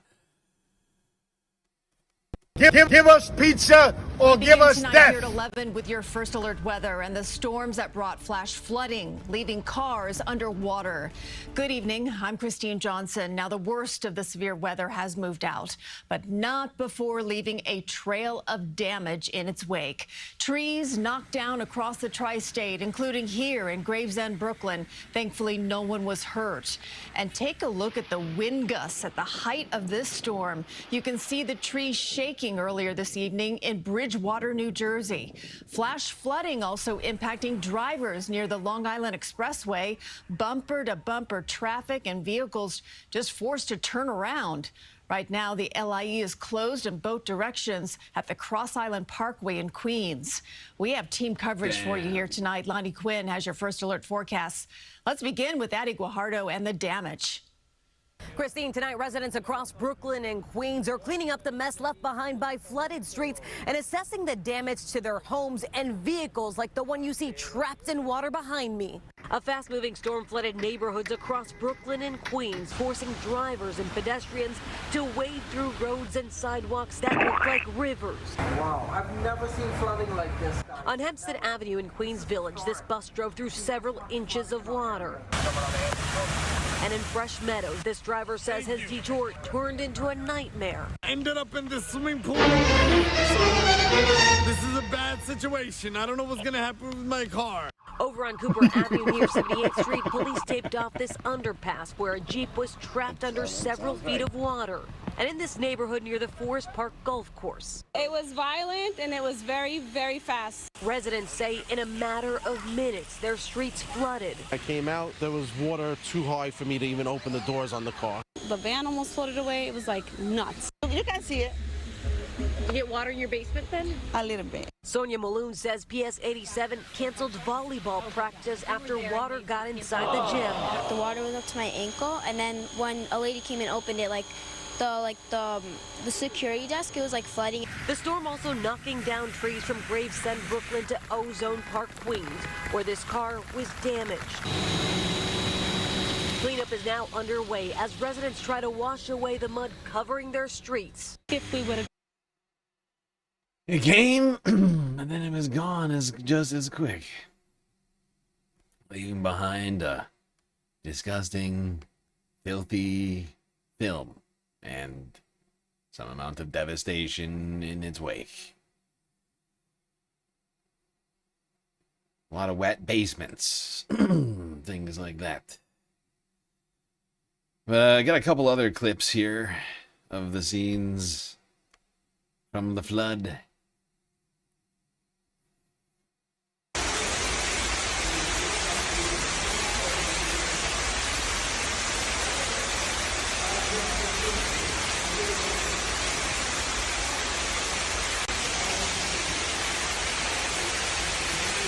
Oh, wait, this is the wrong one. I had one of somebody from in the subway. Fuck. Like in like a train car. Fuck, whatever. How did I have the wrong one? Well, I got another one. Back to the surface. To a strange, disgusting sight. Something floating in the floodwaters. Yo, I'm going to pick my wife up from the train with an umbrella, and I'm thinking, what's the point? We are getting soaked. Yeah, no I don't think that umbrella is gonna help, dude. Look at my feet. They're waterproof. I'm already submerged. Holy crap. Yo, this is crazy. This is ridiculous. Look at this.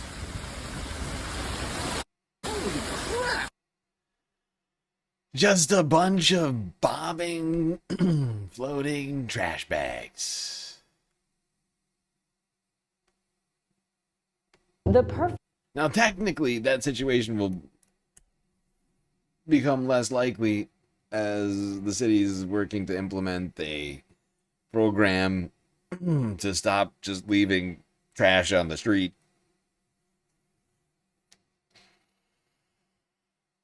I'll believe it when I see it. All right. We're not done talking about storms in the Northeast.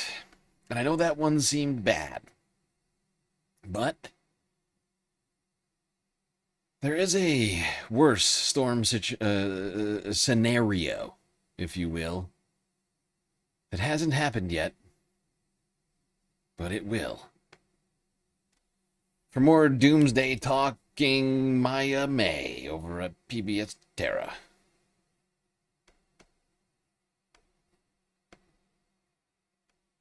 Storm hasn't happened yet, but it may only be a matter of time. To see what I mean, let's take a look at New York City. By itself, Hurricane Sandy wasn't an exceptional storm. It was just like a communism. post-tropical cyclone when it Taking trash off of the street and putting them into receptacles sounds like communism. Wow. Wow. Communist China. landfall, but it was perfectly timed for destruction. Peak winds coincided with an unusually high tide, causing the most extreme storm surge in the city's history. 9 years later, Superstorm Ida broke records. But is New York City, where do you expect everyone to put the trash? In the same spot they're putting the trash now. Just in a receptacle, you know? On the sidewalk, the street, you know, somewhere between the two.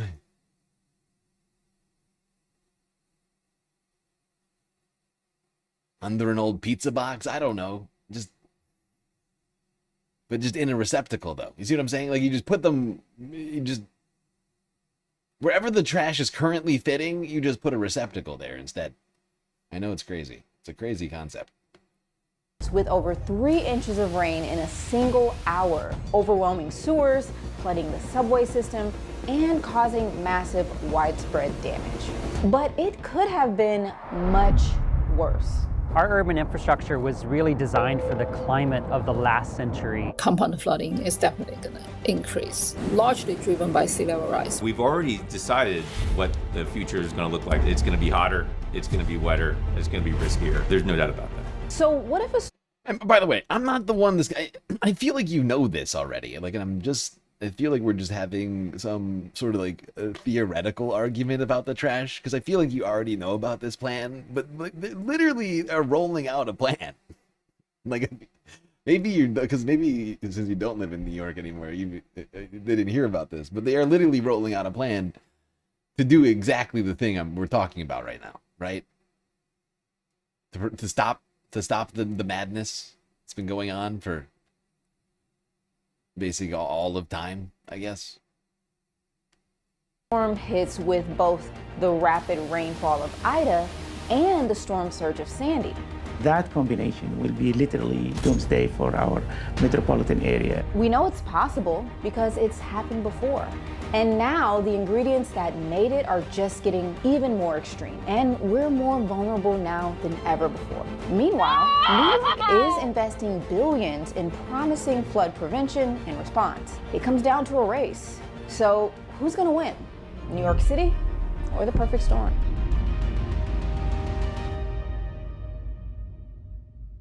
In 1821, a Category 4 storm with nearly the strength of Sandy's 13-foot tidal surge and extreme rain battered the city. Manhattan Island flooded all the way to Canal Street. If the 1821 event repeats itself again with the level of development we have in the metropolitan area, then the damage could be really catastrophic. But our modern infrastructure isn't the only thing ratcheting up this risk. So let's take a look at what specifically made Sandy and Ida so much more damaging than predicted.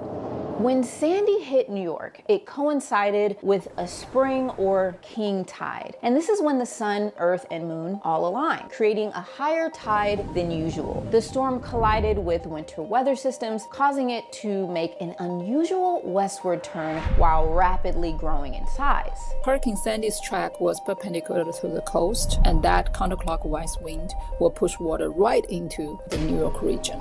The damage was catastrophic. A nearly 14-foot storm surge inundated the region. Hundreds of thousands of people were forced to flee their homes, and flooding in the electric grid and subway systems had ripple effects across the city. It's surprising, surreal to look at the news and see southern Manhattan completely dark. Ida, 9 years later, was a completely different storm. It made landfall in Louisiana as a Category 4 hurricane. By the time it got to New York and New England, it had largely dissipated as a tropical system, but it still carried a lot of moisture. Flooding from Ida occurred inland, far away from the coast, and it too caught New York by surprise. Basements flood, and in some cases, people lost their lives because people didn't know they had flood risk in that area. So what is New York doing now to prepare for the threats of extreme rainfall and storm surge? And will it be enough in the face of a changing climate? In the last 10 years, the Department of Environmental Protection has invested about $5.6 billion in stormwater protection. And there's another $10 billion that's planned for the next 10 years. Yes, unfortunately, we have a madman in charge of the EPA right now who is gutting all of those programs, taking back all of the appropriated dollars. I mean, it's hard to talk about about these plans when the EPA is literally gutting all of these programs in front of our eyes. But yeah, they do exist. It's true.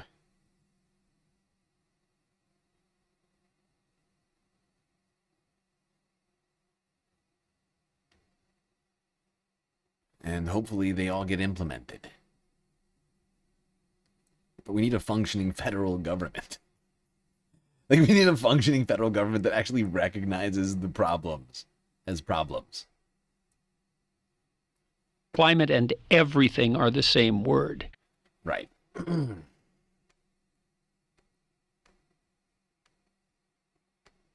Miles of the New York City coastline, but that's out of a total of 520 miles. To expand that level of protection around the rest of New York, the price tag would be astronomical. This is what adaptation looks like, but it's slow, expensive, and worse, it's built for the projections we have now. By 2080, the risk of flooding from extreme rain and storm surge will be much worse. If we fast forward even 10, 20 years, it seems very clear that we're going to have to scale up the level of investment very dramatically. There's no question that Immediately, both if not Sandy and sooner. Ida were disastrous on their own, but they were also both considered 1 in 100-year events. So how likely is it really that a single storm could match both in intensity? Well, it's actually more likely than you think. What we're calling a 1 in 100 year flood event actually occurs about every 35 years today when you correct for climate change. The air temperatures are increasing a little faster than expected, and the sea levels are rising a little faster than expected. Wind risk will greatly increase. Storm surge risk will greatly increase. Yeah, that's the thing. We keep seeing events that we call 1 in 100-year events, or things that have only been seen in once in 100 years, but then we're seeing them like once a decade now, right? Like events that were just completely out of the range of normal that are now normal. They just happen with fairly regular frequency. And it's not good. And it's only going to get worse if the climate continues to degrade. Rainfall, particularly, without a doubt, is greatly increasing because of the physics. So when it comes to the perfect storm, the question seems to be not if it will happen, but when. So with all the money that New York has invested in flood prevention, just how much flooding would we really see during a compound event like the one in 1821 with both extreme rainfall and storm surge? Or an even bigger one, supercharged by climate change? Thanks to the latest modeling from First Street, we can get a good idea. We use physics-based models to provide trustworthy predictions of how's the physical world going to be changing over the next 30 years, over the next 75 years. Taking into account warming, sea level rise, and the preventative measures that the city has put in place over the last decade, Here's what New York would look like if hit by a 100-year storm surge event combined with a 100-year rainfall event. 25% of the city would flood, with some areas inundated by up to 20 feet of water. There is no infrastructure that is built to handle those extremes. That combination will be literally equivalent to doomsday for our metropolitan area. Low-lying neighborhoods throughout the city would be underwater. That wall of water pushing into all parts of the city is a bit of a nightmare scenario, but one we absolutely have to think about. With bridges and roads washed out, evacuation would be an unprecedented nightmare. I think the biggest problem is that there's really no safe place.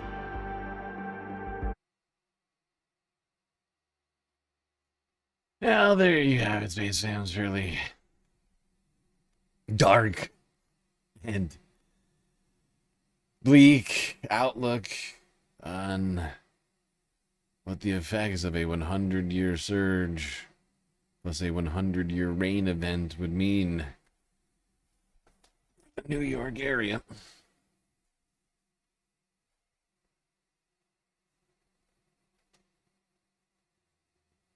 I mean, that would be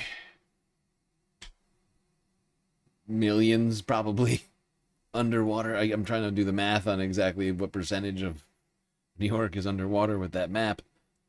It's huge.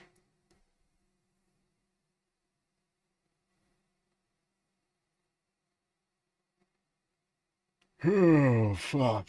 All right.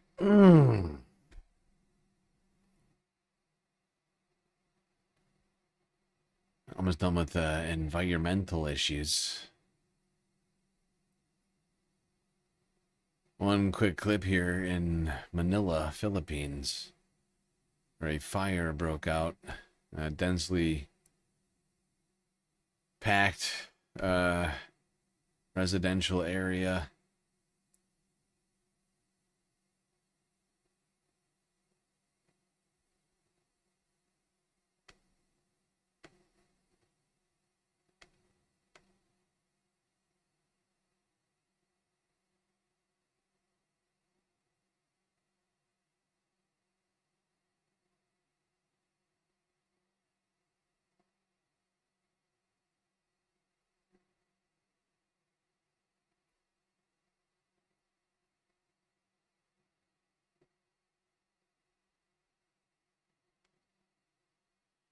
Now, of course, this isn't a wildfire, but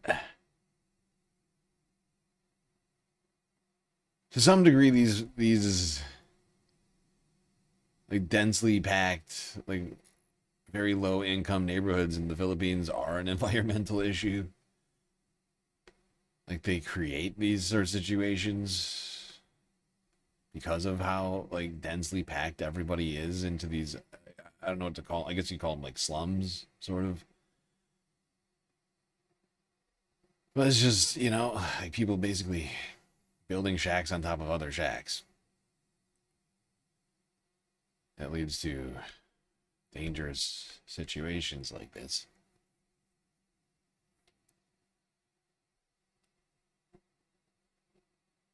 No, it's not technically a wildfire. No.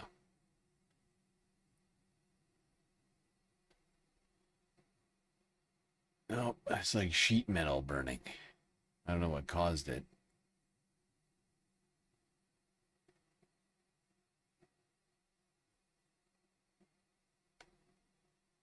All right, now the Pentagon has been releasing a bunch of unidentified aerial phenomena. Footage of UFOs.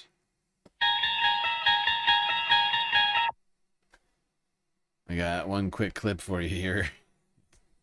Forbes breaking news. Object seen pulsing over the water. Oh God, pulsing object. Oh, look at it pulse. It's pulsing and it's above the water. What is it?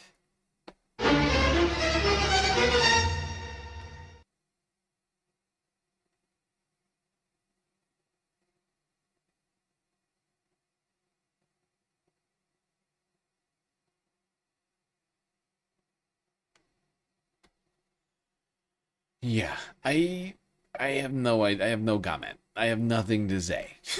Like it's a pulsing object above the water. Okay. There's no context for it. There's no sound for it. It could be literally anything. And so I have no idea what I'm supposed to take from this. I just feel like they're trying to give us any distractions from either the Epstein files or Operation Epstein Fury at this point, because both are incredibly unpopular. You know what I mean? And they're just like, fuck it, UFOs. Screw it. Nobody was asking for it, but here you go. Because nobody, at this point, like, everybody, it would almost be less shocking than what we've witnessed over the last year, like, to have a literal alien walk out of a spaceship than to see the president of the United States, I don't know, amass $3.5 billion in that time. Or to, I mean, like, right? Like, I mean, there's so many examples. Like, to have him call President Joe Biden the R word while speaking to a bunch of children and the Easter Bunny on Easter. Or, like, the president saying, praise be to Allah on Orthodox Easter. I mean, it just, how many crazy fucking things has he done? There's just, it would be less shocking. And people would still be like, where's the Epstein files? Right? Like, and they would be right. They would be fucking right.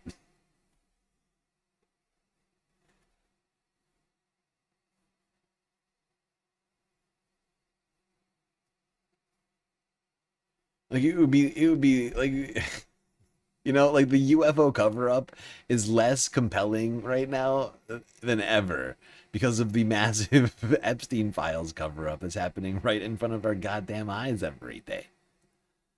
Are you still talking about Jeffrey Epstein? This guy's been talked about for years.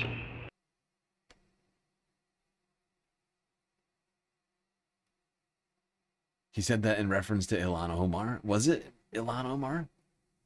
I can't remember who. I think it was Joe Biden too. I could have sworn it was Joe Biden too. But maybe you're right. Who's to say? Who's to fucking say? Neither one is, like, they're equally deranged, right? Like, it doesn't really matter to me. Like, both of them are equally, like, not befitting of the president of the United States, right? Maybe of, like, a teenager speaking to his friends. And I do mean, like, a boy. You wouldn't expect this sort of behavior from from a young girl. But from, like, I don't know, like a 12 or 13-year-old boy. I guess this is what the sort of level of behavior you would expect.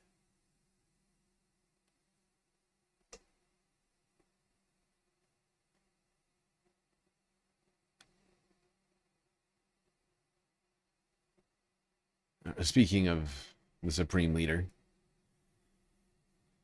Cyclone Cheeto. Let's go to Cuba for a quick update. If you missed it, Trump, Friday, said that it was looking like actually, I'll let him say it. I'll let him tell us what his plans for Cuba are.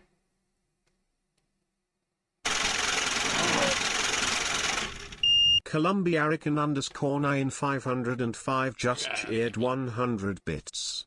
Give a few days and we will see a new investigation by the great reporter of our time, Nick Shirley. Yes. He will be on the case of these UFOs, so people don't worry. Nick Shirley will get to the bottom of this. Thank God. Thank God. I was worried. Now all of my concerns are ameliorated. We have the great Nick Shirley on the case. Oh, praise Jesus. Praise God. All right, to Cuba. are now dealing with power outages that last between 20 to 22 hours per day. So many of them are in the dark when it comes to the escalating tensions between the regime that runs their country and the White House. On Thursday, in the Oval Office, and just one day after suggesting that a peaceful agreement could be reached, Donald Trump said just the opposite, that he would be the first U.S. president to intervene in Cuba. Other presidents have looked at this for 50, 60 years doing something, and it looks like I'll be the one that does it. So it was a message echoed by Trump's Secretary of State Marco Rubio, a Cuban American who's long been critical of Cuba's communist regime. The president's preference is always a negotiated agreement that's peaceful. That's always our preference. That remains our preference with Cuba. I'm just being honest with you. You know, the likelihood of that happening, given who we're dealing with right now, is not high. On Wednesday, the U.S. aircraft carrier Nimitz arrived in the Caribbean, escorted by 2 other warships. Yeah, so those are the vibes coming out of the White House, Trump administration, on Cuba. Trump saying it looks like I'm going to be the one to do something about it. The communists. Little Marco Rubio saying a diplomatic situation would be preferable, but unlikely. And U.S. Navy assets being deployed to the region. It seems like we're running out of boats, you would think.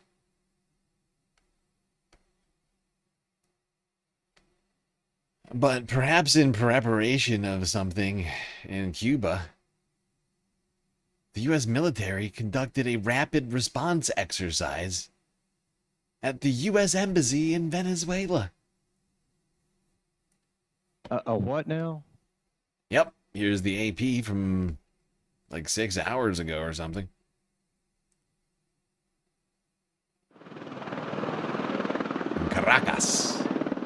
Porque si hemos pasado años donde aquí controlaba Cuba. There have been years where this was controlled by Cuba and other countries that have given us little or nothing. So that one country comes to support us. Welcome. I don't want to be a state 51, but for them to give us the tools to move forward. We smell freedom little by little. And it is exciting. Yeah, I mean, I love how they interviewed all the people who showed up to watch the United States do a military drill inside of their country. You would assume that you'd find the most deranged Venezuelans possible. The people who are like, oh my God, yes, bring on the America.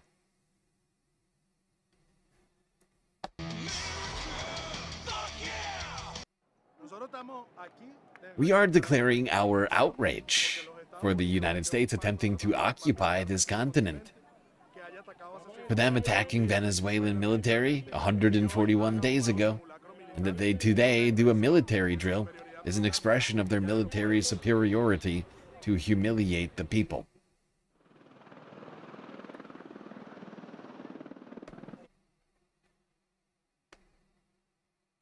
Yeah.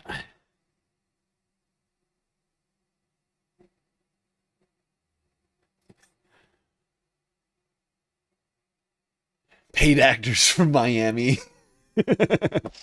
Yup, exactly. Exactly.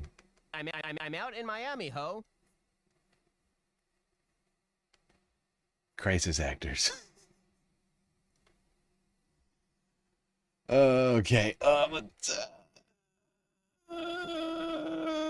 do we got? What do we got next on the list? Actually, you know,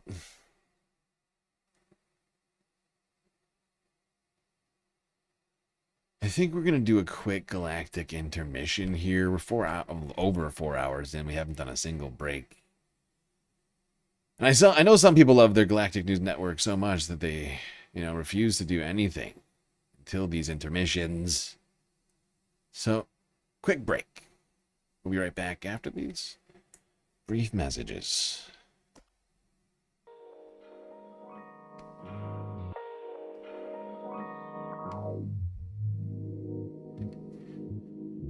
All right, I hope everybody's been enjoying the show so far. If you haven't already, hit the follow button on Twitch and the subscribe button on YouTube. While you're at it, do consider contributing to the Galactic News Network, as we are completely funded by individuals like you. And without your support, we would cease to exist. More so than ever, since we now no longer earn ad revenue on YouTube. We still have a lot of great ways for you to support the stream. Twitch, bits, power-ups, subs, gifted subs, prime subs, Cash App, and PayPal. Throne, and of course the very best way to get the most space benefits for your Earth dollars, Patreon, where myriad space benefits awaits. Things like an avatar on one of our break screens. Shout out at the end of every show. Secret Discord channel inside of the Discord server, and much, much more. Alright, everybody, enjoy the break. Grab yourselves a drink, maybe a snack, and I will be right back. Immediately, if not sooner.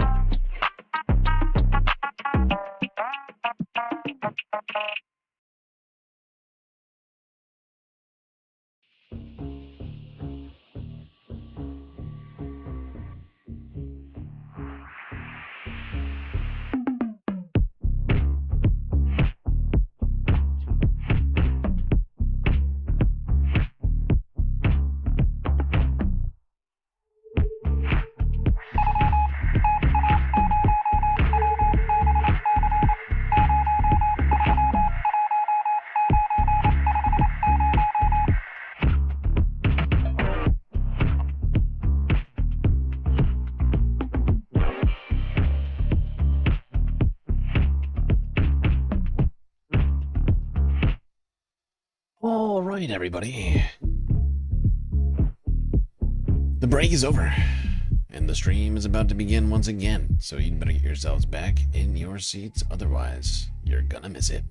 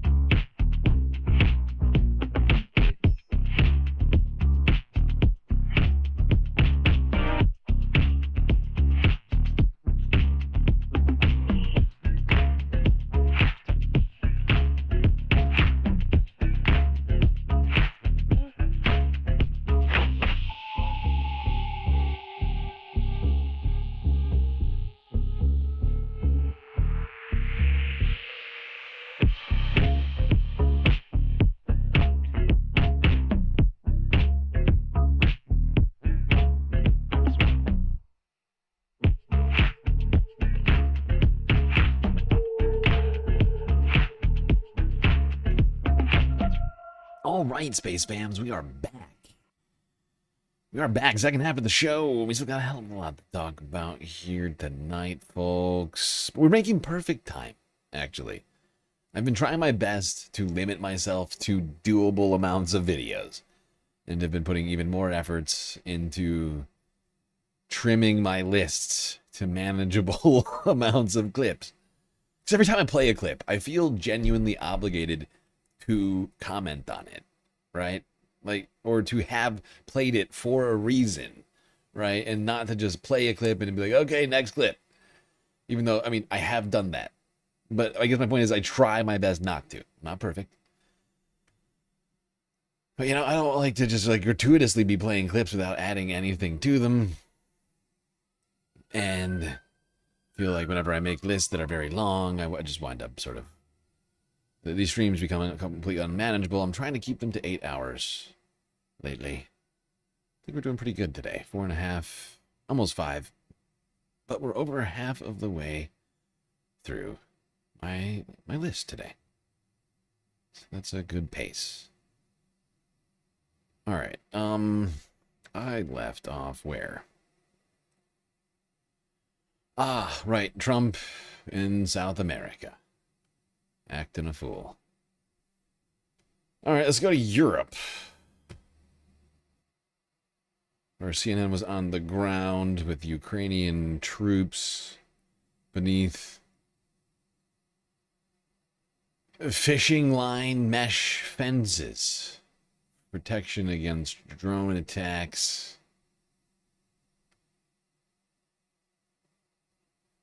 Embedded.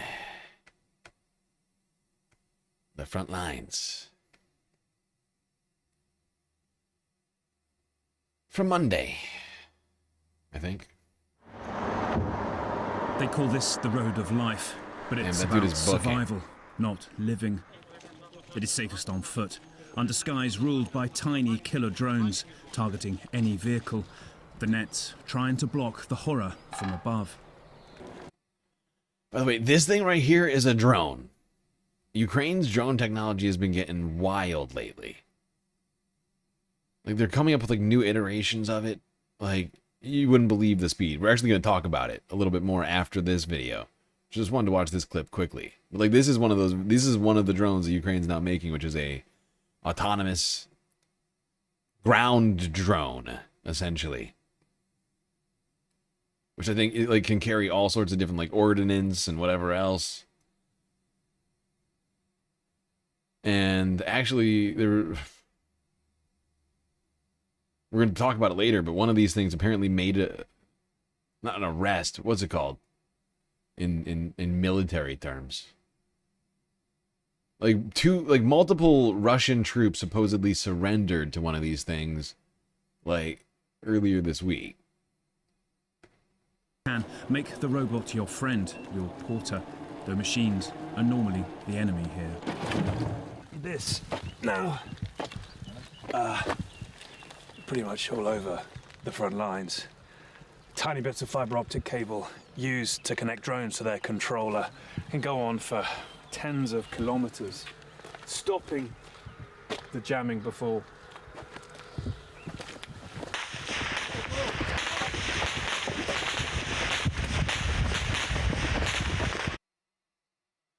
There you go, CNN here behind the front lines. See in action. And if you were wondering why they hide behind these mesh wires, is because the nets, like they catch drones. Like they're strung up in a way so they catch drones. Like they have like enough tension and whatever else to stop most, but not all drones. Because there's different size and different powered, like power level drones that are being utilized on the battlefield right now. But at this point, drones are effectively almost exclusively the technology of choice on the front lines right now. Tanks are taking the back seat. And all sorts of older technology, you know, manned planes, these sorts of things are going the way of the dinosaur. And the war in Ukraine is perhaps I'm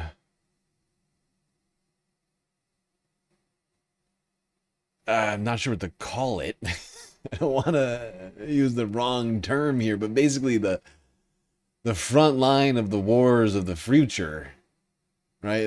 Like a almost a testing ground for some of this tech. And I mean, to be honest, I don't think that's an unfair term, because Ukraine is literally testing out their own technology and then selling it to other countries right now. So it wouldn't surprise me if this sort of stuff starts popping up in other conflicts in the near future. In April, and for the second time this year, Ukrainian forces recaptured more territory than they lost. Russian troops are dying faster than Moscow can replace them, and by all accounts, the Russian leader is now so fearful for his own safety, he's spending more time underground, shuttling between bunkers. For the first time in the history of modern warfare, soldiers have surrendered to a machine. 3 Russians laid down their weapons and raised their hands to an unmanned ground vehicle, guided by artificial intelligence. We've been given exclusive access to one of those Ukrainians behind these capabilities. She's the first woman to command an all-female drone strike unit. We'll take you inside the low-tech, high-speed arms race that is giving Ukraine more than a fighting chance. Stay with us. This is the Security Brief.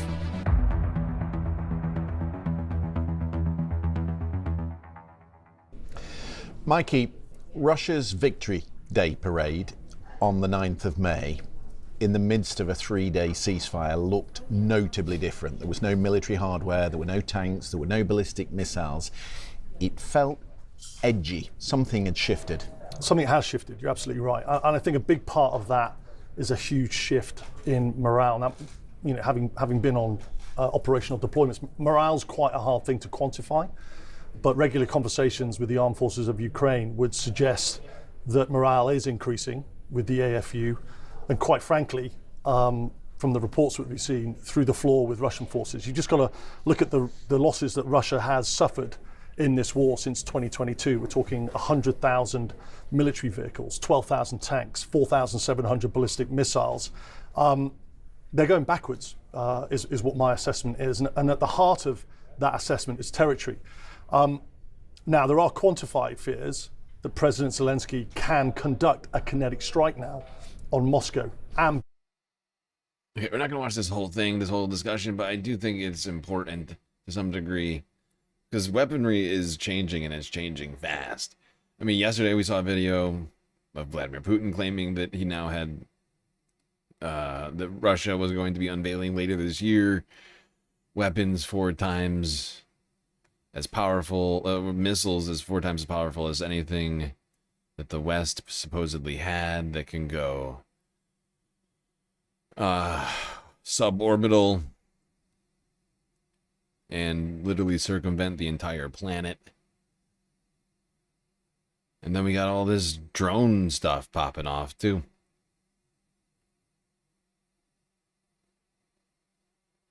Oh, wait, I was about to respond to something. Somebody said something. I can't remember what it was now. Oh, what? Is it on Twitch or Vertical? I can't remember where it was. I have too many chats. I can't remember what was said. Fuck it. Fuck it.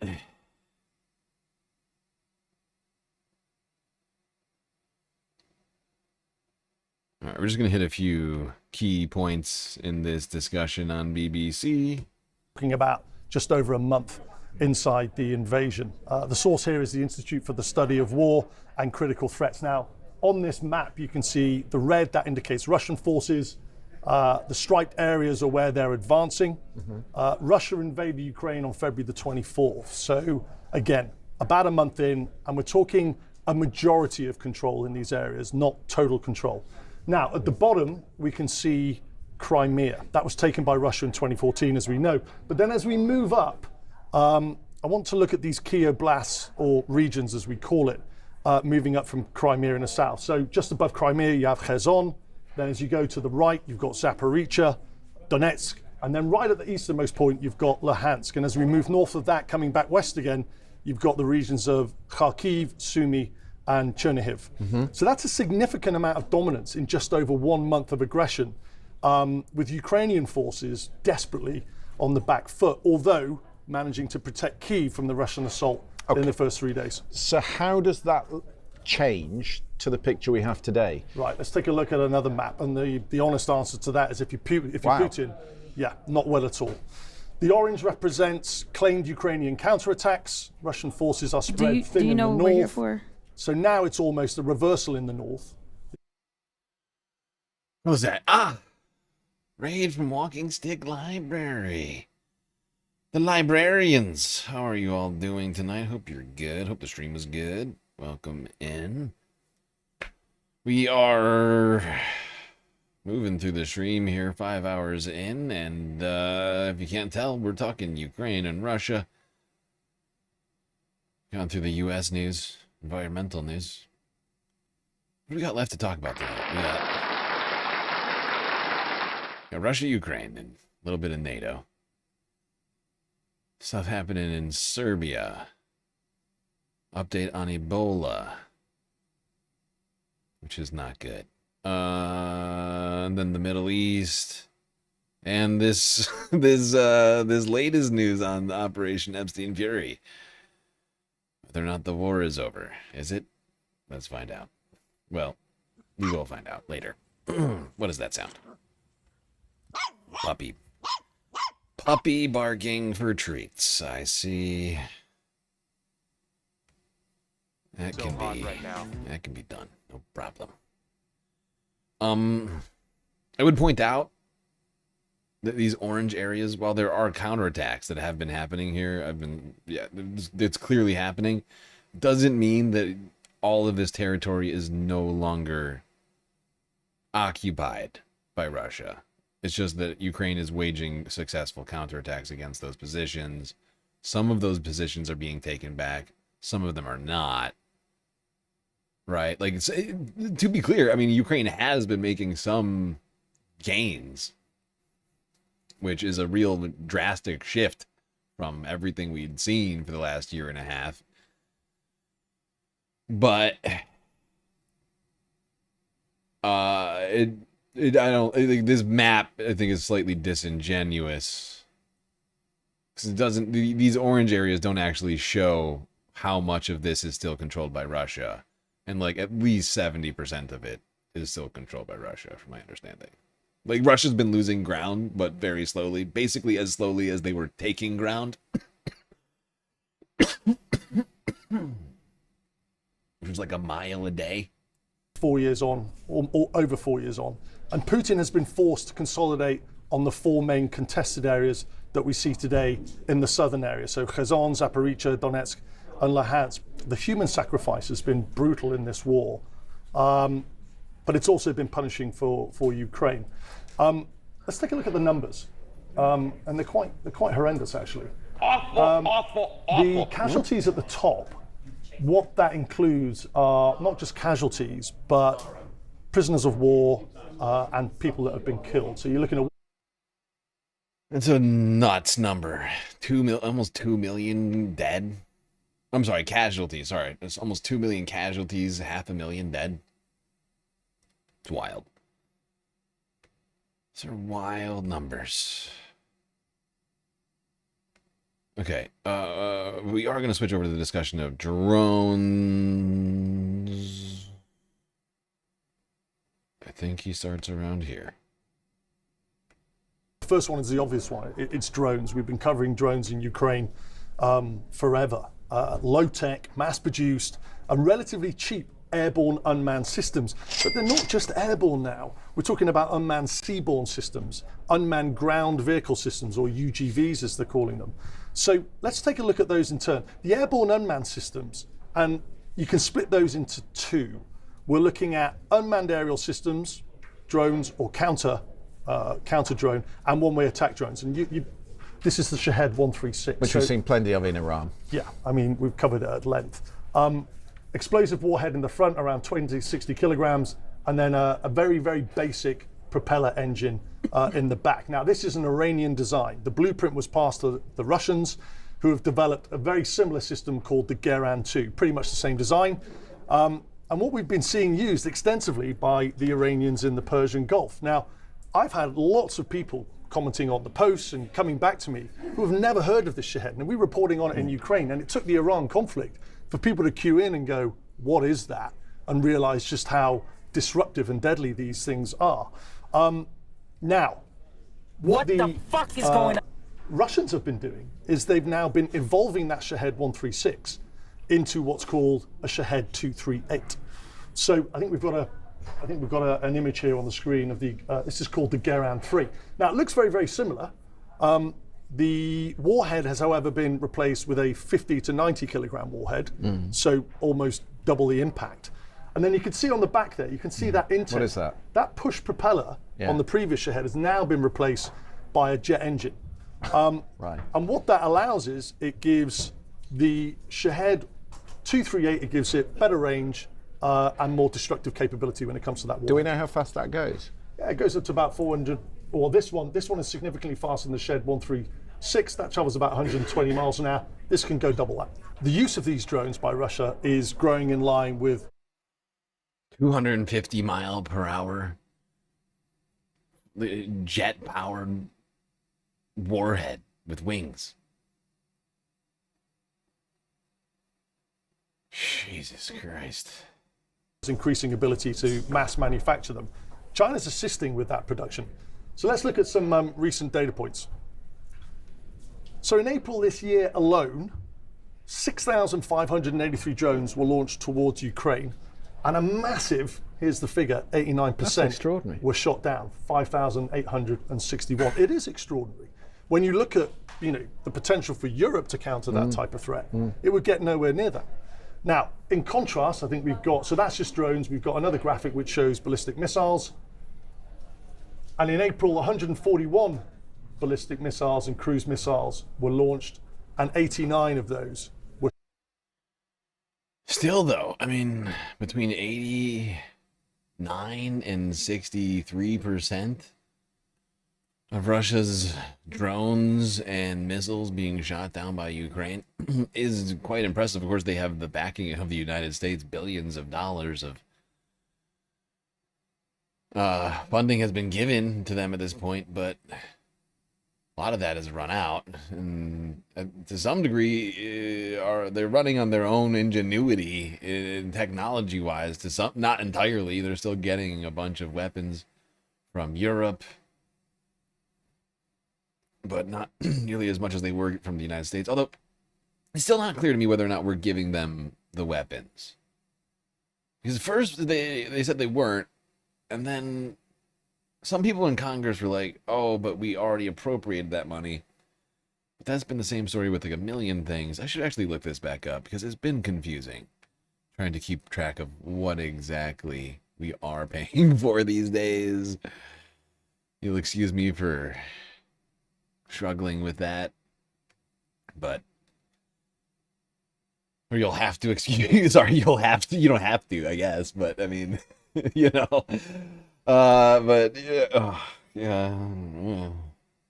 I'm looking this up. I'm just gonna play this. Drones versus the cruise missiles. Yeah, it's a great question. There's an obvious cost to benefit ratio here to what we're seeing. And as we've discussed plenty of times before, the Russian Shahed 136 style drones, right, they're about 35,000 a unit to produce. But the drone to missile ratio that you spoke about is around 47. Okay, this is from Britain, the House of Commons Parliament. Commons Library.parliament.co.uk. In 2025, military assistance to Ukraine has been evolving as the U.S. under Trump administration has adopted a different approach. The conflict in Europe has taken steps to assume greater responsibility for its security. Different approach by U.S. After taking office in January 2025, President Trump adopted a significantly different approach to Ukraine from his predecessor, President Biden. I'm staying in the race. The U.S. has also stepped back from leading the Ukraine Defense Contact Group. At the beginning of July 2025, the U.S. administration confirmed that some military aid to Ukraine was being suspended while the Department of Defense conducted a capability review. That aid was reported to include Patriot air defense missiles and precision-guided weaponry, including artillery. That decision was reported to have surprised the White House and the U.S. Senate Department. Just a few days later, that assistance at the direction of President Trump resumed. Right, okay, so it is back on. Right, okay. So, I mean, they still got, like, a ton of U.S. help right now. It was confusing, okay? You can't... I guess you can blame me. It's my job to be able to at least stay apprised of these details. But it's been a whirlwind. It's been a whirlwind of fucking contrary decisions being made by the Trump administration. Sometimes it's hard to remember where they landed on this or that thing. One, which is really important. So obviously Ukraine does have a ballistic cruise missile threat, but it's going to be focusing most of its energy on countering the mass-produced drone threat. Let's look at what the Ukrainians have built in terms of the interceptors, because it seems to me there's a step shift on either side. Yeah. And the Ukrainians have done very well at countering the threat they face. It's staggering. The evolution of the armed forces of Ukraine to counter the significant amount of drones that have been coming across, which they didn't have in 2022 or 23, but the evolution has occurred rapidly. They range from around $1,000 to $2,500 per unit. They're fast, they're accurate, mass-produced.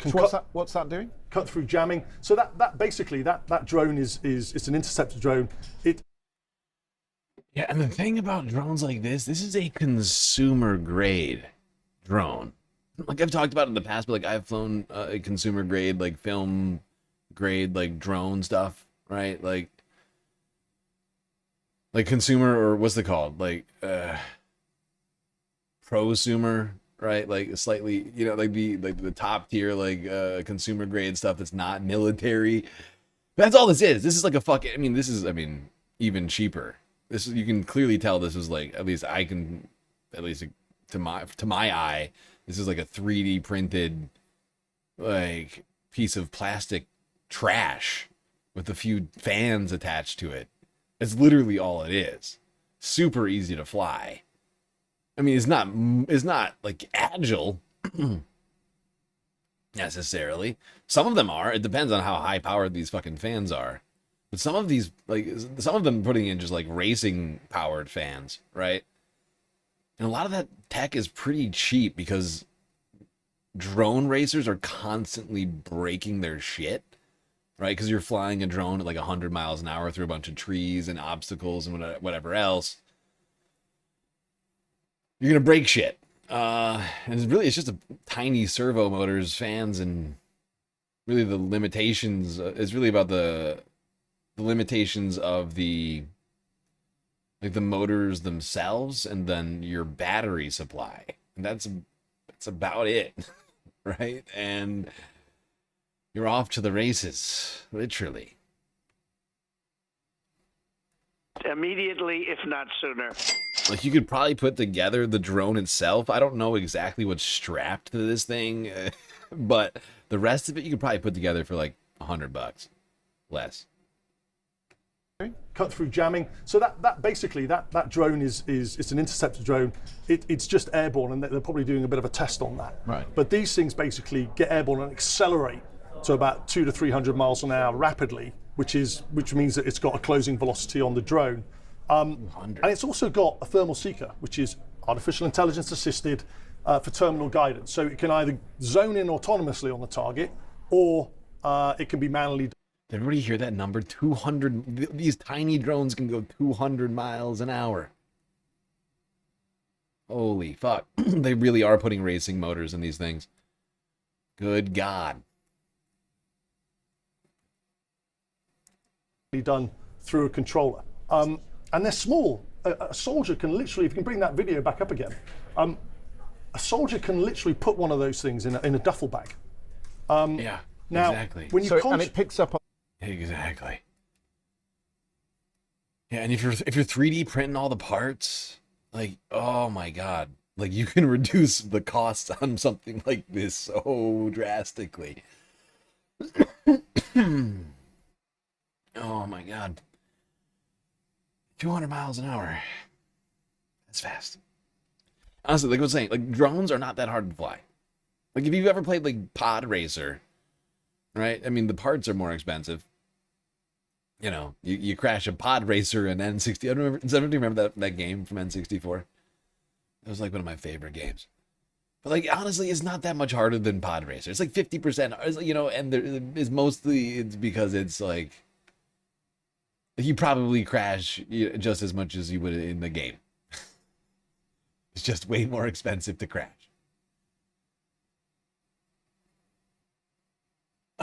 But if you got like, you know, a real reason to be doing such a thing, something like this would be incredibly useful. And that's why they have become so prevalent in 21st century warfare in such a short period of time. You put one of those things in a duffel bag. Now, when you and it picks up on the heat signature of the jet engine. Yeah, so it can be an IR seeker, infrared, or it can be electro-optical. So they're managing a system with both. And there's a warhead underneath it? On the tip. You can see it on the top there. You've got the tip, and then you've got the four props at the bottom there, which are giving it propulsion. Just so we know what we're looking at. But I mean, what is really interesting to me is that after the Iran war, is suddenly everyone's sitting up. Everyone, of course, is paying due respect to the Ukrainians, which has not been there up until this point. And I hear from you, because you travel out to this region a lot, that the Europeans, the Americans are suddenly in country in Ukraine because they want to learn. Yeah, and the big reason for that all comes down to money. You're looking at, in the Persian Gulf, for example, you're looking at Patriot interceptors, of which over 2,400 were used in the first 30 days. They're $4 million a unit. So when you're contrasting that... It's $8 billion. It's more than eight. Actually, that's more than $8 billion. I was rounding down. One of these drone interceptors that costs $1,000 that Ukraine has designed. You can see why Europe, US, Persian Gulf states are absolutely hell-bent on getting their hands on this capability. The Russian capability has advanced when it comes to the Shahed and the increasing speed. Are we seeing an increasing speed on the other side from the Ukrainian drones they're manufacturing? Yeah, so let's take a look at the threat first. Russia are now making what's called the Garan 5, which analysts say is based on the Iranian Karar drone, which I think we've got a picture up here, which looks like that. It's an evolution of the Garan 3. It's got, as you say, a very powerful jet engine. So that's faster again? Yeah, so it goes up to nearly 400 miles. Which speaks to that step-by-step advancement that I'm talking about. Yeah, so potentially that Garan 5 can currently outrun the present inventory of interceptors that Ukraine has. So Ukraine is now having to evolve their own interceptors by increasing the speed to deal with that Garan 3. Over what time period are we talking? We're talking months. So speaking to analysts, specific analysts on this technology advancement, the technology is outdated every 6 weeks. Which 6 weeks, which blew my mind. If you think about the time it takes to procure a major asset like a Typhoon aircraft or a warship, you're talking 15 to 20 years. And what the Ukrainians are doing is they're evolving their capability every 6 weeks to make sure that they've got a layered air defense system. Okay, that's the part that I really wanted us to get here, because I was utterly blown away by that number. It was like, excuse me, every 6 weeks, Ukraine is going through some sort of massive, like, military, like, overhaul as a result of, like, advancements in like, military, like, development. Like, how?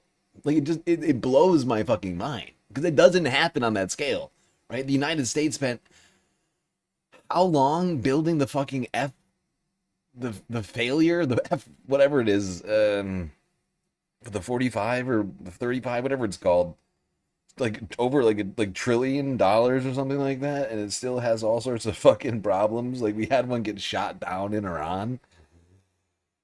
It took like a decade to build. It's insanity.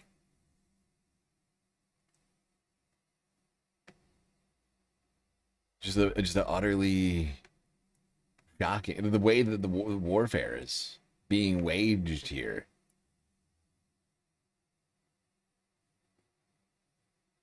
It's different than I think anything that's been seen in history. I figured we'd hear a little bit from this woman who's a Ukrainian drone commander.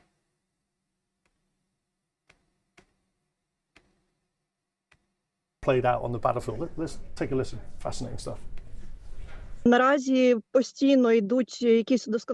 the moment, continuous improvements are being made. New communication options are being explored, including digital communication and the use of Starlink systems, which are increasingly installed on board. This helps ensure stable connectivity despite obstacles such as radio horizon. In other words... Now, I don't know if you heard it because they're moving fast, but they are using Starlink systems aboard some of these systems. And when I heard that, I was like, oh, good. So Elon can just shut some of this shit off on a whim. Well, first of all, some of the things that I say will be incorrect. Areas where terrain make it difficult for a drone to operate properly, those limitations no longer exist. We now integrate artificial intelligence. It allows you to identify a target in advance, even when it is not yet visible to the human eye.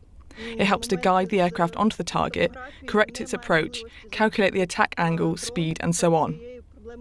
Each time we go on rotation, which lasts several months, by the time we return, something new has already been introduced.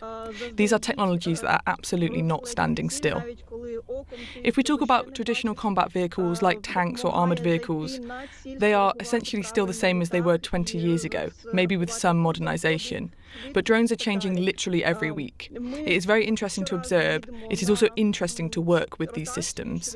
Drones have essentially changed warfare as we know it. We are now fighting a war of the future, and somewhat surprisingly, it is much closer to the Oscar-winning film Mad Max than...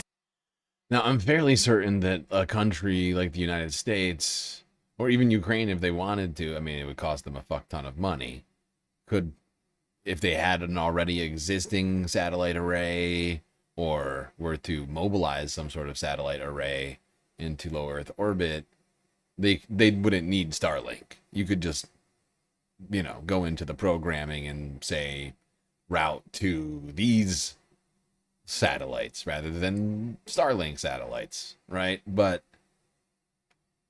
for now, they're completely at the whims of Elon. Although it is the fact that they can be communicating in such a way with those satellites is certainly quite a advancement. Now, it's not just drones in the air. As was mentioned earlier, it's drones by sea and drones by land. The security service, which shows an underwater drone named the Underwater Sea Baby, so a variant of the drone. This variant of what I've just showed you there on the screen. And I want to bring up some footage here from 2025. Can we just bring that up? Right, let's freeze frame that.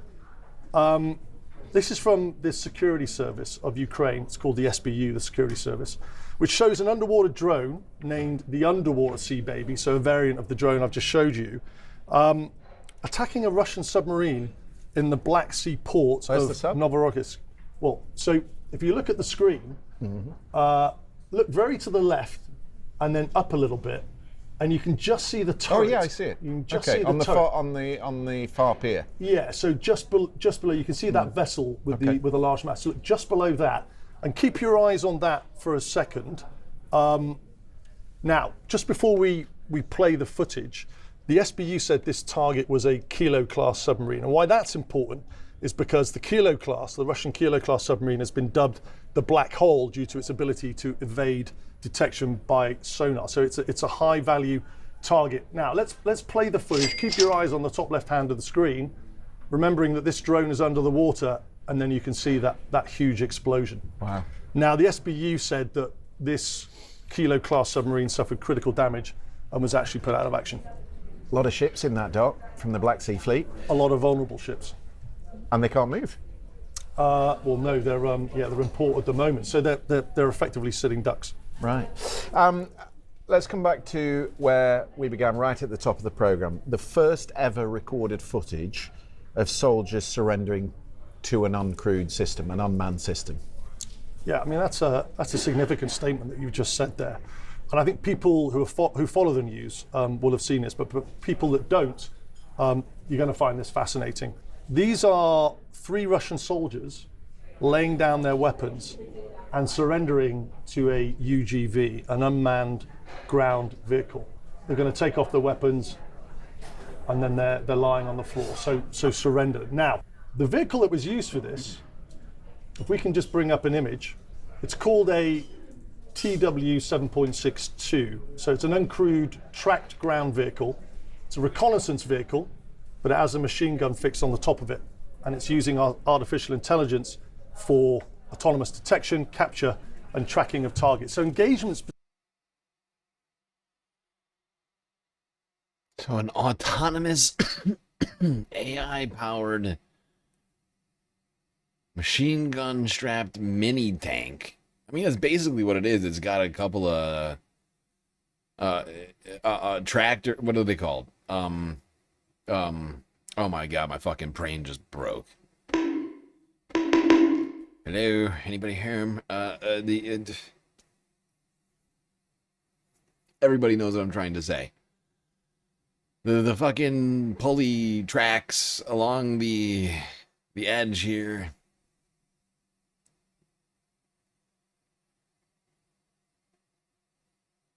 And you had the first ever live surrender of human troops to a robot soldier.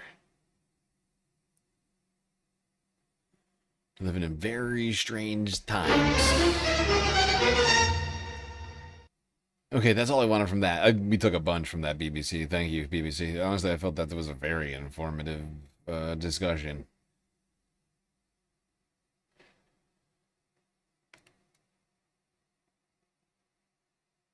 Feel like I learned a lot. Now, if you missed yesterday's stream, this will be informative to you. Another Trump reversal. We were just talking about Trump's reversal on Ukrainian military aid.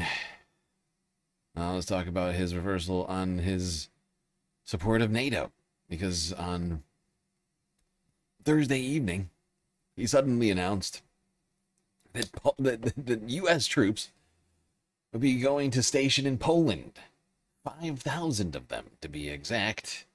Here's the AP. President Donald Trump said on Thursday that the U.S. will send an additional 5,000 troops to Poland, stirring up confusion after weeks of changing statements from the administration about troop deployment in Europe. His administration had said it was reducing the American military footprint there, and confirmed about 4,000 service members were no longer being deployed to Poland. Trump's announcement for the additional troops to Poland came in a post on Truth Social Thursday, where he cited his strong ties with Polish President Karol Nawrocki. Trump endorsed him in elections last year. It all raises uncertainty for the European allies who have been blindsided by the changes. The Trump administration has complained.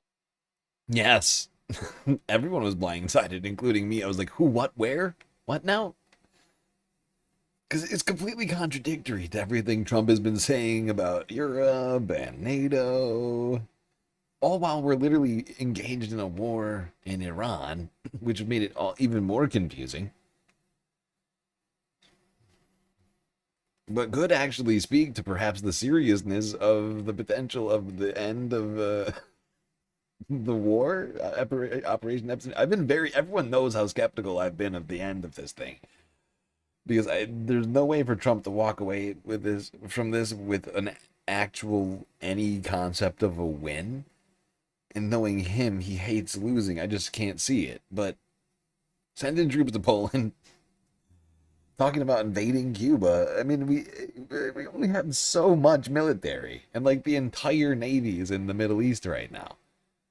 You know?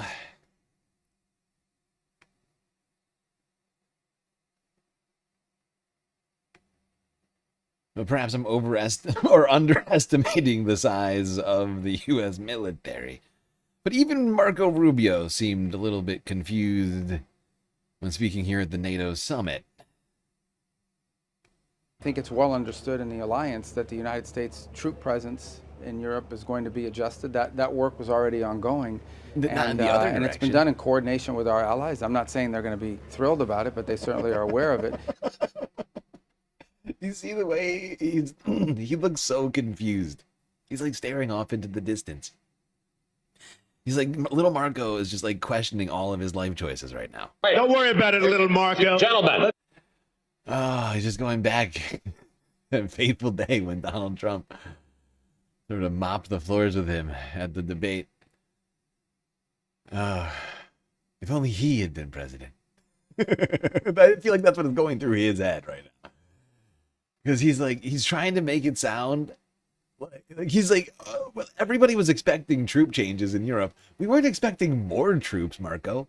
Like, he says it like we were expecting more troops. Because this is after, right? Like, you look at the side eye coming from fucking Mr. Clean back here. Even he doesn't believe it, right? Like what are you talking about? What you talking about? It's like, yeah, Marco, we were expecting all U.S. troops to leave Europe because that's what Trump was threatening, and now we're sending 5,000 more. That wasn't the expected change. And he's like, yeah, people are just gonna have to get used to it. It's like, okay, right. We have obligations in the Indo-Pacific. We have obligations in the Middle East. We have obligations in the Western Hemisphere. All over the place. So this has been an ongoing process. Shouldn't be a surprise to anybody. It shouldn't be a surprise to anybody. Okay. Anti-surprise, everyone.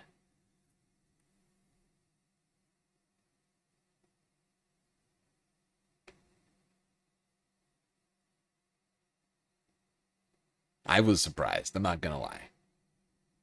I know Marco's trying to pretend like I'm not supposed to be surprised, but even he was surprised. Look, you see his face? Look at his face. This is the face of a man who's surprised and doesn't know what to do. Okay? Don't tell me you're not surprised, Marco.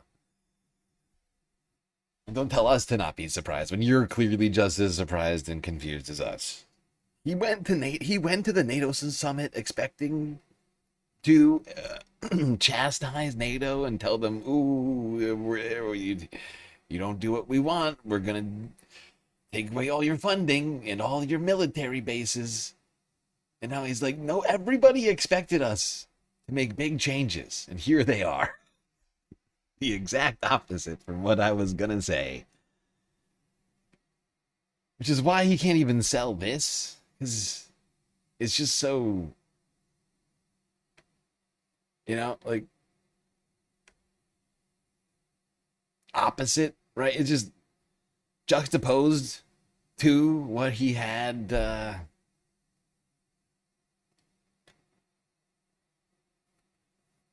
been planning. I think it was difficult. It was a difficult sort of pivot, to be perfectly honest. Yesterday I made the basketball analogy. I think that stands. Is a difficult pivot for Marco. From go fuck yourself, NATO, to hey, here's 5,000 troops, Poland.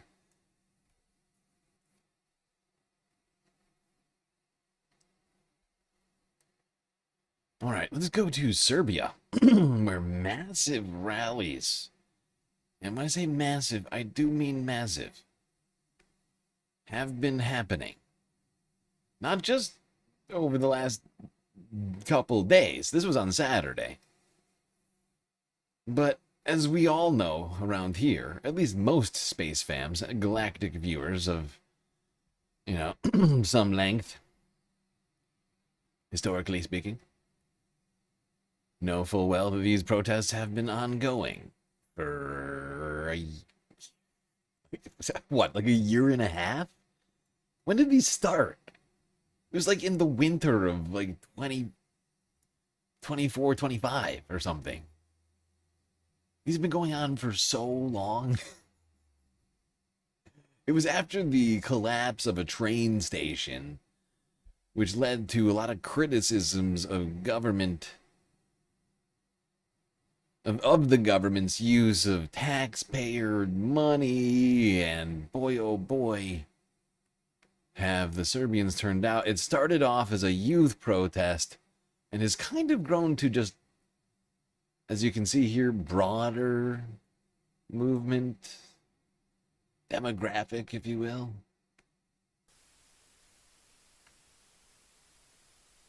They've been calling for snap elections for at least a year.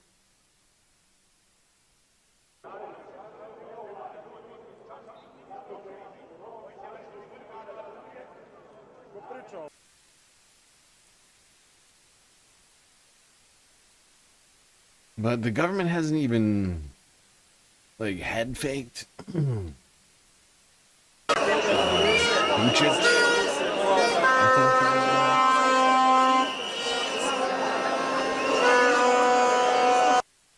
Yeah, Vucic. Alexander Vucic's government has not even sort of head faked at doing a snap election, no matter how much people ask for them. And as you can see, it is no longer a student protest. It's really broadened demographically speaking.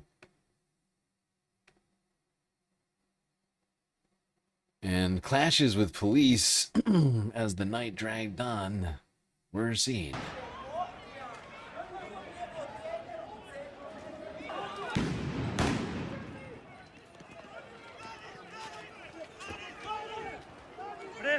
Press.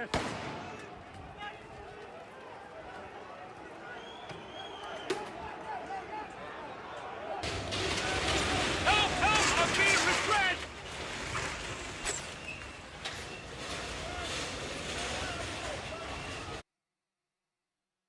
Now, the Serbian people, the protesters themselves, have accused Serbia's government of all sorts of abuses and, repression of their rights, including the use of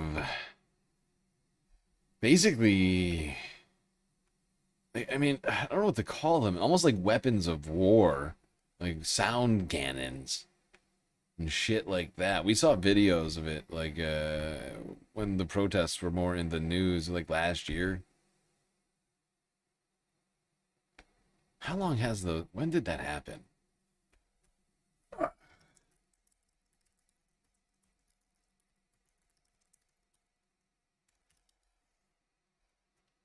It was November 2024. Holy shit, I was right. Almost to it was like literally a year and a half ago. Wow. I'm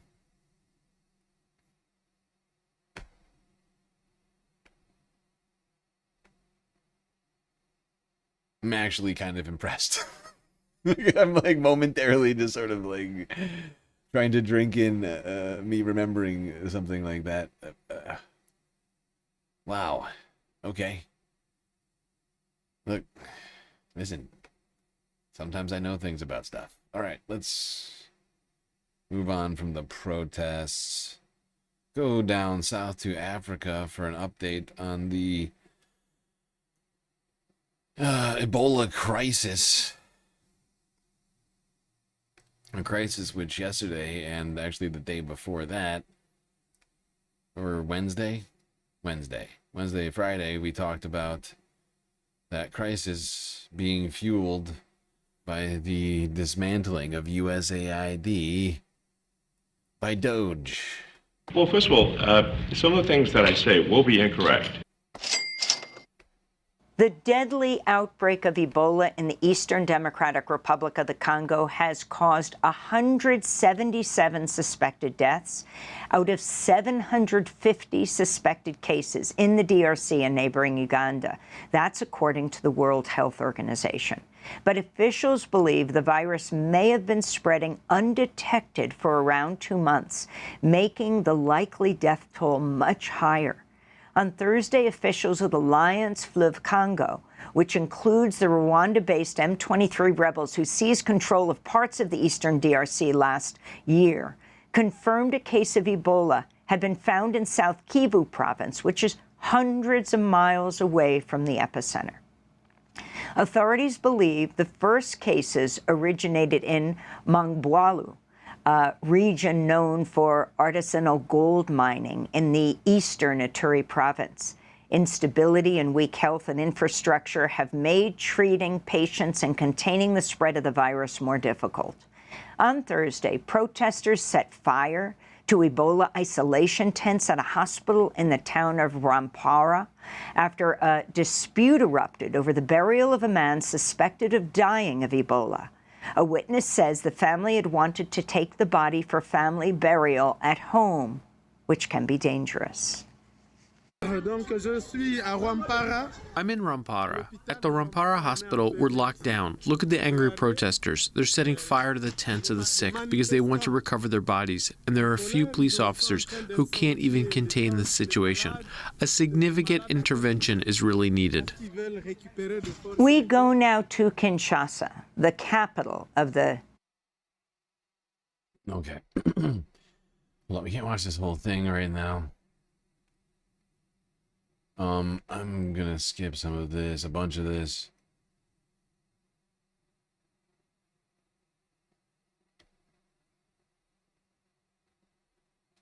Mostly because we watched a bunch of this yesterday.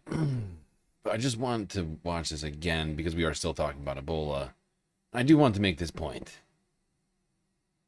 Especially because of people like Jillian Michaels and having to listen to her again today. But the USAID program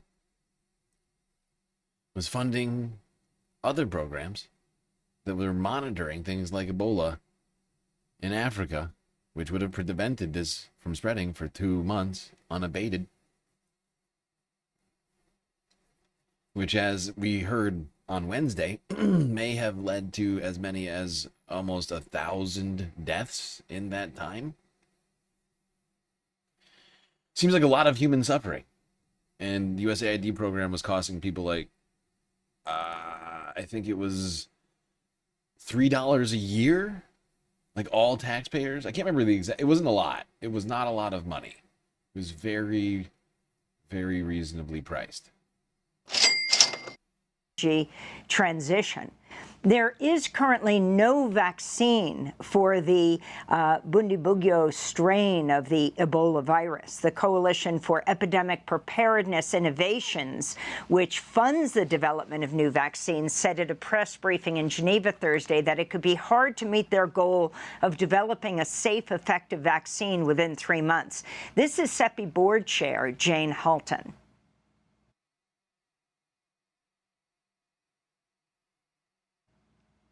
Oh, shit. I forgot. We thought we had that clip, but some experts are saying the U.S. has been noticeably absent from the global health response following the withdrawal of the U.S. from the World Health Organization earlier this year and massive and abrupt funding cuts to global and domestic public health efforts and research. For more, we're joined by Matthew Cavanaugh, who is director of the Center for Global Health Policy and Politics at Georgetown University.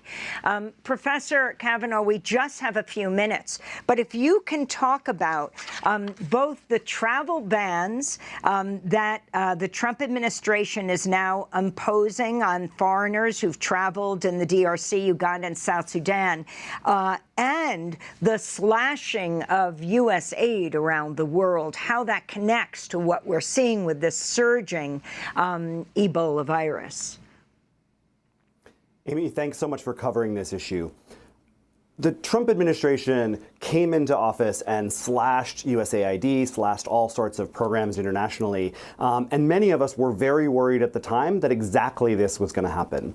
The Congolese epidemiologists and doctors and nurses who are confronting this are the best in the world. These are the global experts in how you stop an Ebola outbreak. But what we're seeing is that they're trying to do it without the tools that they need. You know, in 2022, there was an outbreak, and they were able to stop it, detect it in a few days, and stop it quite quickly. This time, we've seen a really different course because it's been so slow to be detected and so slow to respond. Now we're hearing that there are folks who are trying to respond on the front lines without gloves, without masks. This is in large part because hundreds of millions of dollars were cut by DOGE.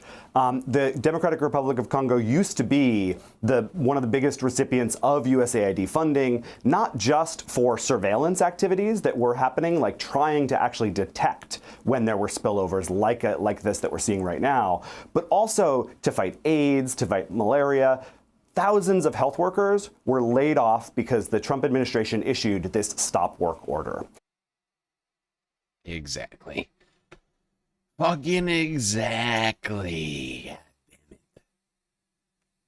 Speaking of the effects of the Trump administration's decision to dismantle this thing that was basically costing Americans nothing, and yet doing so much good in the world. Let's go here to TRT World from about 8 or 9 hours ago.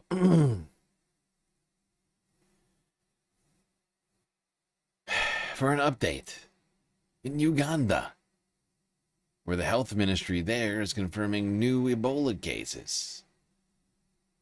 Confirming that this thing is spreading across borders and is definitely not just limited to the DRC. If only we had an organization actively testing all of this stuff. The first confirmed case of Ebola in Goma, or a 30-year-old woman from the town of Bunia in Ituri province.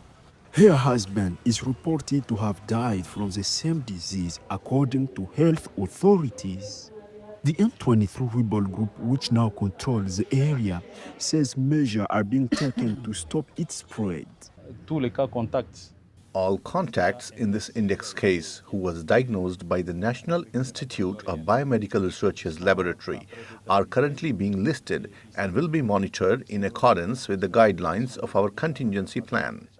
Although the DRC has experience in combating Ebola epidemics over the past 50 years, its resurgence in Goma is causing concern among the city's residents.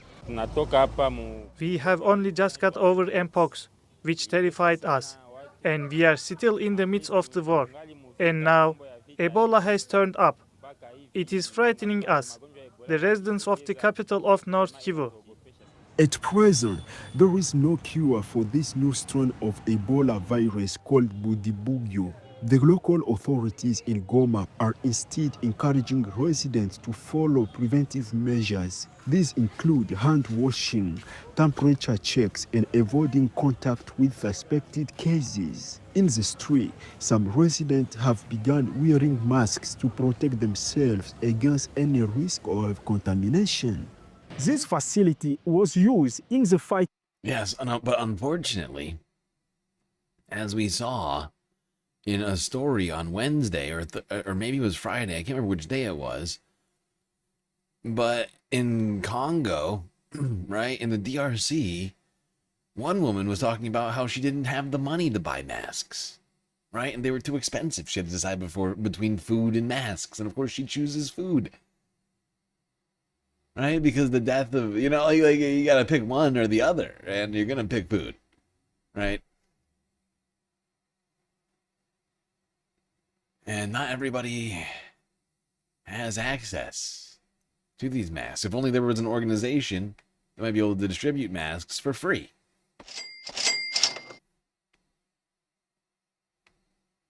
You know, something like that. I don't know, the WHO. I wonder where those guys get money from. Ebola between 2018 and 2020. It was also used in the fight against Mpox.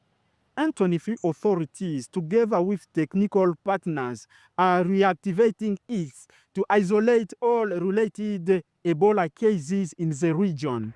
The announcement of the outbreak in Goma led to the temporary closure of the border between the DRC and Rwanda. Uganda has also stopped all passenger transport connections at land, sea, or air, jeopardizing the livelihoods of hundreds of families who depend on cross-border trade. We're going to starve to death. The children aren't going to school anymore. And We're struggling to pay even. And this is going to cause conflict, right? If hundreds of families, thousands of people depend on cross-border trade between Uganda and the DRC, and now that Uganda is shutting down the border because of this, internally or otherwise, conflicts will almost certainly erupt. People need food, and if they can't get food one way via trade, there are other options. They're less fun.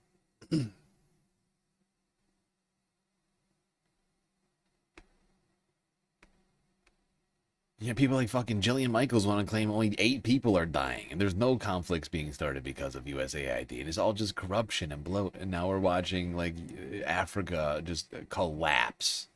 Like, Trump went and, like, claimed that he made peace in the DRC, and now we're about to see shit just, like, get so much worse.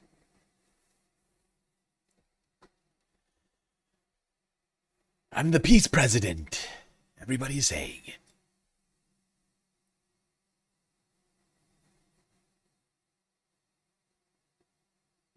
All the most deluded people on the planet are saying I'm the peace president.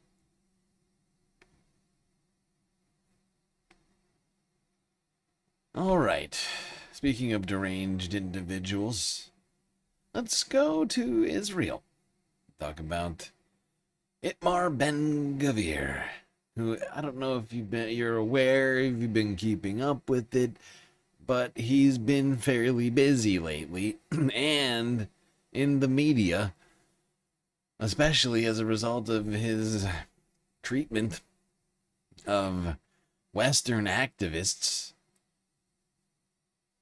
whom Israel had illegally interdicted in international waters. It's been his behavior has been causing quite an uproar, if you will. Here's France 24 from earlier on Saturday. France has decided to ban Israel's far-right police minister Itmar Ben Gvir from access to French territory. That according to French Foreign Minister Jean-Noël Barrot speaking this Saturday. He added that the decision reflected anger over the treatment of Gaza flotilla activists and that he had requested that the European Union also, quote, take actions against Ben Gvir. Well, for more, I'm joined now in the studio by France 24's Andrew Hillier from our International Affairs desk. Andrew, tell us more about the timing of this decision. Well, actually, let's just bring up on our screen that social media post by Jean-Noël Barrot, France's foreign minister, so we can see exactly what was announced. He said essentially that from today, Itmar Ben Gvir is banned from entering French territory in response to reprehensible actions towards detained activists from the Gaza flotilla. You know, I found this to be fascinating, like, for so many reasons. Like, first off, I think he's, like, the first official that's been banned from coming to France, right? Which means, implicitly, that France objects more to the disparagement and general like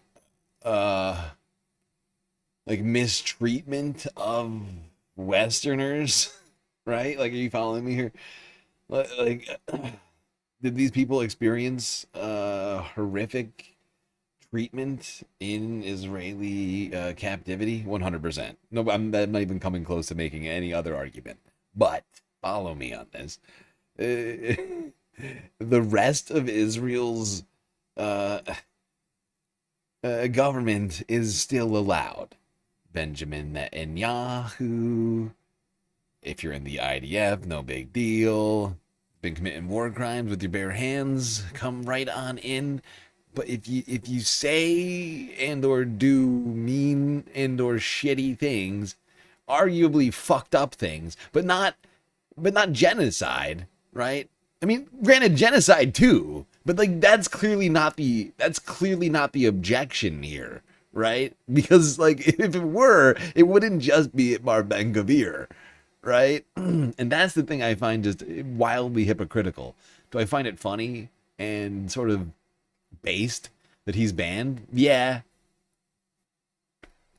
for like 5 seconds, and then I'm like over it. But it is amusing to me slightly, because you know it upsets him. You know he's upset over it, right? Like, he's more upset over it than I am amused about it. So, you know, it's a win-win.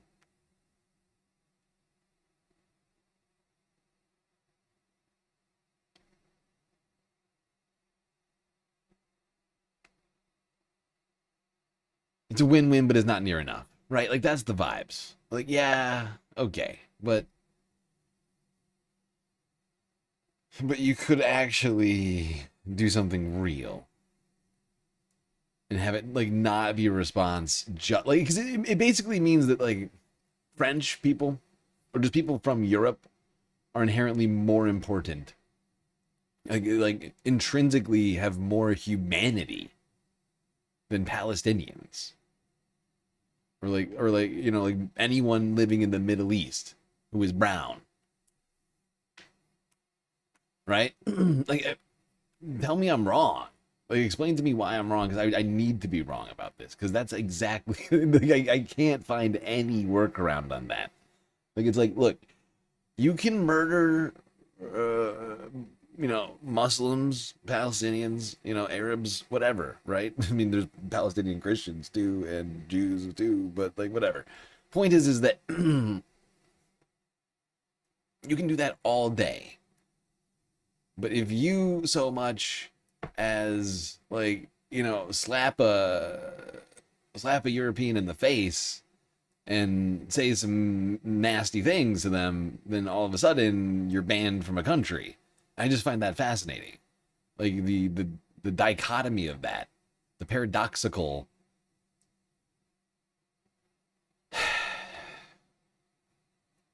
nature of that sort of Orwellian-ness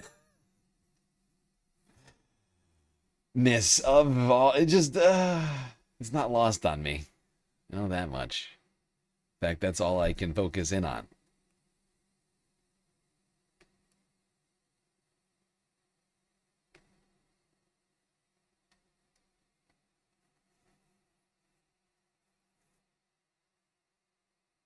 You can tell me that I'm wrong, but you don't want to gaslight me. See, that's what I'm saying, though. I'm not asking to be lied to. I'm asking to be convinced with facts. But you don't have that. Which means I'm right. That's terrible, because that's racist as shit. Oh, having a terrible time. 2026. Welcome to hell.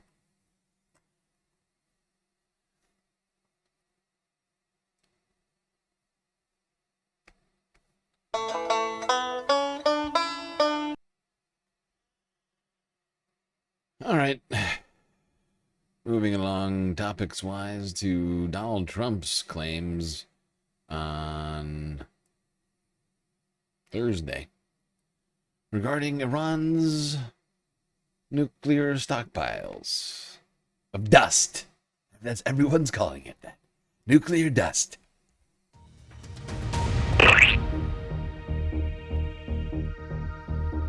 Hello, I'm Geeta Gurumuthy. This is the Iran War Today, our daily briefing, which will bring you up to date with all you need to know on day 83 of the US-Israel war with Iran.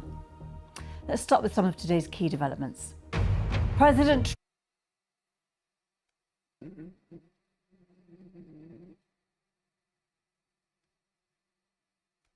hand over the material.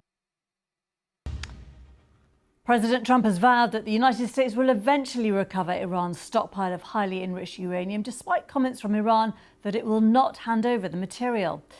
President Trump told reporters at the White House that the US will probably destroy it after we get it, but we're not going to let them have it.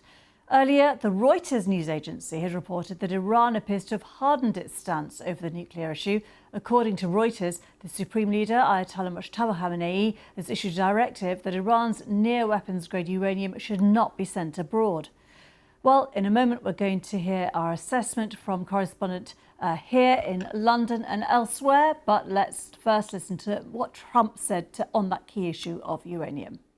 We're going to either make sure they don't have a nuclear weapon, or we're going to have to do something very drastic. And the people of the country, I believe when it's put to the people of our country, they will all agree that we cannot let Iran have a nuclear weapon. Yes, Daniel? Just let me just one follow-up on that. How do you want things to end up with the Strait of Hormuz, though? Would you like them to have... Well, we want it open. We want it free. We don't want tolls.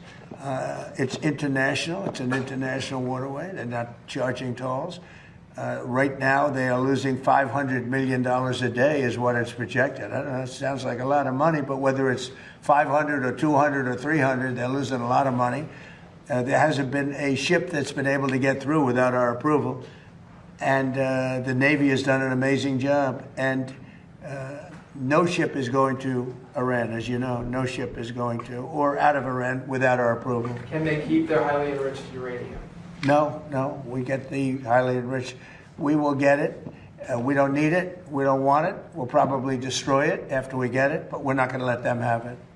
Well, more on that shortly. But first, the Pakistanis have also been stepping up their diplomatic efforts between Iran and the US, as our correspondent Carrie Davis, who's in Islamabad, explains. Pakistan is still acting as an intermediary between the US and Iran. Now, we know that the Minister of the Interior for Pakistan has visited Tehran twice just in the course of this week. And now there is speculation coming from Iranian media that Pakistan's head of the army, Field Marshal Asim Munir, who's played a key role in a lot of these talks. Okay, there you go. Donald Trump saying we're going to get all of the dust. We're going to go in there, we're going to take it. However it's going to happen. Maybe they'll just give it to us. I don't know.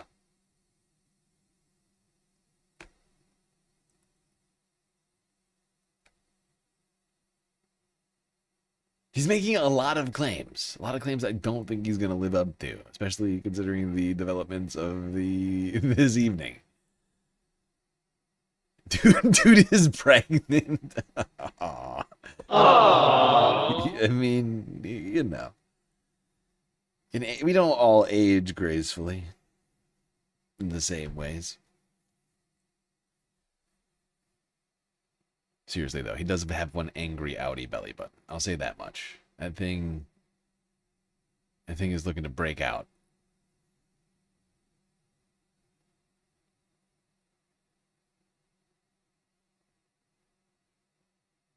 Okay. As the possibility of real scarcity. Should we talk about this really quickly?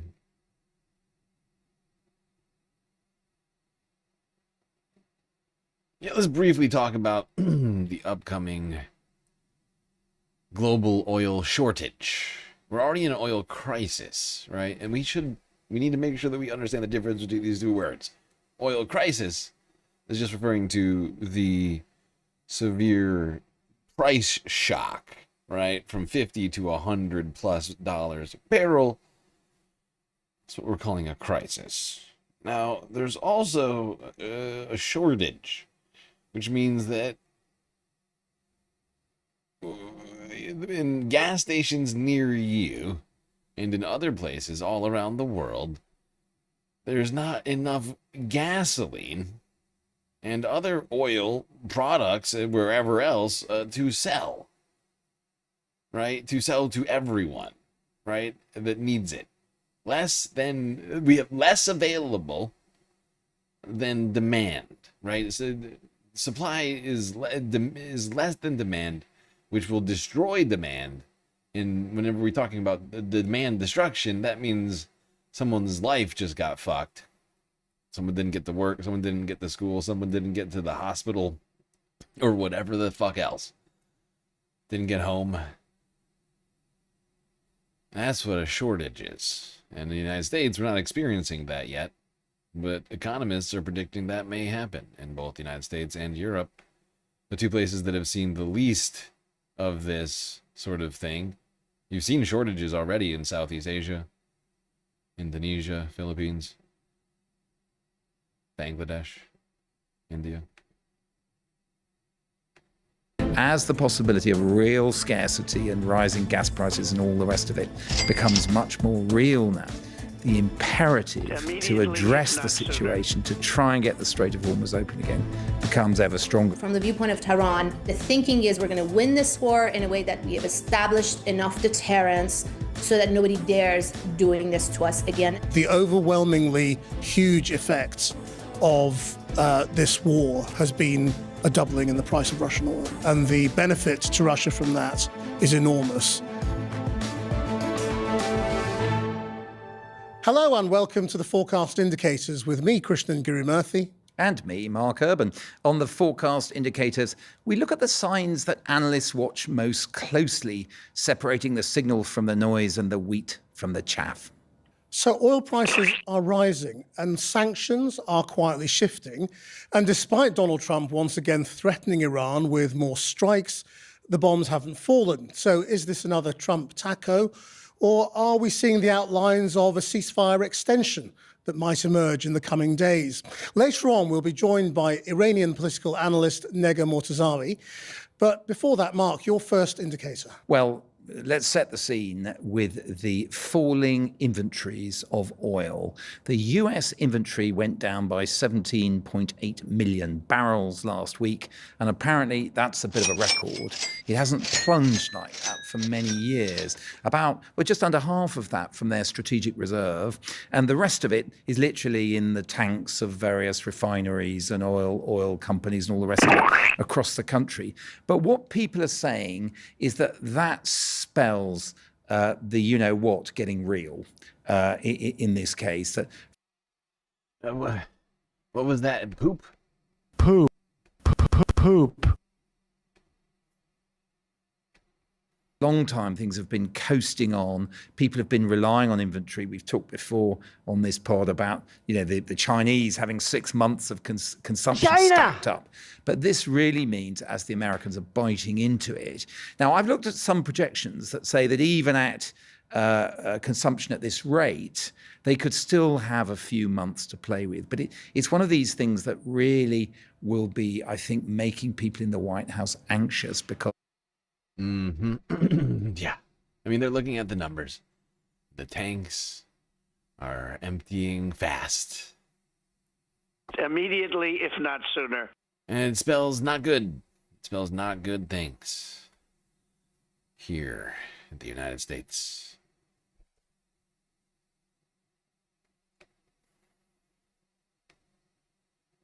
If we hit shortage levels, I mean, I think you could expect perhaps like unprecedented blowouts in the midterms.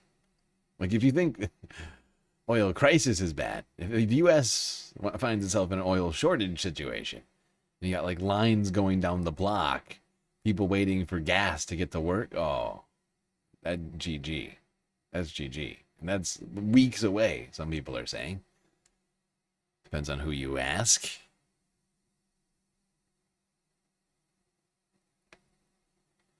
I'm sure they must be aware of that to some degree. And they must be aware of this as well. Let's talk about Iran's military capabilities. Talked about this one yesterday, too. Sorry, there's a few stories in here I left in just for point-making purposes, you know? But it's quite clear that we are only experiencing negative effects and none of the things that Trump is claiming as victories exist. Because Iran's military capabilities seem to be basically, about as good as they were before. Maybe slightly diminished. They are in a war. I mean, you could say U.S. military capabilities are also diminished. So, you know, every single U.S. base in the Middle East has been rendered like unusable. We've used all of our missiles and like tomahawks and like whatevers, right? Like we have gone through it all. And yet Iran is replenishing drones certainly at a faster rate than we are replenishing missiles.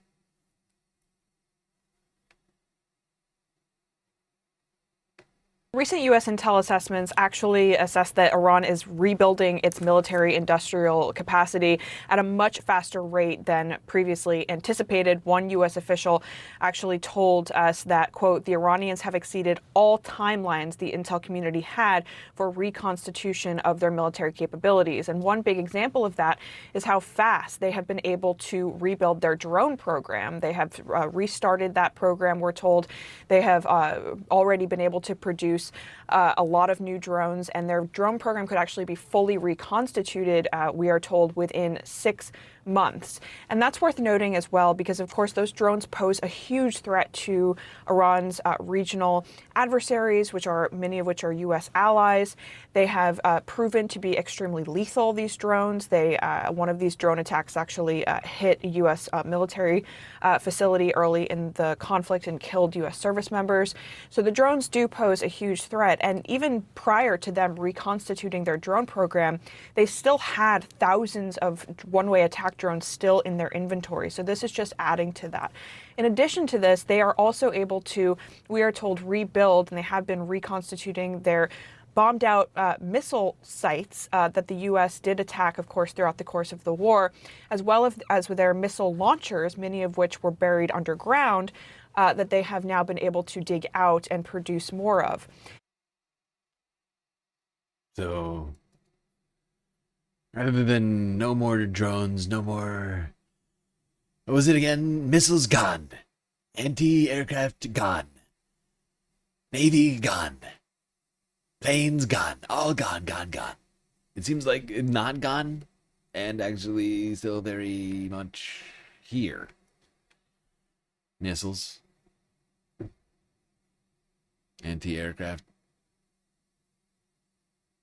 And I mean, do they need a traditional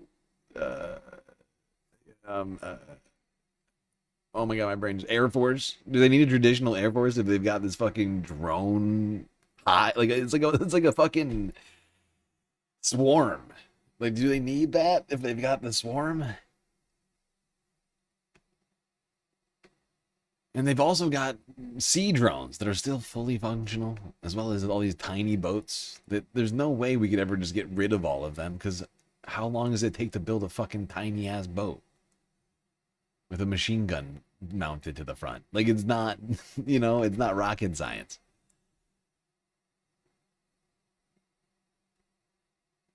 So we're going into this moment here where the war may be over. It's not, I mean, it's the first time I've even suggested, really, that I don't know that it might actually be over, I feel like. But there's a lot of claims flying around this evening. We're going into this with Iran's military still like 60-70%, maybe even a little higher than that. Certainly not gone or dead, as Trump has said. Dead. Gone. Now, pretty much here. And so there's that. We got weeks away from global oil shortages. Trump claiming that we're going to get all of Iran's uranium. I mean, this is all stuff that happened in the last 2 days.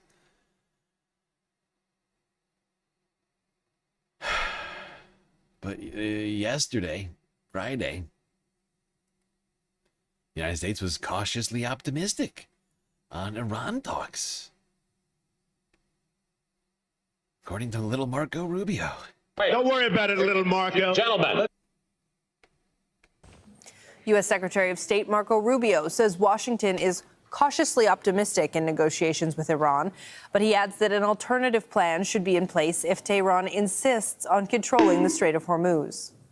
We all would love to see an agreement with Iran in which the straits are open and they abandon their nuclear ambitions and so forth, their nuclear weapons ambitions. That's what we would all hope for, and that's what we're going to continue to work on, and that's what work is ongoing even as I speak to you now in that regard. But we also have to have a plan B, and plan B is, what if Iran refuses to open the straits? What if Iran decides we refuse to open the straits, we're going to own the straits, and we're going to charge tolls for it? Okay, at that point, something has to be done about it. Oh. Al Jazeera's Osama bin Javaid has covered Pakistani mediation efforts extensively, and he joins me now live in studio. Well, there you go. That's all we needed from this one. We already watched this one yesterday, so I mean, there's little Marco saying, "Look, we want diplomacy, but maybe we're not gonna have it. Maybe we'll just do military stuff."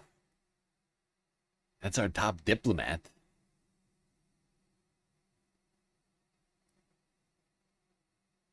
Now, former National Security Advisor John Bolton agrees. We need military enforcement of traffic in the Strait of Hormuz. How else is it to be open? Making arms sales to Taiwan a bargaining chip, I'd hate to see other elements come into play here that would affect our position in the Pacific. I think ultimately the only way to deal with the Iranian regime, certainly in the question of oil and opening the Strait of Hormuz, is for the U.S. and the Gulf Arabs to force it open. Using military force, that's what you're saying, right? I think that's the only way to restore deterrence against Iran turning access to the strait on and off like a light switch. It's the only way to do it. We gotta get in there and do war and open up the Strait of Hormuz. We have to guarantee trade through the strait. Thank you, John. You fucking warmonger.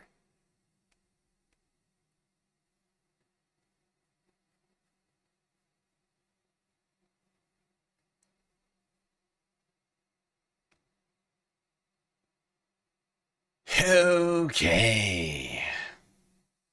How are we doing on time? Not bad. Really doing a great job tonight. 6 hours in.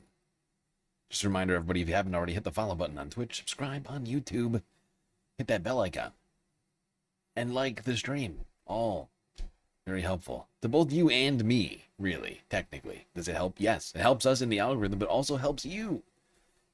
For instance, if you've never seen the stream before and you just showed up, now you'll have a way to find us again.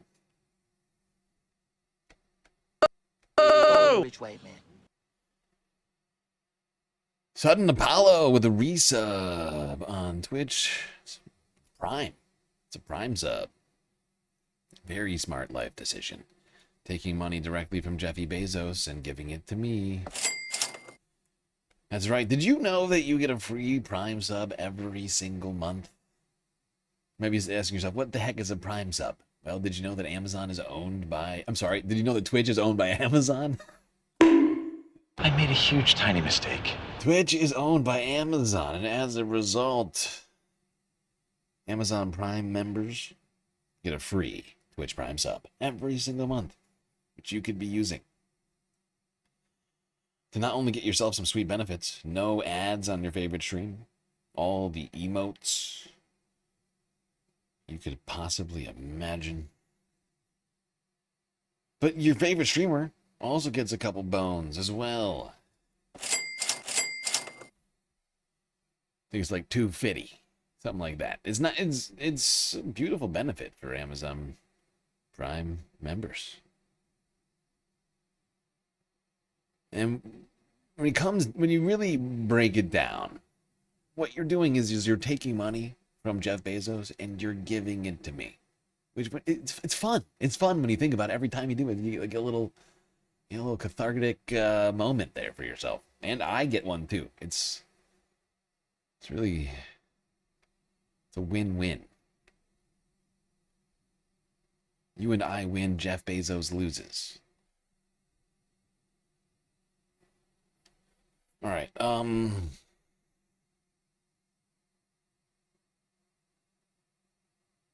Let's talk about Tulsi Gabbard. Since we just got done hearing from the former National Security Advisor, we should hear from the former National Intelligence Director, Tulsi Gabbard, who, as of on Friday, is no longer part of the Trump administration. It's weird. It's almost like somebody could have given Tulsi this advice, right? Like like before she ever took the job and endorsed this fucking psychopath. It's almost like she could have, like somebody in her life even, right? Like somebody near to her, like very, very near to her, could have given her some sort of, you know, sage wisdom, if you will. Just trying to think of who could have helped Tulsi. Oh, that's right. Tulsi could have helped herself. There is no question in my mind that Donald Trump is unfit to serve as President and Commander-in-Chief. I've said this over and over again. He has made many decisions that are counter to the best interests of the American people, our country, and our national security. There is no question in my mind that Donald Trump is unfit to serve as President and Commander-in-Chief. I've said this over and over again.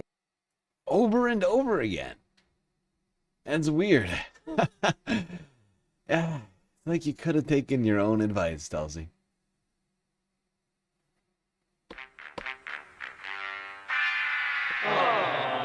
Director of National Intelligence Tulsi Gabbard has resigned. Gabbard's departure comes weeks into the U.S.-Israeli war in Iran and after she repeatedly dodged questions in a congressional hearing about whether the White House had been warned of potential fallout from the conflict, including Tehran's move to effectively close the Strait of Hormuz. Historically, the Iranians have always threatened to leverage their control over Why would the Strait president of say he was Hormuz. amazed? I'm not aware of those remarks. What about the She also contradicted Trump when she said in written remarks to the Senate Intelligence Committee that there had been no effort by Iran to rebuild their nuclear capability after earlier U.S. attacks, quote, obliterated its nuclear program. Gabbard, a former congresswoman from Hawaii and a 2020 Democratic presidential candidate, sharply criticized the first Trump administration for its Middle East policies and called then on her fellow Americans to speak out about a possible war in Iran. Mm-hmm. This whole thing's real weird. I say we break it down. The Tulsi situation. Just a little bit more. With my guy, our guy, the internet's guy, Hassan Piker. Hassan Parker? Right, Hassan Parker. Since the war began, she has been largely silent.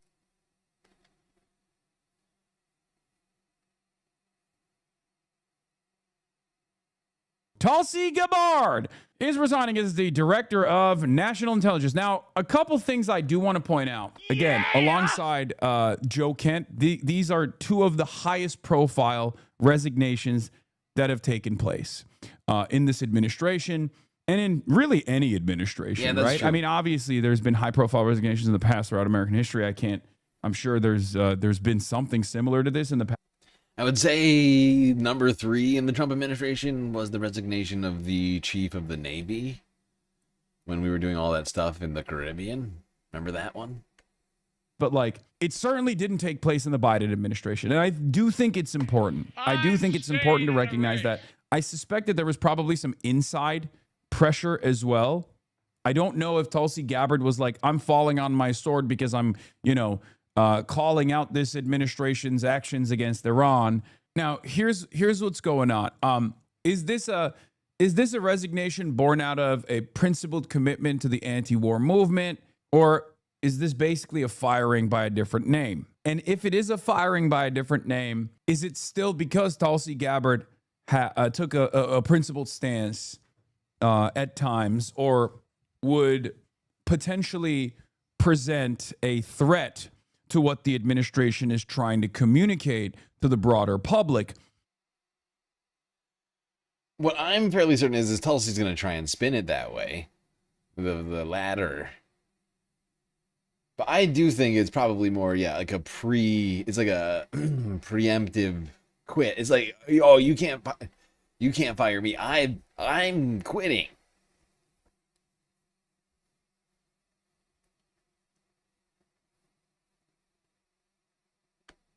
Tulsi Gabbard famously is the anti-Iran, anti-war hawk. We should only advance wars that are beneficial for us. Not exactly an anti-imperialist, mind you, but the type of person, kind of not dissimilar Marjorie Taylor Greene, that says like, oh, we should actually only engage in wars that are good and no wars that are bad. I have a suspicion that she was forced out.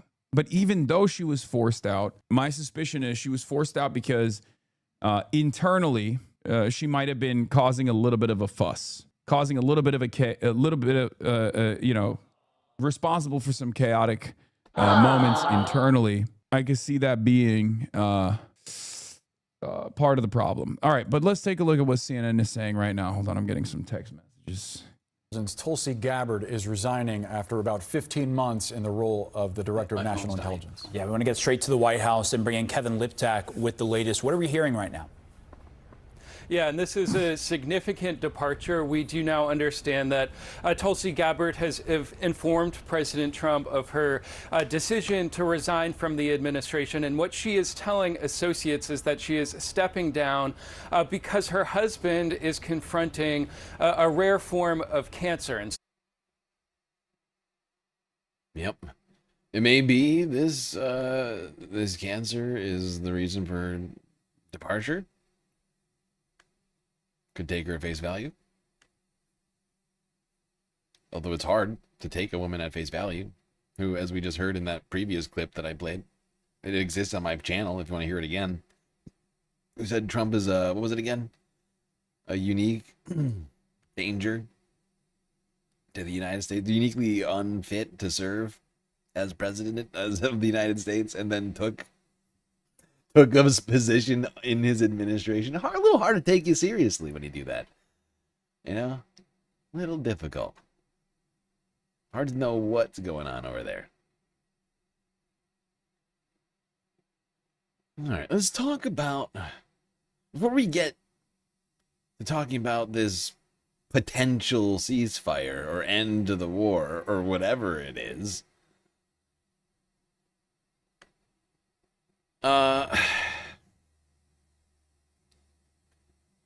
let's talk, because the war is still ongoing until it's not, right? Let's talk about how much it's costing us in some different terms, because $1 billion here, $100 million there, it adds up. But what does it all mean? What could the government even do with that money? Well, one guy's got a few thoughts. Or at least a second thought. That's the name of this YouTube channel.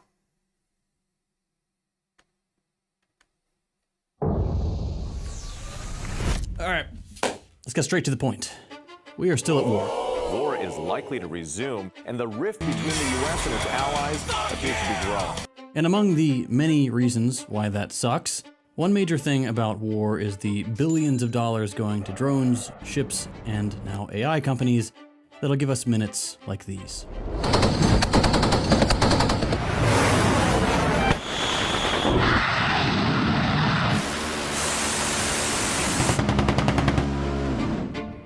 We are going to pay a hell of a lot every single day for the next, who knows, both economically and with real human lives. So with so much up in the air right now, we thought we'd make a quick video to find out just how much it's all going to add up to, and then do a little math to see how we could have spent that money instead. Let's talk about what we know already. The first week in Iran racked up an $11.3 billion bill in munitions alone. Every day since has been an extra $2 billion on the pile. That is an insane amount of money.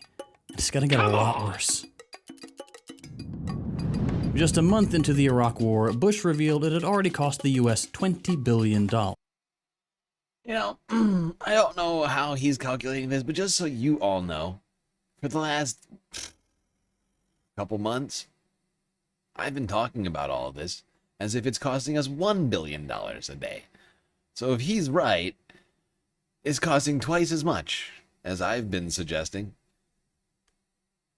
Disturbing image. Or about $690 million a day. By that point, we'd been in Afghanistan for 2 years with no end in sight.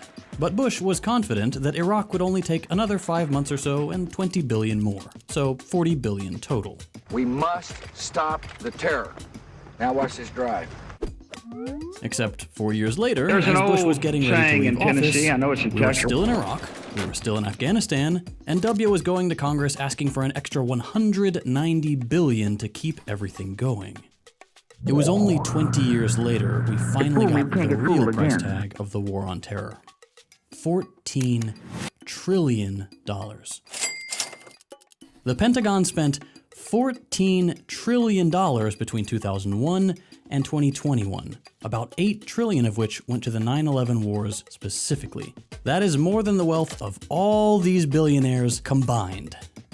And we can say with confidence that that money was well and truly wasted. Between 30% and half of the $14 trillion went straight to just 5 companies: Lockheed Martin, Boeing, General Dynamics, Raytheon, and Northrop Grumman.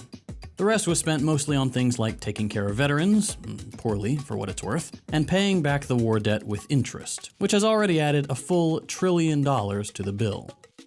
And for what? The Taliban went from being in charge to still being in charge. Millions of people died, the US is despised by an entire region and much of the world, and it didn't prevent any new wars from breaking out. For more on that last point, see any news at all? Making a lot of good points. Making a lot of good points over here, my good man.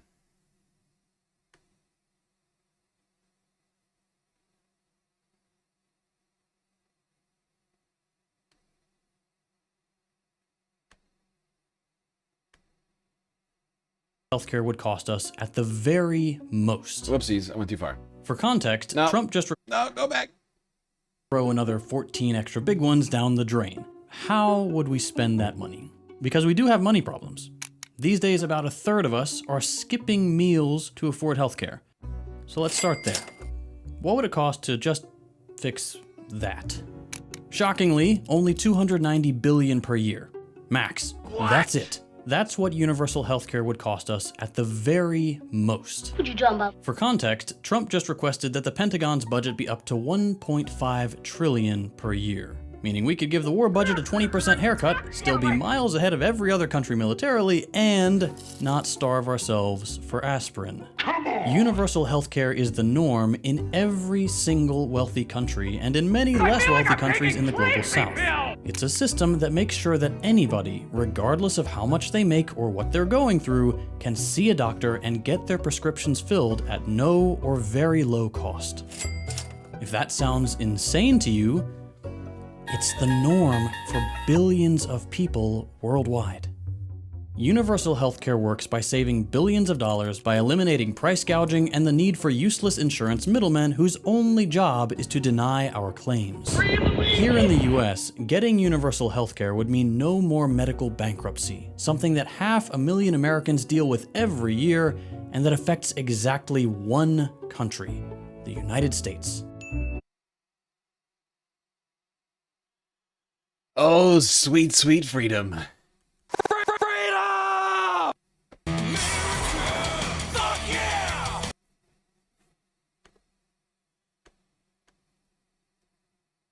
Oh, God.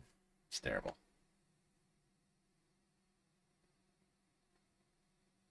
And that's just one of the things that we could pay for with the debt. Because that's just if you weren't following, that was only $290 billion.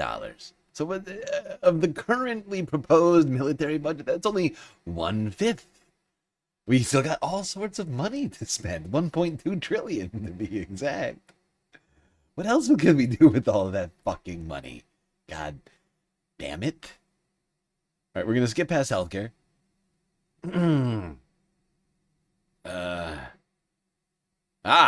Yes. Where does he switch to that?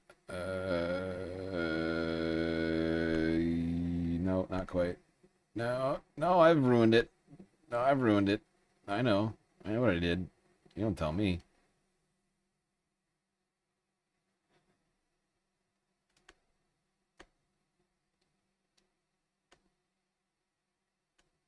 Wouldn't even make a dent in the Pentagon budget. How many of you watching are struggling with medical debt? How does it make you feel that our government could just pay it all off with the stroke of a pen? But they won't. Sorry, that money's spoken for. Gotta kill a bunch of school kids halfway around the world. Does that make your life better? No? So, what else could we do? Let's do something fun and notoriously expensive, like high-speed rail.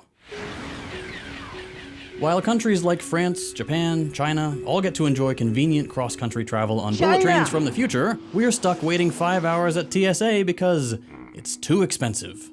So let's imagine that tomorrow Congress suddenly went crazy. Let's imagine they decided enough was enough and we should replace the entire Amtrak network with high-speed rail. This is not something anybody's asking for. It is not something that makes sense. Every single HSR plan is way more conservative in terms of scale, but let's just be wild. I am asking for it all the time. I'm always asking for high-speed rail. You guys know this. I think I'm sick of it. I am sick of it. Okay, we're a massive country, and just being connected by road and or, you know, if you're lucky enough to be able to get on a plane, well, although these days getting on a plane, I'll bet people feel less lucky looking at the the sweating air traffic controllers. But, you know, I think it would be nice to have a functional, non-decrepit, ancient transit system. I think that would be lovely, actually. I think we deserve to be, you know, at least as good as China. Is that too much to ask? China? Have to have my China. China! At roughly $130 million per kilometer, according to this graph in Financial Times, the California High-Speed Rail IOS is one of the most expensive high-speed rail projects we have in the US. If we were to match the 21,000 miles of Amtrak lines and build a high-speed... Wait. I always forget this fucking guy's name. I feel like a dick. I'm always... Certain people's names I just forget. And this guy, I'm always forgetting it. But you just hold on, pal. Wend. Because I just want to do something real quick.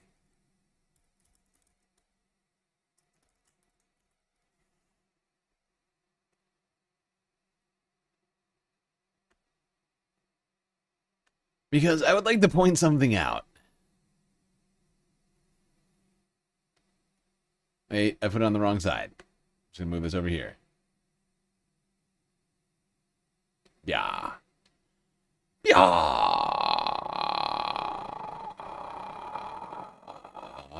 Where is it? Ah! Here it is.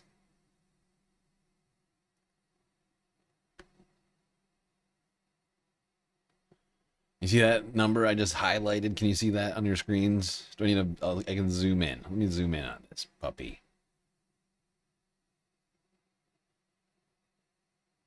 Cost of an F-35C is $102.1 million.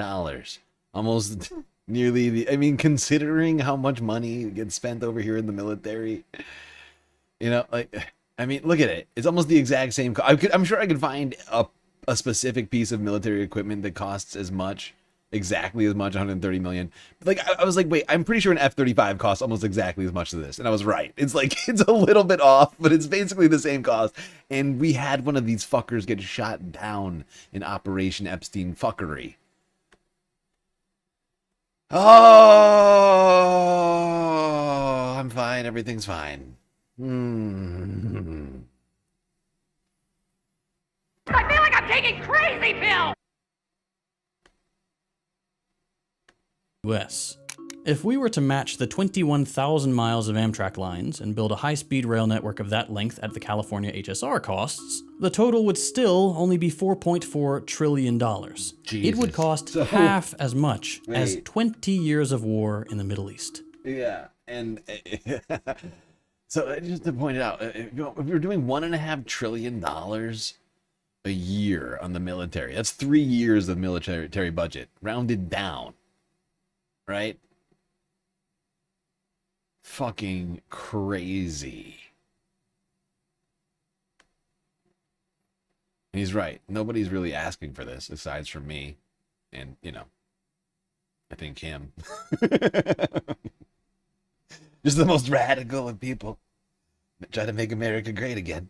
Or, you know, ever.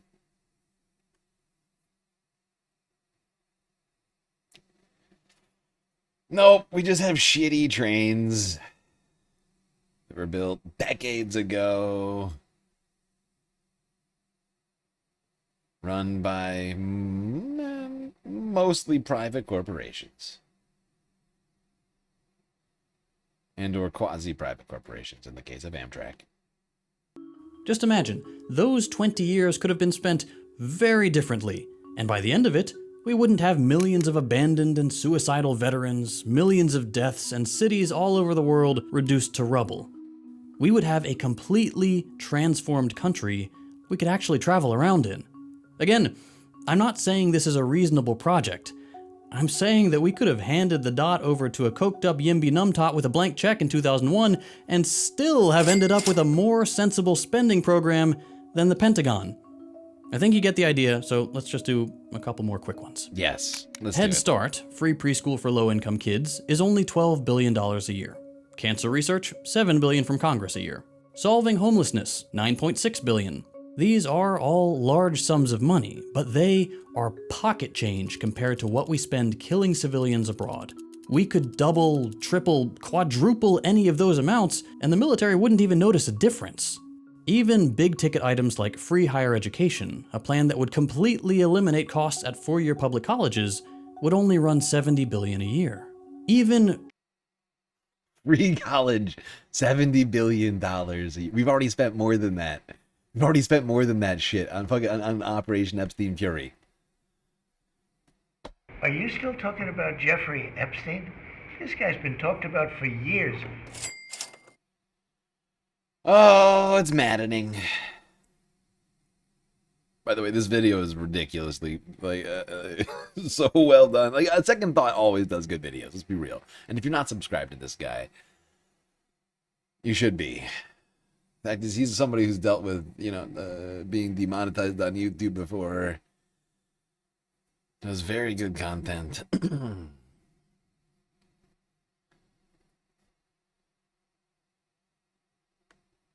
Truly ambitious projects like ending world hunger are estimated by the UN to only cost $93 billion. 25 times more money goes missing from the Pentagon's balance sheets every year. Look, the point isn't to say that there's no room in this world for countries to spend on their military. But when just 5 companies get trillions while people starve, our priorities just aren't set right. Exactly. Fucking exactly. I couldn't have said it or done it better. That's why we're watching this video. Oh, those numbers are staggering. When you just, all you have to do is just put them next to each other, and it's like, dude, what are we fucking doing? We have the world's largest economy, and we just insist on spending it on the military. We could be having free healthcare, free college, free fucking everything, dude. And still have probably the world's largest military when you look at it. With that $1.5 trillion fucking number they're asking for right now. It's out of control. It's out of fucking control. It was already too big at $900 billion. It wasn't that long that it was that. It was like 2 years ago. And then they're like, no, we need a 1.2. And I'm like, actually 1.5.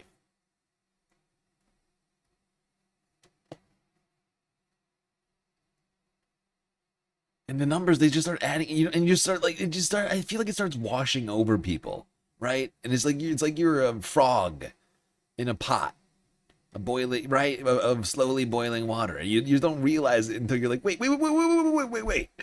This is where all of our shit, the stuff we should be having is going, right? Like all those things that you would think you would get in the world's largest economy, but you know, the wealthiest nation on earth that we're constantly being told about, like, while people are like begging for surgery from their insurance provider. And, you know, people are on the fucking, you know, sleeping on the goddamn streets, making it illegal to be homeless while we take away food, like food assistance for the poor. Like, it's a fucking insane system that nobody is voting for, honestly. Most people do not realize. And we need to change that. That's what the primaries are for, people. That's why I'm trying to focus in on them as much as I can, even though the numbers aren't good on it. I don't give a shit. If Kornacki and all these other guys aren't gonna do all the elections, I'm gonna do them. Maybe one day that'll pay off. Until then, it's just purely an ideological fucking grind.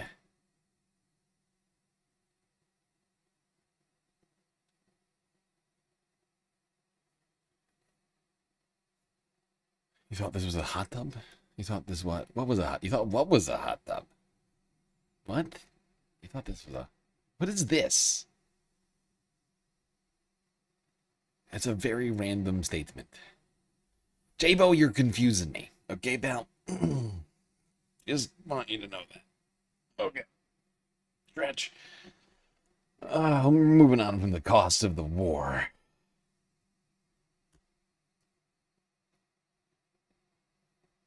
Well, we're going to move on from the financial costs of the war.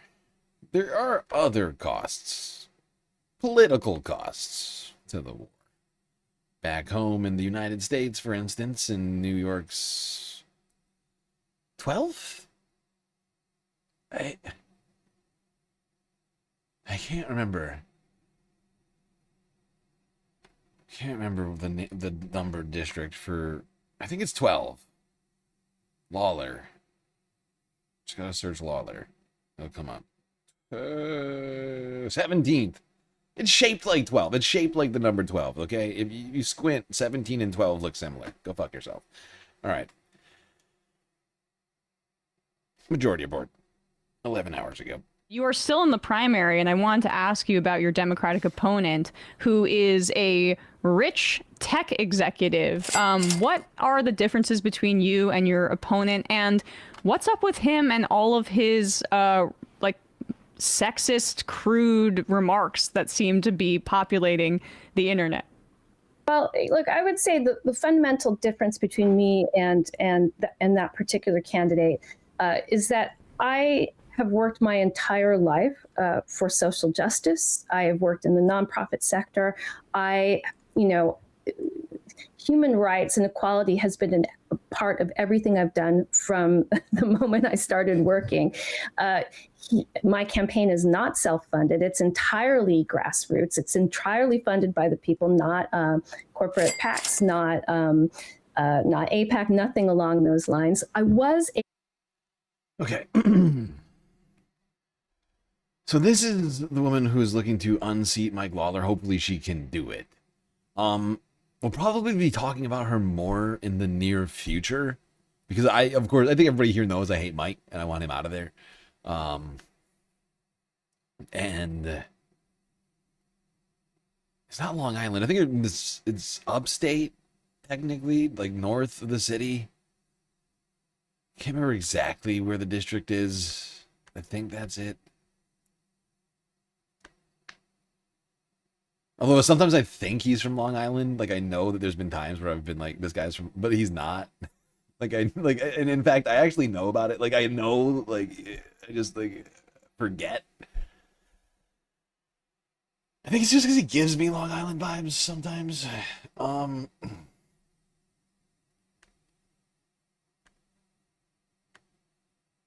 This statement, and then there's a right, but. But yeah, so I just wanted to go to this particular statement from Mike that is pertinent to the current discussion.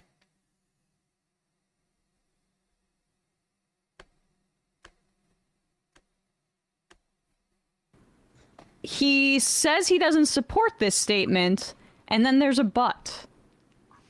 Okay, the new threat from the president is that a whole civilization will die tonight, never to be brought back again. You say the president doesn't want to do it. Does being reluctant to end a civilization make it okay? Again, I don't think we're talking about ending a civilization. The issue So you don't believe, are you saying you don't believe, Congressman, do you say you don't believe? What do you mean? How can you say? I love how John Berman is like holding his feet to the fire on this one. Because, I mean, this is like, what do you mean we're not talking about the fucking ending of a civilization? It's what the president literally tweeted. The president literally tweeted, a whole civilization will die tonight. That's why it's in quotations on CNN on this fucking chyron. Like, get real, dude. He said it. It's what we're talking about. And what, you want to change the subject? I mean, it's fucking stupid. The issue so you don't believe, are you saying you don't believe, Congressman, do you say you don't believe the president's threat? Do you say you don't believe the president's threat? Infrastructure. It is their energy infrastructure and their civilian infrastructure, including roads and bridges. That will cripple the Iranian regime and certainly their economy. That is not.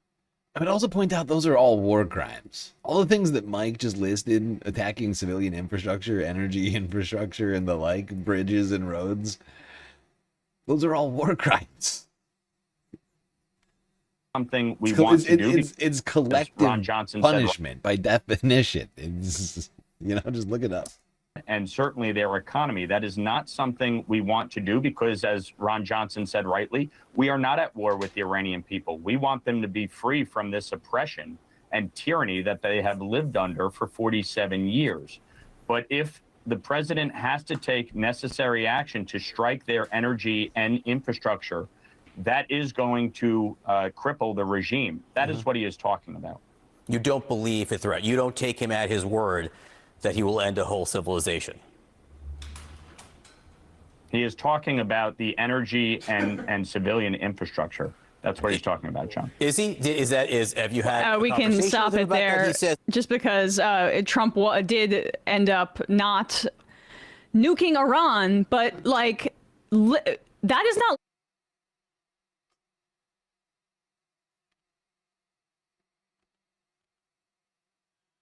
Okay.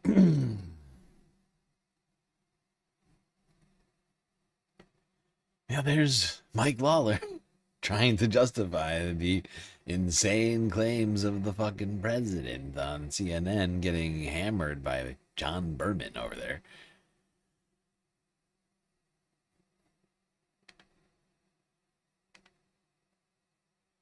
Trying his best to make war crimes sound like a totally normal thing, but doing a terrible job at it. Aww. Speaking of war crimes, Israel's continuing to violate the ceasefire and do airstrikes on the people, that are currently trapped under their occupation.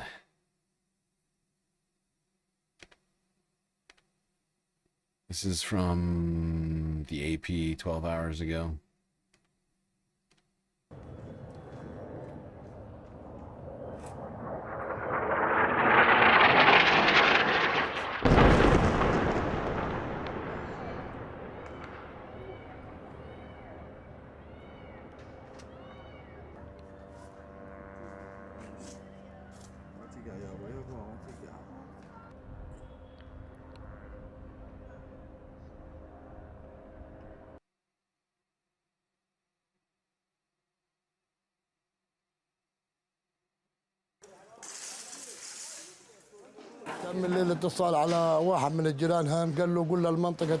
Tonight, one of my neighbors was contacted and asked me to tell the area to evacuate. They gave him a deadline to leave. It was around 10 p.m. There was no time to run or take your children or anything. Everyone was running. I have 6 married sons. We came out into the street. What happened wasn't just an attack on a building. They say there's a truce and that there's safety. But we're back to beginning. And the war has started all over again. It's been going, it's just been continuing the whole time. Let's be real. There was a full-on airstrike from Israel on a civilian refugee camp, essentially. It's just people living amongst the rubble, barely managing to survive as it is. This is a different war crime than the other one we were just looking at, just to be clear. Those are 2 different strikes. We just don't have footage of this one.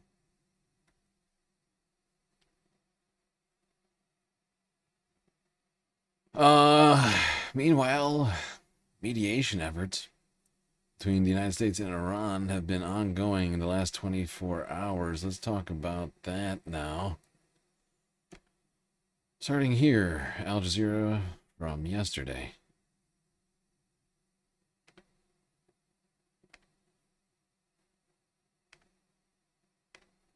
Right, well, Tehran is hosting top Pakistani officials to help mediate a deal to end the war with the United States. Among them, Pakistan's army chief, that's Asim Munir, who met with Iranian Foreign Minister Abbas Araghchi. Munir has emerged as a key figure in diplomatic contact between Iran and the US. Iranian media reports that both sides discussed efforts to prevent escalation.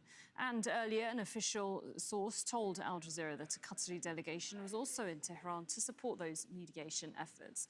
Well, on Friday, an Iranian official source told Al Jazeera that a ceasefire on all fronts is the essential prerequisite for any future negotiations. Al Jazeera has also been told that no final agreement has been reached yet, and efforts are underway to bridge the gap between both sides. And for Iran, releasing frozen assets and lifting sanctions are not just mere details. The source adds that ending the war, lifting the US blockade, and ensuring the stability of the Strait of Hormuz are priorities. And also saying that Qatar's supportive role for the Pakistani mediator is vital, important, as well as fundamental. Let's go now live to our correspondent, Rasul Serdar, joining us from Iran's capital, Tehran. Rasul, so it seems that these diplomatic talks are intensively underway there in Iran and elsewhere. So what is the Iranian reaction so far, or have we heard any updates this morning from them? Well, Asim Munir, the strongman of Pakistan, is here in Tehran. This is his 2nd visit since the war began. And last time when he was here, so his presence led to the direct negotiations between Americans and Iranians in Islamabad. So according to reports and according to sources that we are talking to, they said there has been progress, and that's why Asim Munir has come to Tehran to force both sides and also convince both sides to meet once again. Yeah. And there was a lot of optimism this week that I was very skeptical of. But throughout the day on Saturday, more and more optimistic talk coming out of people like little Marco Rubio. Don't worry about it, little Marco. Gentlemen. Secretary of State. Here's a clip, C-SPAN, 15 hours ago. It's an honor, and it's great to be here and to see this facility and the embassy and to open a new building that's really going to make us more efficient in terms of the work we do here. And obviously to thank our locally employed staff here as well, which are excellent. And we had a very productive meeting today. We'll have very productive meetings in this visit. India is at the cornerstone of how the United States approaches the Indo-Pacific, and not just through the Quad, but bilaterally. You see that in the $20 billion of Indian companies invested in the United States.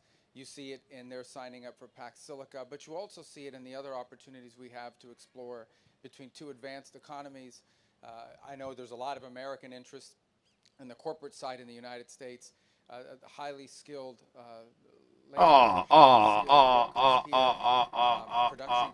my bad. Thank you. Who said that? Yes, Emily, thank you. Video is quiet. You're right. That is totally my bad.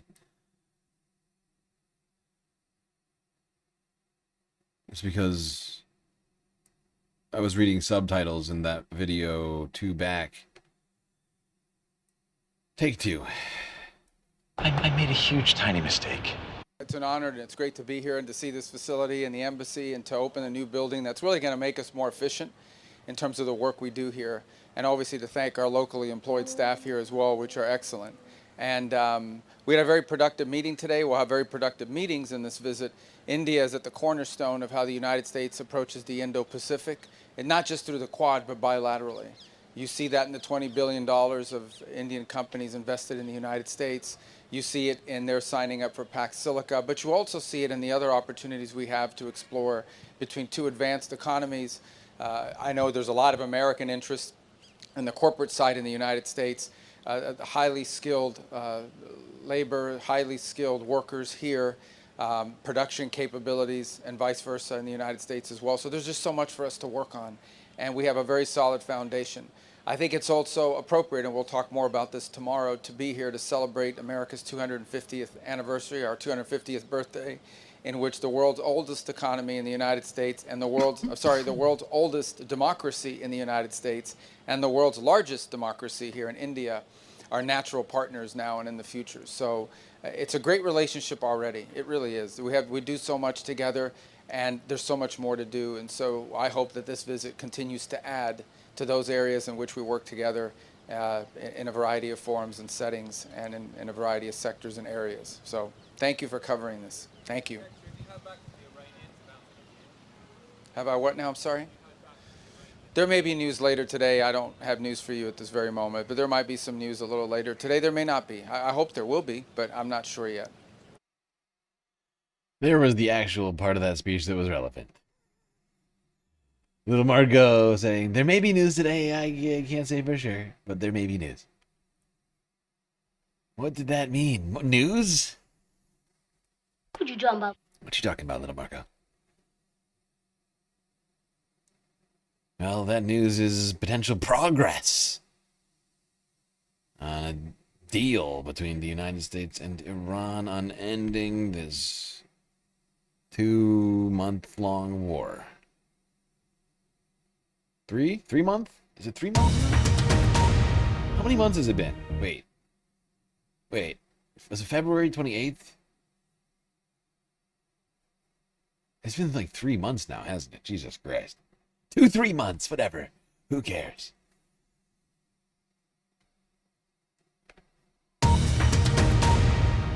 Just costing billions of dollars. Hello, I'm Lauren Taylor. This is the Iran War Today, our daily briefing, which will bring you up to date with all you need to know on day 85 of the US-Israel war with Iran. Let's start with some of today's key developments.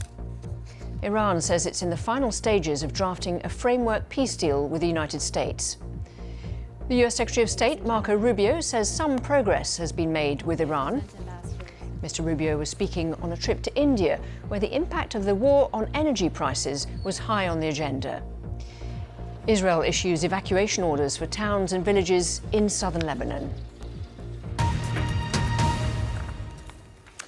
And of course, we'll get the latest from our teams across the world. We'll be live with our correspondents in Beirut and Jerusalem.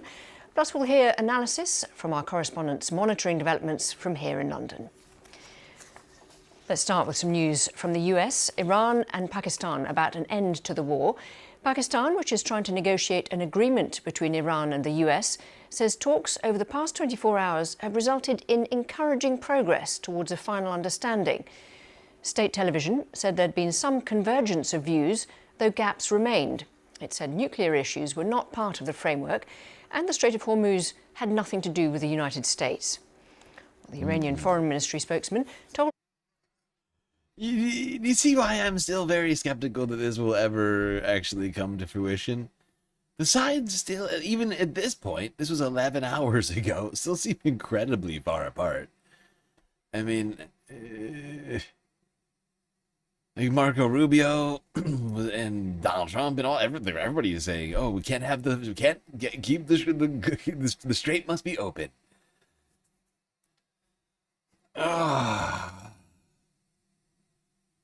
Iran's like, none of your business. Seems far apart. Maybe I'm just misinterpreting it. Media, they were finalising a draft understanding with the US.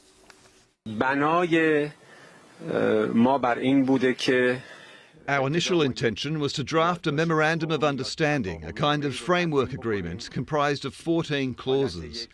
This memorandum of understanding will address the essential points for ending the imposed war, as well as the fundamental issues for us.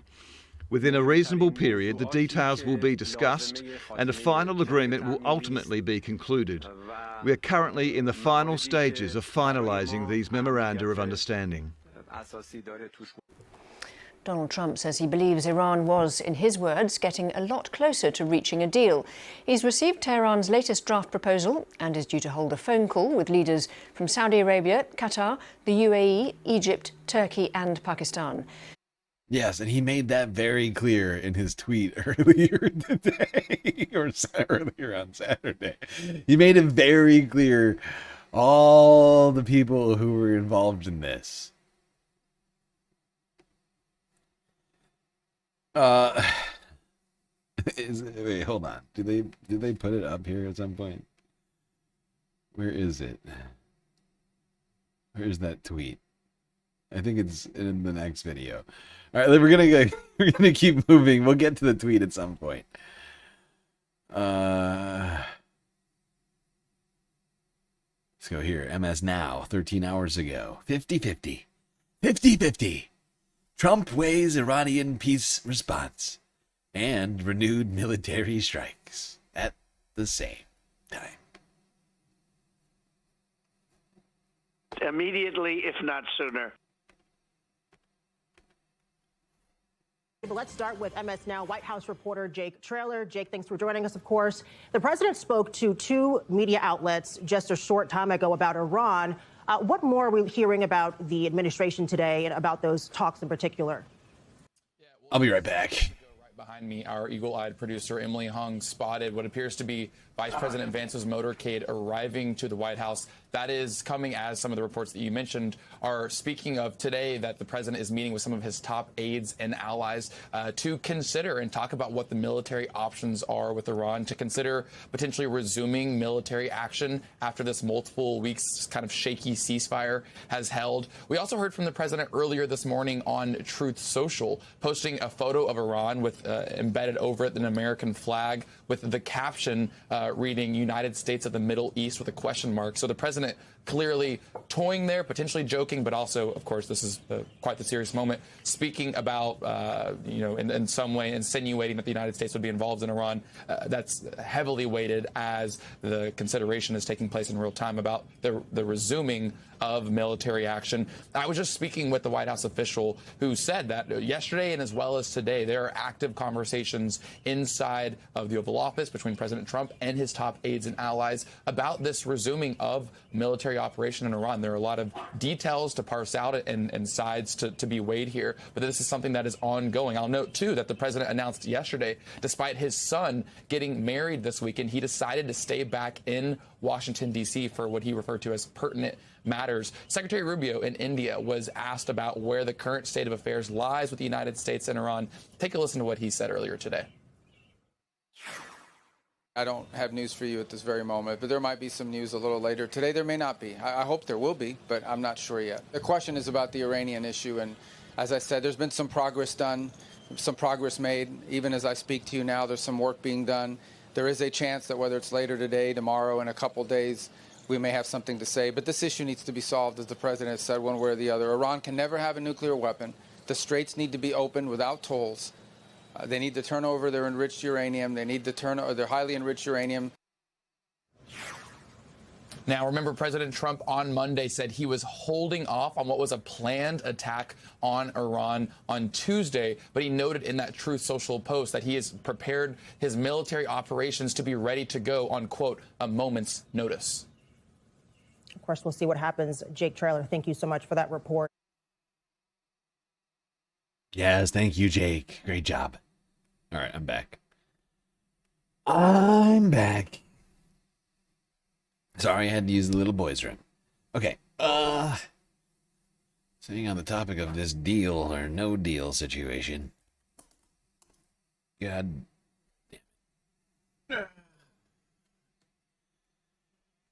Okay, yes. Yeah. France 24. Up next, first puppy treats though for there we go. And back to the action.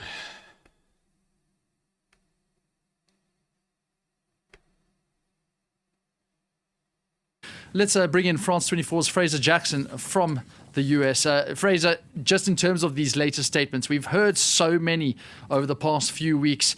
Is this something concrete that can actually lead to a change in trajectory? Could we be seeing a ceasefire?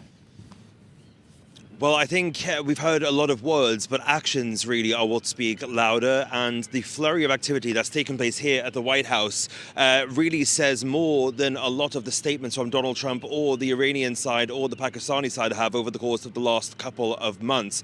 Today, we saw J.D. Vance take an unscheduled flight back from Ohio. He is now here behind me in the West Wing. And Donald Trump not there at the moment. The Marine Guard not on the door of the entrance to the West Wing, meaning that he is not in there as it stands. But we are also hearing that Pete Hegseth's flight was also changed to come back from New York, and Dan Kane, the chairman of the Joint Chiefs of Staff, also said to be here at the White House as well. Those out of the sight of the pool. We did not see those people arrive, however.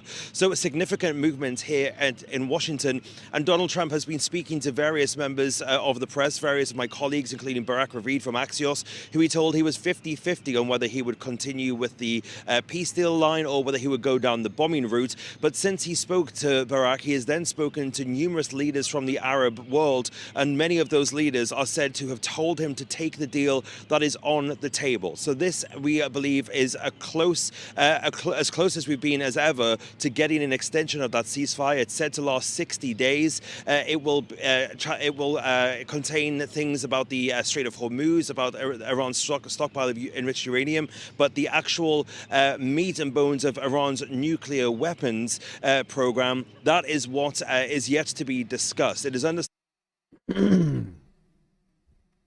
Yeah. I mean, if we actually do have a deal here, I mean, we will have gone from having no agreement on any of these things to, I guess, at least full. I mean, well, I'm not sure what to call it, because if it's not a full end and it's a mere pause, I don't know, it complicates it, I guess, but like a near full agreement on all of those three biggest issues, right? The Strait of Hormuz, the hostilities themselves, and the I just lost, what was the other one? Oh, and the nuclear program. And dust. The nuclear dust. Everybody's saying it. But if we somehow get agreement on all three of those things, it would be fairly shocking. But Iran isn't changing any of their line on any of it, which is leading me and a lot of other people to believe that the United States is just capitulating to Iran's demands and saying, okay, whatever. Whatever you want, I don't care. Doesn't even matter. Have the strait. Have the strait in the dust. I don't care. I have Cuba and Greenland to worry about. And Donald Trump literally posted like a deranged AI photo of Greenland earlier today. If you don't believe me.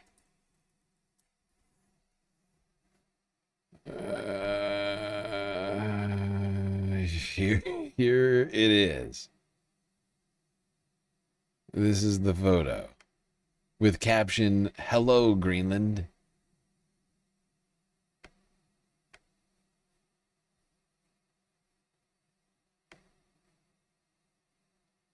It's deranged.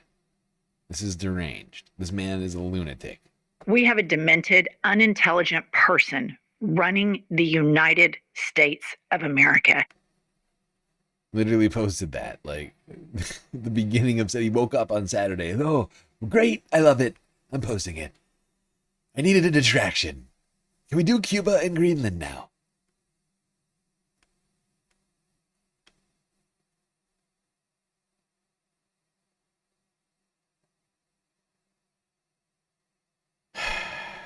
Okay, Al Jazeera English from 11 hours ago. To this fateful Trump tweet. All right, we've got breaking news that's coming through from the White House. It is from Donald Trump saying that an agreement with Iran has been largely negotiated. He's saying that final aspects and details are yet to emerge and they're currently being discussed and will be announced shortly. This is what he had to say. He said he had a very good... I am in... Hold on, you need to do this. Hold on, wait. Hold on. Wait. For it. Yes. I am in the Oval Office at the White House, where we just had a very good call with President Mohammed bin Salman Al Saud of Saudi Arabia, Mohammed bin Zayed Al Nahyan of the United Arab Emirates, Amir Tamim bin Hamad bin Khalifa Al Thani, Prime Minister Mohammed bin Abdurrahman bin Jassim bin Jabir Al Thani, and Pakistan. And Minister Ali Al Thawadi of Qatar, Field Marshal Syed Asim Munir Ahmed Shah of Pakistan, President Recep Tayyip Erdogan of Turkey, President Abdel Fattah el-Sisi of Egypt, King Abdullah II of Jordan, and King Hamad bin Isa Al Khalifa of Bahrain, concerning the Islamic Republic of Iran, and all of the things related to a memorandum of understanding pertaining to all caps peace. An agreement, capital A, has been largely negotiated, subject to finalization between the United States of America, Islamic Republic of Iran, and the various other countries as listed. Separately, I had a call with Prime Minister Bibi Netanyahu of Israel, which likewise went very well. Final aspects and details of the deal are currently being discussed and will be announced shortly. In addition to many other elements of the agreement, the Strait of Hormuz will be something. Wait, hold on. What happened? We lost it. Hold on. Please hold. Please hold.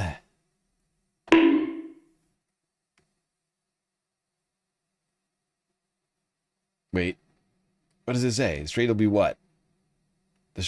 God damn you. Final aspects and details of the deal are currently being discussed and will be announced shortly. Now he goes on. And goes on to say, in addition to many other elements of the agreement, the Strait of Hormuz will be opened.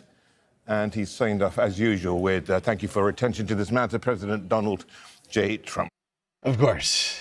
Thank you for your attention to this matter.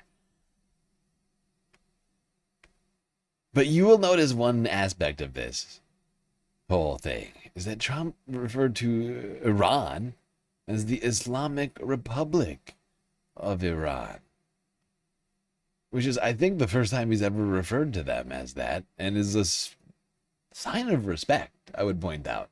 Essentially recognizing the current government of Iran rather than, talking about doing regime change. He's calling them the Islamic Republic. Oh! Seems like a real shift.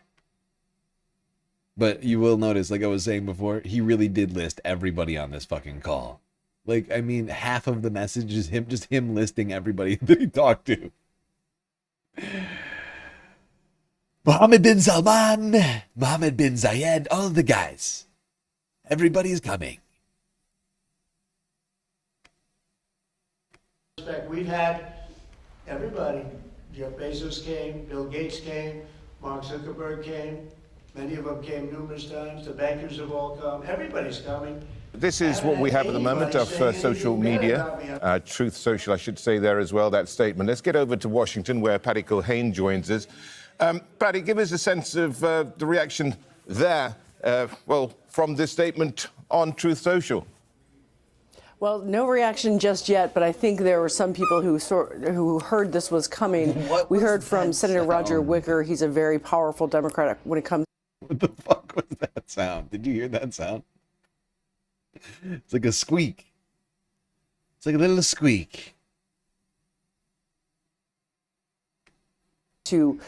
Very powerful chairman of the Defense Committee in the Senate. He's a Republican. He put out a tweet earlier and said, if this 60-day ceasefire it goes through and they believe the Iranians are going to act in good faith, it would be a disaster, saying that the whole Operation Epic Fury would have been for naught.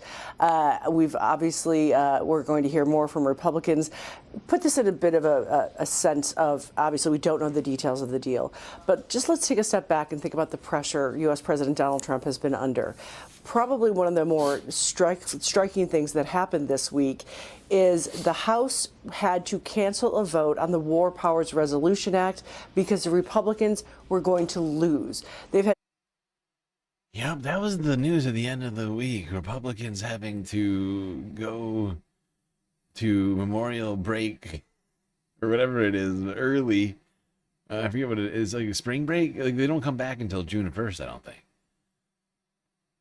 In order to avoid voting on the War Powers Resolution because it was slated to lose. It would have forced Donald Trump to end the war.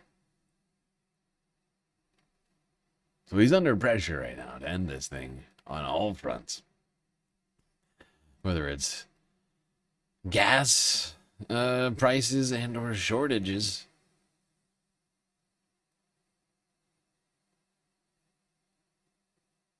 Complete failure on all fronts militarily. Iran's military is still continuing to exist and rebuild itself rapidly.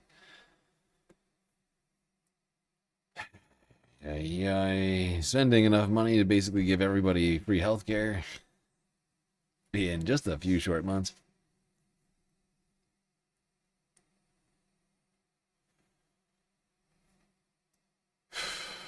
And of course, I mean, the popularity of it is just awful right now. Even in the Republican Party right now, people are not feeling it. Although there is a bit of an age gap. If you're under 50, you're much more likely to be critical of this, but if you're over 50, you're much more likely to be supportive of this if you're a Republican voter, from my understanding. Wow, we've made it. We've done an incredible effort. Somehow making it almost all the way through. Not quite done. Still talking about the negotiations a little bit here.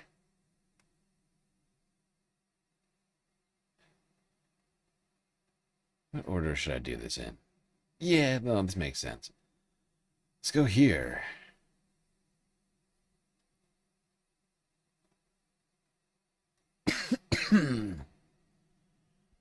The title of this next video is Iran just beat Trump. Hasanabi Archive. Hassan Parker.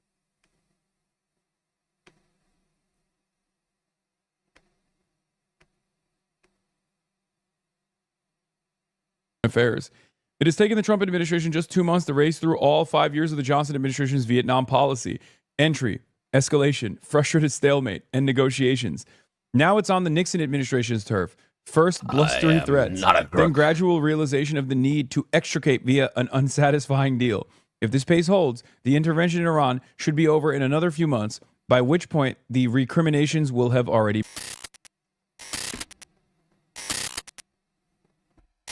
Anyway, Trump concluded his phone call with regional leaders regarding the Iranian proposal. He claims that an agreement has been largely negotiated, subject to finalization between the U.S. and Iran, and various other countries as listed. He also claims that his phone call with Netanyahu went very well. Laura Loomer being Trump's duff because he looks almost normal next to her. All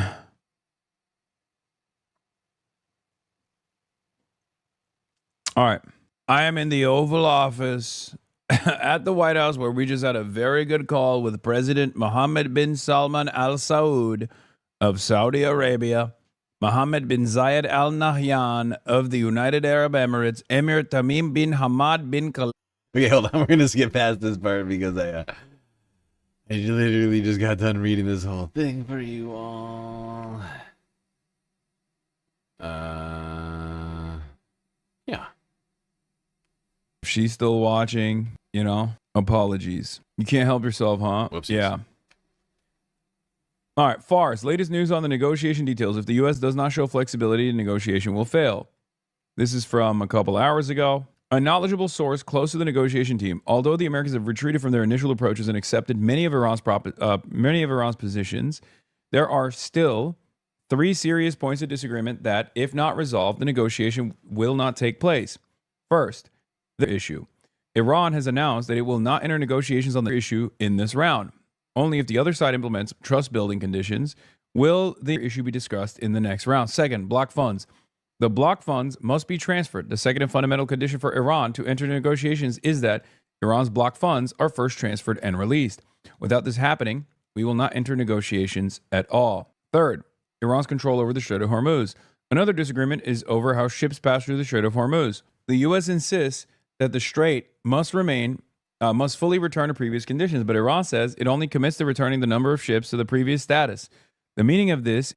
Yeah, exactly. These are the 3 issues that we've been saying are the 3 biggest sticking points in this conflict that remain the 3 biggest sticking points.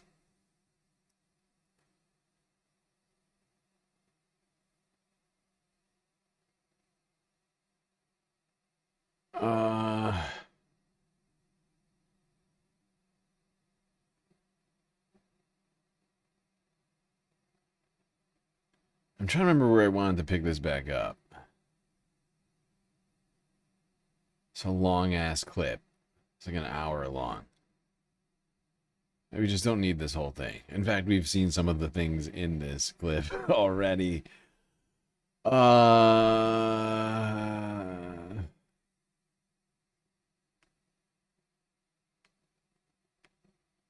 Thing that could take place. Iran's Fars news.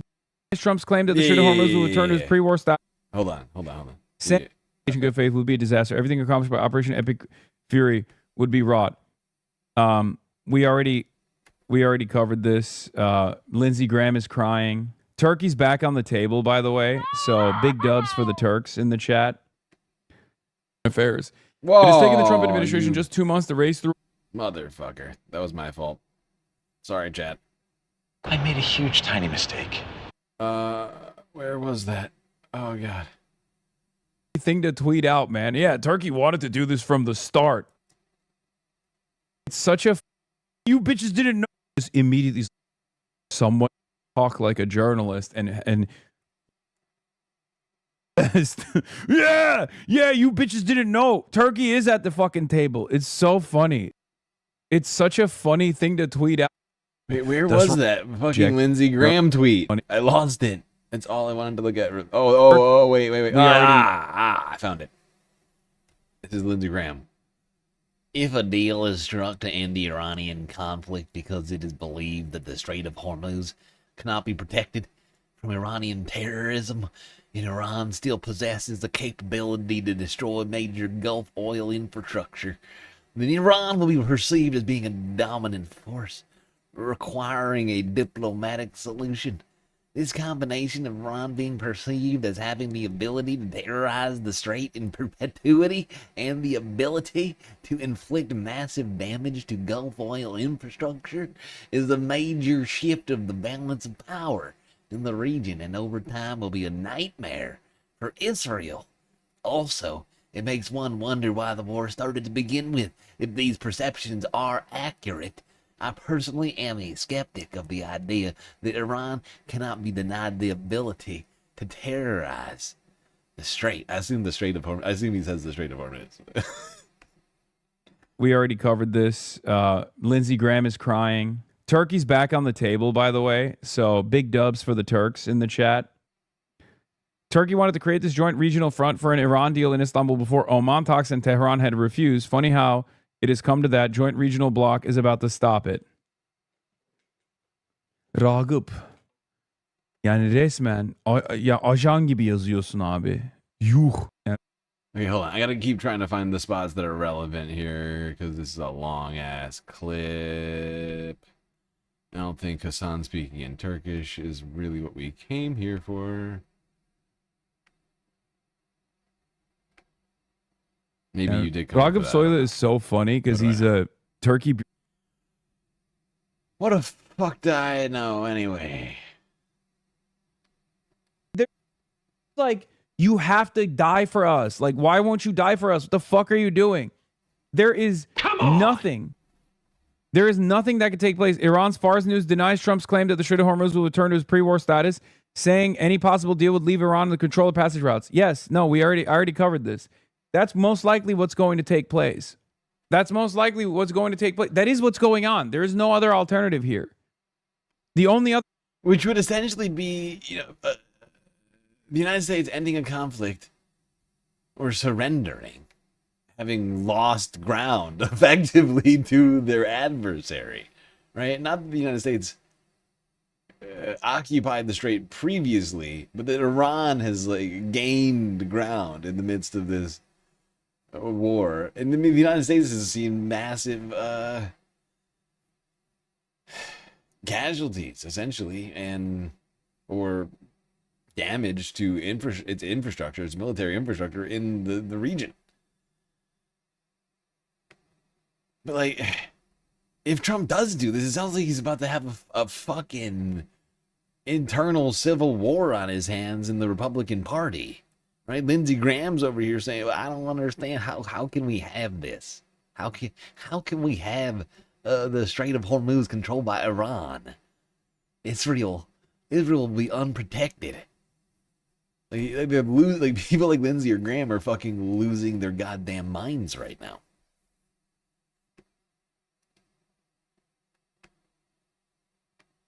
alternative is escalation, which is what Israel wants. Escalation that requires boots on the ground military warfare, which Trump notoriously is shy about. By the way, 1 to 10, how's the Lindsey Graham impression? I'm trying to think. What state is Lindsey Graham from again? Is it Tennessee? No. I can't remember. Okay.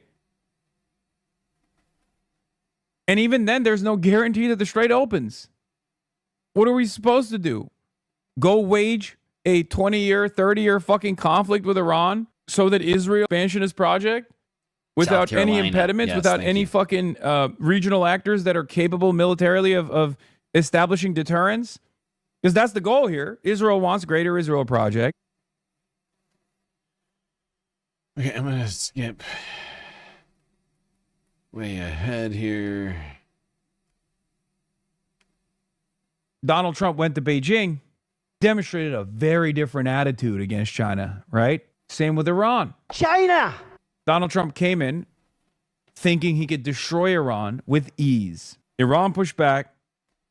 Immediately, and even if with not all sooner. of the outside influence coming from, Israel, Donald Trump is now forced to cut a deal that is not favorable to the admin at all. I don't believe in a peace treaty. How people don't sell this as a third perfidy attempt is beyond me. We'll see. We'll see. The only thing that I have, the only thing that I'm looking at right now, look, I've said this already. It's not over until it's over. Okay? It's not accomplished until the strait is open, until the naval assets retreat from the region. Before that happens, there is no peace deal because Israel can always fuck it up. Okay? That is always a likely reality. Understand that. Israel can always come in and ruin this deal. Israel can always come in and rat fuck this deal. And they most likely will try to do that, by the way. So understand that. But as it stands, given how much Israel is chirping here, it kind of feels like it's given how much Israel is chirping here, maybe it's slated to happen. out the belligerent Netanyahu. But then again, of course, this could all change if the ceasefire talks do break down and there is a return to fighting, and we could see the two becoming united once again. Emir Nada and Rami Ruhayem, thank you very much indeed, both of you, for your thoughts today. Now, whether you're joining us on YouTube, TikTok, Sounds, radio or TV, thanks for your time. We'll be back at the same time tomorrow with the Iran War Today. Yeah, in Venezuela, the U.S.-led economic boom is nowhere to be found. Trump says Venezuelans are benefiting from the U.S. oil grab, but workers tell a different story on this on-the-ground report from Jessica Dos Santos. Of course there's no fucking economic benefit. It's the United States of America. Our first act was literally to steal their oil and sell it and like the first thing America did was straight up steal their fucking oil, man, and sell it. And then turn around and make it seem like it was good that we're doing this for them. Like, we're managing their oil revenue. Even Fox can't spin the deal. Oh. You know what I want to hear from? I want to hear from the based Asmongold, based APAC Gold. What will based APAC Gold say? How will he spin it? Yeah, this is based, actually. I know I really wanted to keep waging war with Iran. M is real high, folks. I mean, these guys are real terrorists, you know? We got to keep fighting them. Iran is a real danger, an imminent danger. But yeah, it's also based that Donald Trump actually pulled out. He's so smart. Yeah. To get that straight open, to get the insurance companies... Yeah, where's Mr. Contingencies? Trey or whatever, Trey Easton in the chat. Where are my goats at? Perfidy is more likely. What the fuck is this? No, this is not perfidy. This is Trump coping. That's why Fars is saying that U.S. officials involved in negotiations sent indirect messages to the Iranian side through intermediaries urging them to ignore Trump's tweets. Hello? They're literally saying, like, don't worry about it. Trump is just trying to save face. That's it. Work with these ships to calm the nerves and get oil prices down. You need the deal. So that's what we were looking for, and hopefully that's what we got. But to that point, if that's all we get is the straight open, then we be... What's this woman's name again? Lauren Southern? Wait, no, it's the other one. They're all the same. What is her name? Oh, it's never gonna come to me. It's not even in there. I can't. I know it's in there somewhere, but I can't think of it. Someone help me. But what was I just saying? I got distracted by her face. What was I just saying? Get to calm the nerves and get oil prices down. You need the deal. Trump's tweets. Right. Hello? Yeah. This is ridiculous.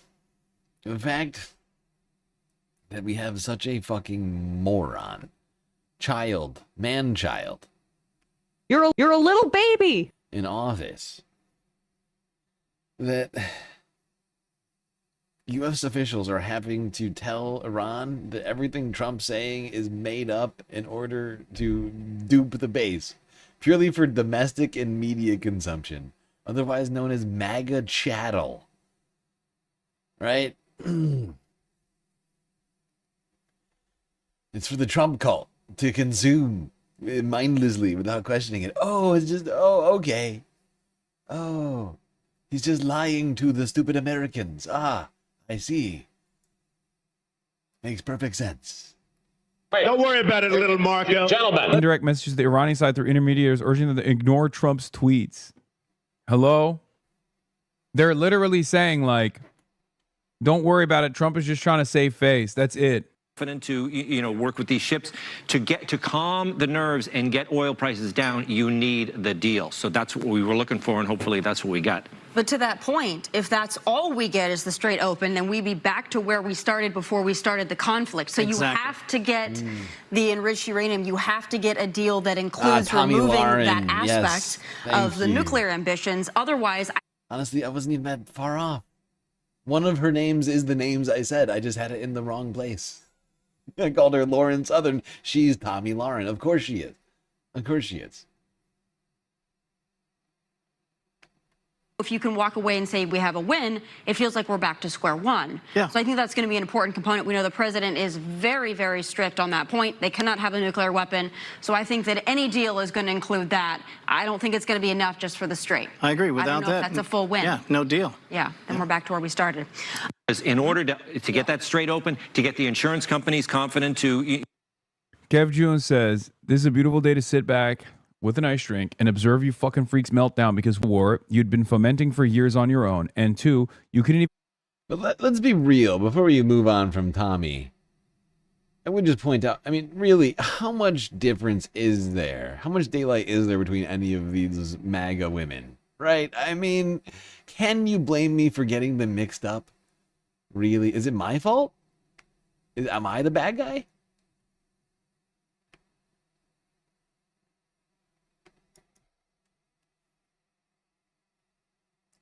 Even win it with the support of your greatest, most expensively militarized ally. Israelis and Americans are hopeless, but the Iranians who fully threw their weight behind this war and danced and twerked through the night while parents looked for the remains of their kids in the rubbles of schools will have to carry the shame of this war to their graves. 100%. This is why, look, I don't have to live with that shame, you know? I told you from the start, there were so many voices in this fucking community that would come in and say, well, don't you feel like we can democratize Iran? And what did I tell you? Over and over again.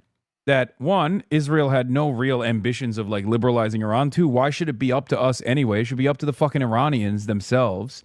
And three, that anyone who thought that this would go any differently.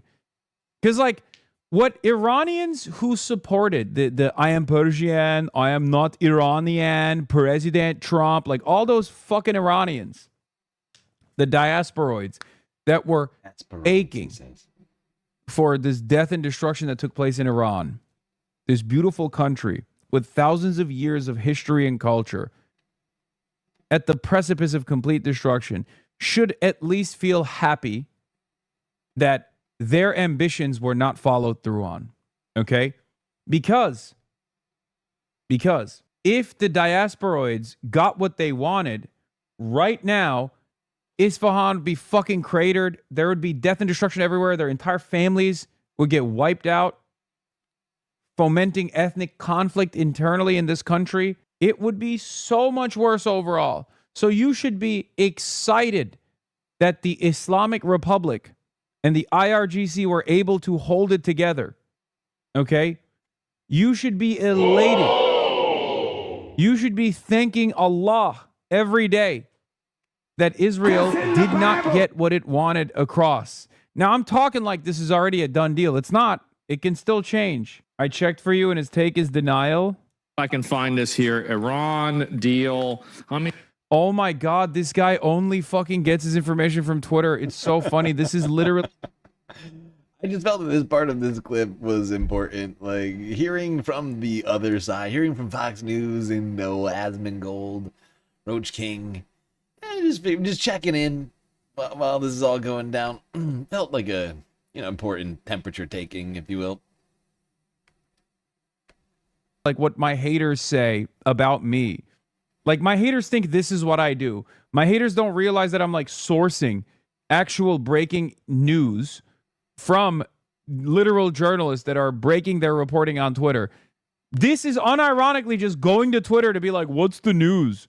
What's the information? Let me just check Twitter real quick. Let me see if I can pull up any more information about this. Unless Netanyahu fucks it up, we have a deal. Biggest winners, Iran and Hezbollah. Biggest losers, the U.S. Well, we don't even know what it is. I have no idea. What is this here? If I find it, Israeli press is telling you what Netanyahu's security... Like Mario Naval. Cabinet's arguing right now. Iran keeps the regime. They keep the straight leverage. I don't think that they're going to do that, man. I don't think he's going to deal with that at all. And it's a big L. We don't know what the deal is going to be, right? It is a big L. It's a spectacular L. But it's not a bad thing for Americans, okay? It's a bad thing for the American blob. It's a bad thing for the defense contractors. This is bad for those who want to maintain a permanent military presence all around the world. But if you're a regular ass American, this is a good thing because we are being forced to restrain ourselves. Okay? That's it. We're being forced to restrain ourselves. Someone actually finally fucking punched us back and we got a bloody nose, but it's okay. It's not the worst thing. It's actually a good thing, as a matter of fact. As long as we realize that this can't continue, we can't just continue waging war all the time. And as long as we realize that we definitely can't trust Israel and lean into Israel for intelligence, because very clearly Israel's only goals is Israel's own personal ambitions in the region, and they will make Americans bleed to get that mission across. As long as that's an important takeaway from this conquest, this failure, then it's good. It's a W. It's so funny that he's coping. He's like, yeah, we don't know. We have no idea yet. Russia, this is not important. Let me see if there's anything else beyond this. It looks like that's about it. For the record, it doesn't even matter like whether this deal is finalized today, tomorrow, a month from now. It literally does not fucking matter. It does not fucking matter because the battle has been lost. And the only way that you can actually, I guess, secure a W here beyond, the only way that you can fucking secure a W here beyond pulling out is if you, I guess, go back into escalation. Sorry, I'm looking at something real quick. I have to download. Yeah, perfect. This is really where I think we're good on the rest of this. If I recall correctly, probably. Something. There's two options out of here. There's two options. You either pull out right now and you stop the bleeding. Okay. Oh, God. Oh, Jesus Christ. All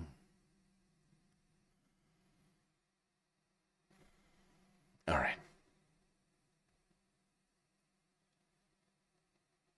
Phew, space dust. Sorry for sneezing in your ear, space fams.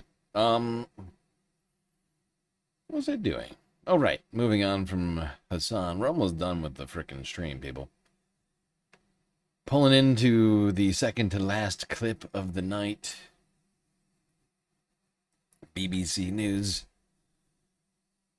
8 hours ago.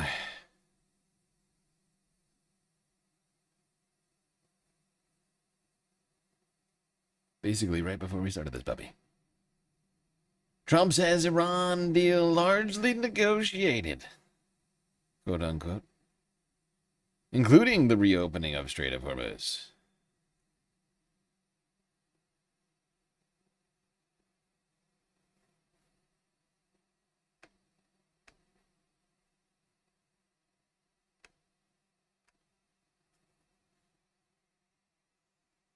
Final aspects and details of the deal are currently being discussed and will be announced shortly.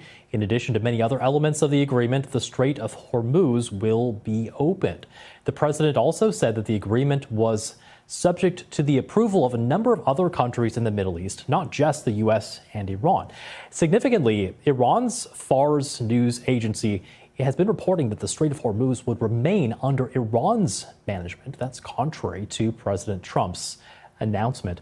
Let's get more now. We can bring in our North America correspondent, Peter Bose, who's been tracking this story for us all night. And Peter, walk us through what we're hearing from the president and some of the details that were in that post there on Truth Social.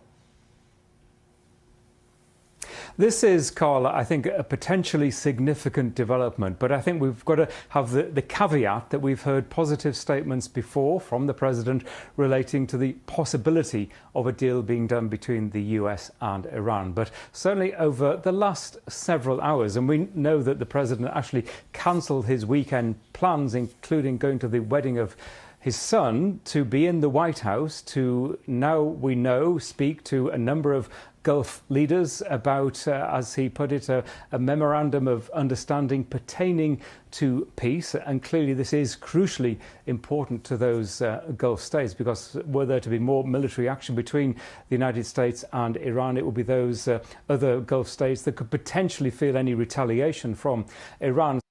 Oh, God damn, it's true. Don Jr. was getting married to Bettina Anderson, whoever the fuck that is.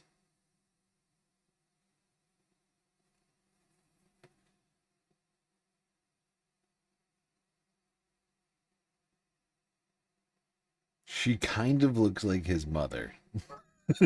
She kind of looks like Melania Trump. I just looked her up. Oh, poor Don. Daddy skipped his big day. Daddy can do no wrong. Dead. A number of factors, I think, converging here to make this interesting. However, I think we should be cautious because the president is saying that this is an agreement that has been largely negotiated and is still subject to an agreement between the US and Iran. And crucially, he doesn't, in his quite long Truth Social post, he doesn't mention nuclear weapons. We know that the nuclear issue has been at the heart of President Trump's demand that Iran never get nuclear weapons. And this issue of the Strait of Hormuz, which the president says this agreement would mean the strait, this crucial waterway, reopening. Since the post of the president, we've heard from state media in Iran suggesting that they believe the strait would continue to be under Iranian management. Our North America correspondent Peter Bose. Yeah, it's very confusing. Conflicting statements surrounding this supposed peace deal. I wonder who could be lying.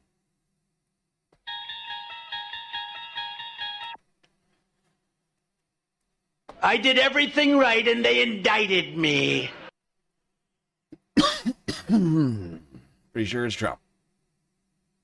He just doesn't want it to seem like he's surrendering everything to Iran, having gained absolutely nothing for the cost of whatever, $200 billion or whatever it was for the last 3 months.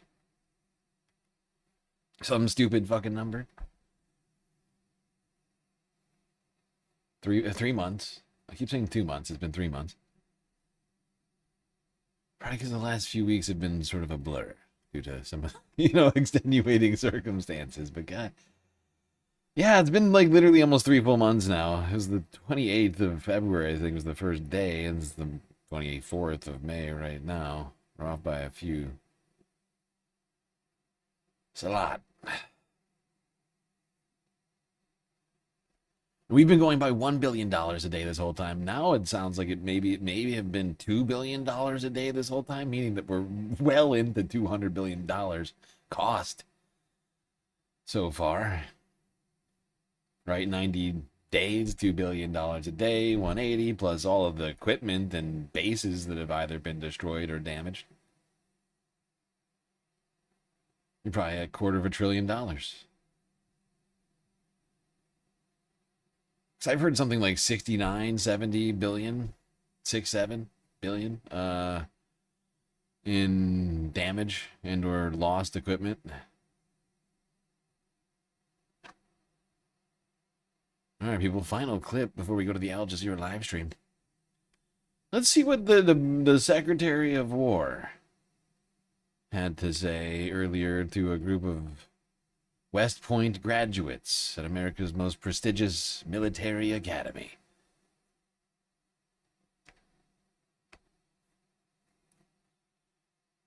Fox News' most powerful dick bag.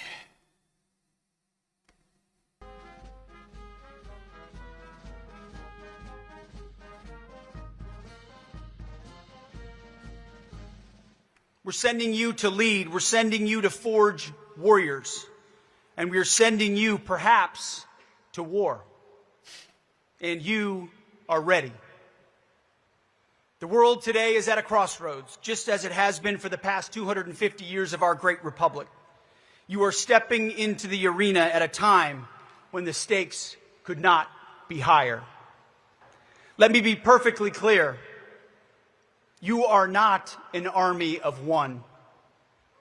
And you are certainly not an army of woke. You are an American army, an army of warriors. 4 years ago, you raised your right hand. Okay, we don't need the rest of this fucking nonsense.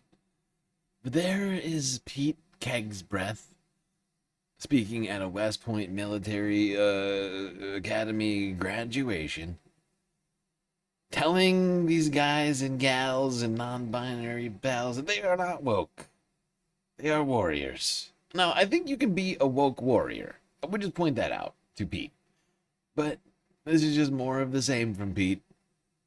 his hatred of DEI, the existence of women and LGBTQ folk and ethnic minorities,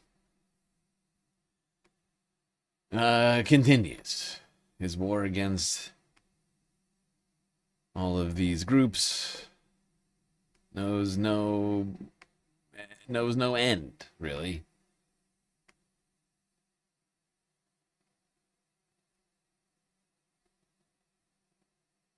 What a dickbag.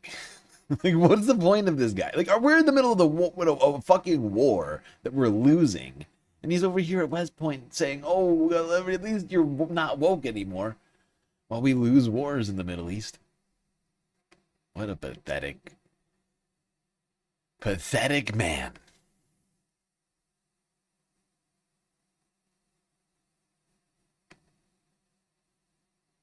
Might be dead in the near future, but at least you're not woke, says Pete XF. All right, to make sure that we are, as caught up as we can be right now, let's go here to the Al Jazeera live stream from right now.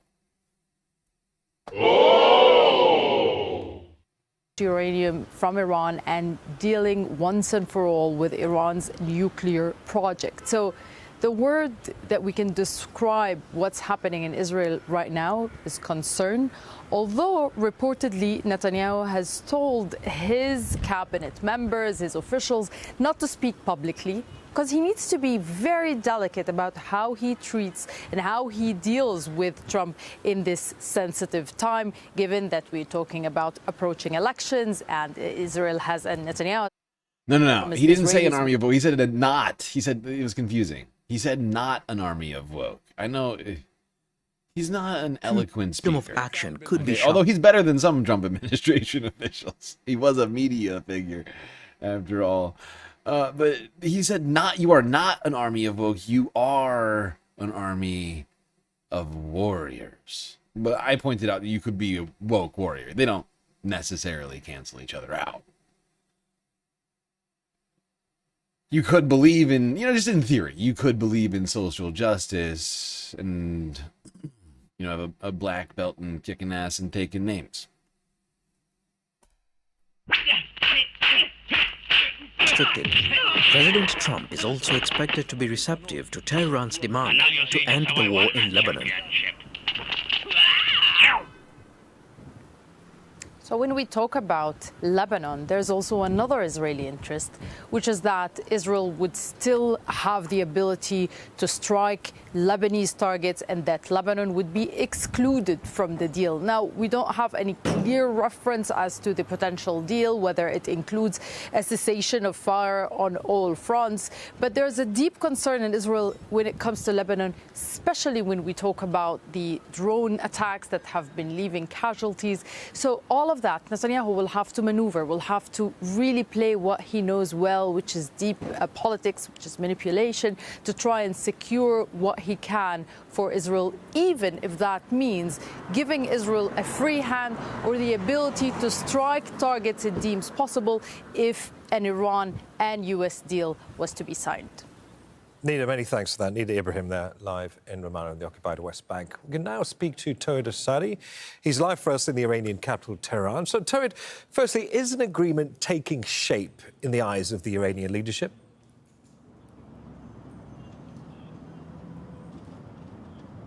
Well, from what we hear from Tehran, they're saying that Washington and Tehran are on the edge of finalizing a memorandum of understanding. And we have to be very careful. We're talking about a sort of short-term agreement to set the framework, to lay the ground for diplomatic engagements, to settle down all these sticking points. And on that, we know that there are several points of contention in that regard. What tops the list of priorities at this point for Tehran is first a sort of security assurance, and Fars news agency came out today to talk about this memorandum of understanding, and they're saying that the two sides are planning to get to an agreement to not to attack. I love how the entire narrative right now is basically just all of the news media trying to unpack the confusing and conflicting narratives as a result of Donald Trump's access to social media. We have a demented, unintelligent person running the United States of America. Other during a period of 30 to 60 days to pave the way for further diplomatic engagement in that regard. Also, we've got it from Tasnim news agency saying that the release of the frozen assets of the country is being considered as a condition or even a precondition for this sort of memorandum of understanding. But in addition to the security assurances, we know that two important issues are out there. First, this is related to the U.S.-imposed blockade on the Iranian ships and vessels and oil tankers playing a key role when it... I'm sorry. I'm not even laughing at what he's saying. I'm just reading the chyrons, and the chyrons are just fucking making me laugh. I'm sorry. Just read the chyrons with me for a second, okay? Wait, where is it? All right, Fars News. Strait of Hormuz would remain under Iran's management does not mean free passage. Trump, Donald Trump says draft agreement remains... Wait, no, I'm sorry, where is it? Trump, in addition to many other elements of the agreement, the Strait of Hormuz will be opened. Oh my God. I feel like I'm taking crazy pills! He is such a fucking idiot. Imposed blockade on the Iranian ships and vessels and oil tankers playing a key role when it comes to oil exports of the country versus the brittle situation at the Strait of Hormuz. This is one point. Also, the sanction release, the removal of sanctions. I can't wait for what comes after this one. Fars News. Iran says no commitments have been made and the nuclear issue has not yet been discussed. Fascinating. To the nuclear dossier of the country, the highly enriched stockpile of uranium, these are being... Oh, you know what? We already know what Trump said. We listened to the clip earlier today. On Friday, Trump was saying that we were going to recover all of the nuclear dust. All of it. One drop left. Or something like that. One by one, gradually, step by step. But still, this is one first initial step forward while the situation is clouded by a sort of mistrust. And while we are hearing from both sides about the potentiality for another... Wait. According to Iranian state media, a potential deal with the United States would include waiving all sanctions on Iran's oil sales. So they're going to be able to control the Strait of Hormuz and charge $2 million a go. No more U.S. sanctions on oil sales or global sanctions on Iranian oil sales. They still have a military, right? Still sovereignty. U.S. has been... just globally humiliated on a global stage. You should be ashamed of yourself for having that thought. I'm just thinking out loud, Emma. Settle down. And while we are hearing from both sides about the potentiality for another round of confrontation if negotiations fail. And so, as we edge then towards a memorandum of understanding, there are reports in the Iranian media of apparently American obstruction on some points. What is meant by that?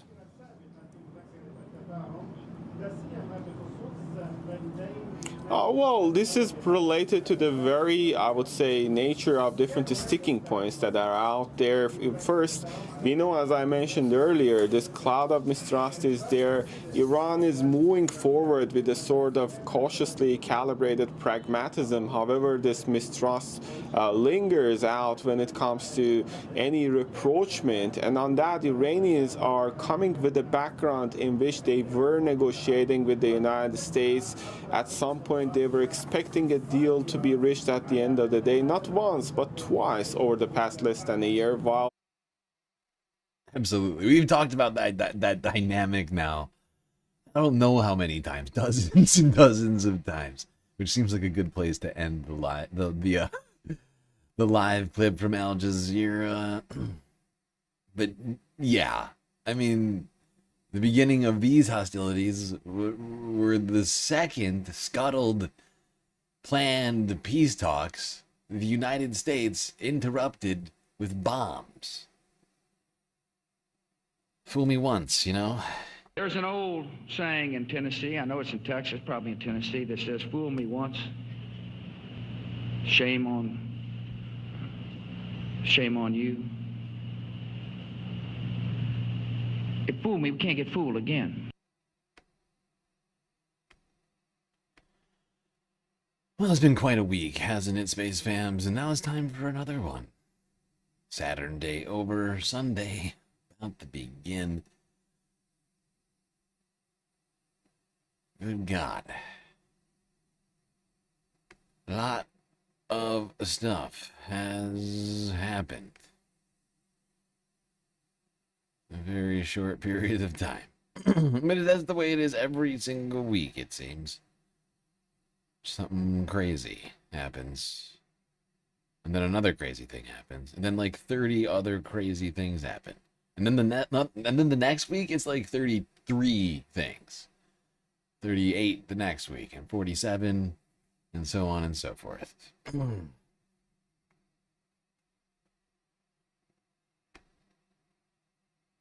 a perfect Fibonacci curve into infinitum. The void that we find ourselves in.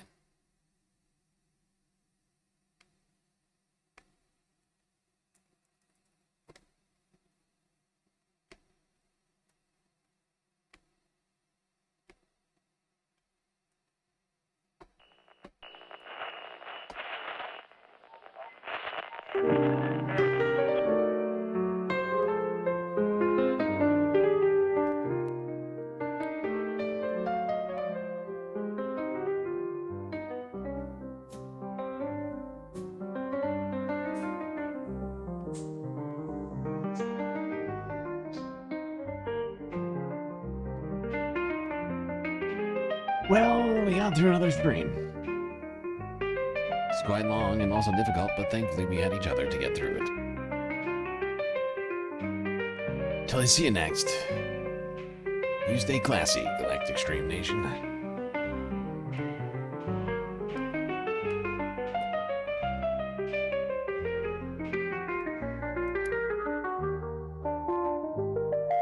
Can't forget this. These are your galactic patrons. Gabby, Goth Dogs, Aaron W, Schmegly, PB, Mitty, Afroponics, Narwhal by Nature, Interplanet Janet, Godcat, Robot Cat, Disco Wolf, Callie Braiding, Sammy, Geo Dragon, The Anti-Corporatist, Obsessive Audio, Moano, Nadia, Choki, Scout, Selena, Omegastar, Sasha G, Pitchforks Dragon, Vincent Morales, Donald James X, Evan from Portland, Lovely, Pariah, Mish, Becky, Decipher, Icebreaker, Columbia, Rica, New York, Will in Detroit, Sisyphean Task, BC, Free Palestine, Hermit Horologist, Edge BX, Manda, Lori Lunchmeat, Carl Gaslight Docracy, Paige Larson, Frizzla, Benny Hanna 99, Dark Sparkle, CJ from the Six, The Reference Frame, Glitchmaster, Social Butterfly, The Anarchist, Perfect Cell, Winnie and Robin, Young Chris, Echios, Emily S. And Hecate. That's right. All these people here have helped produce the show, which your eyes and ears just got done enjoying. You can too. For just a few US dollars a month.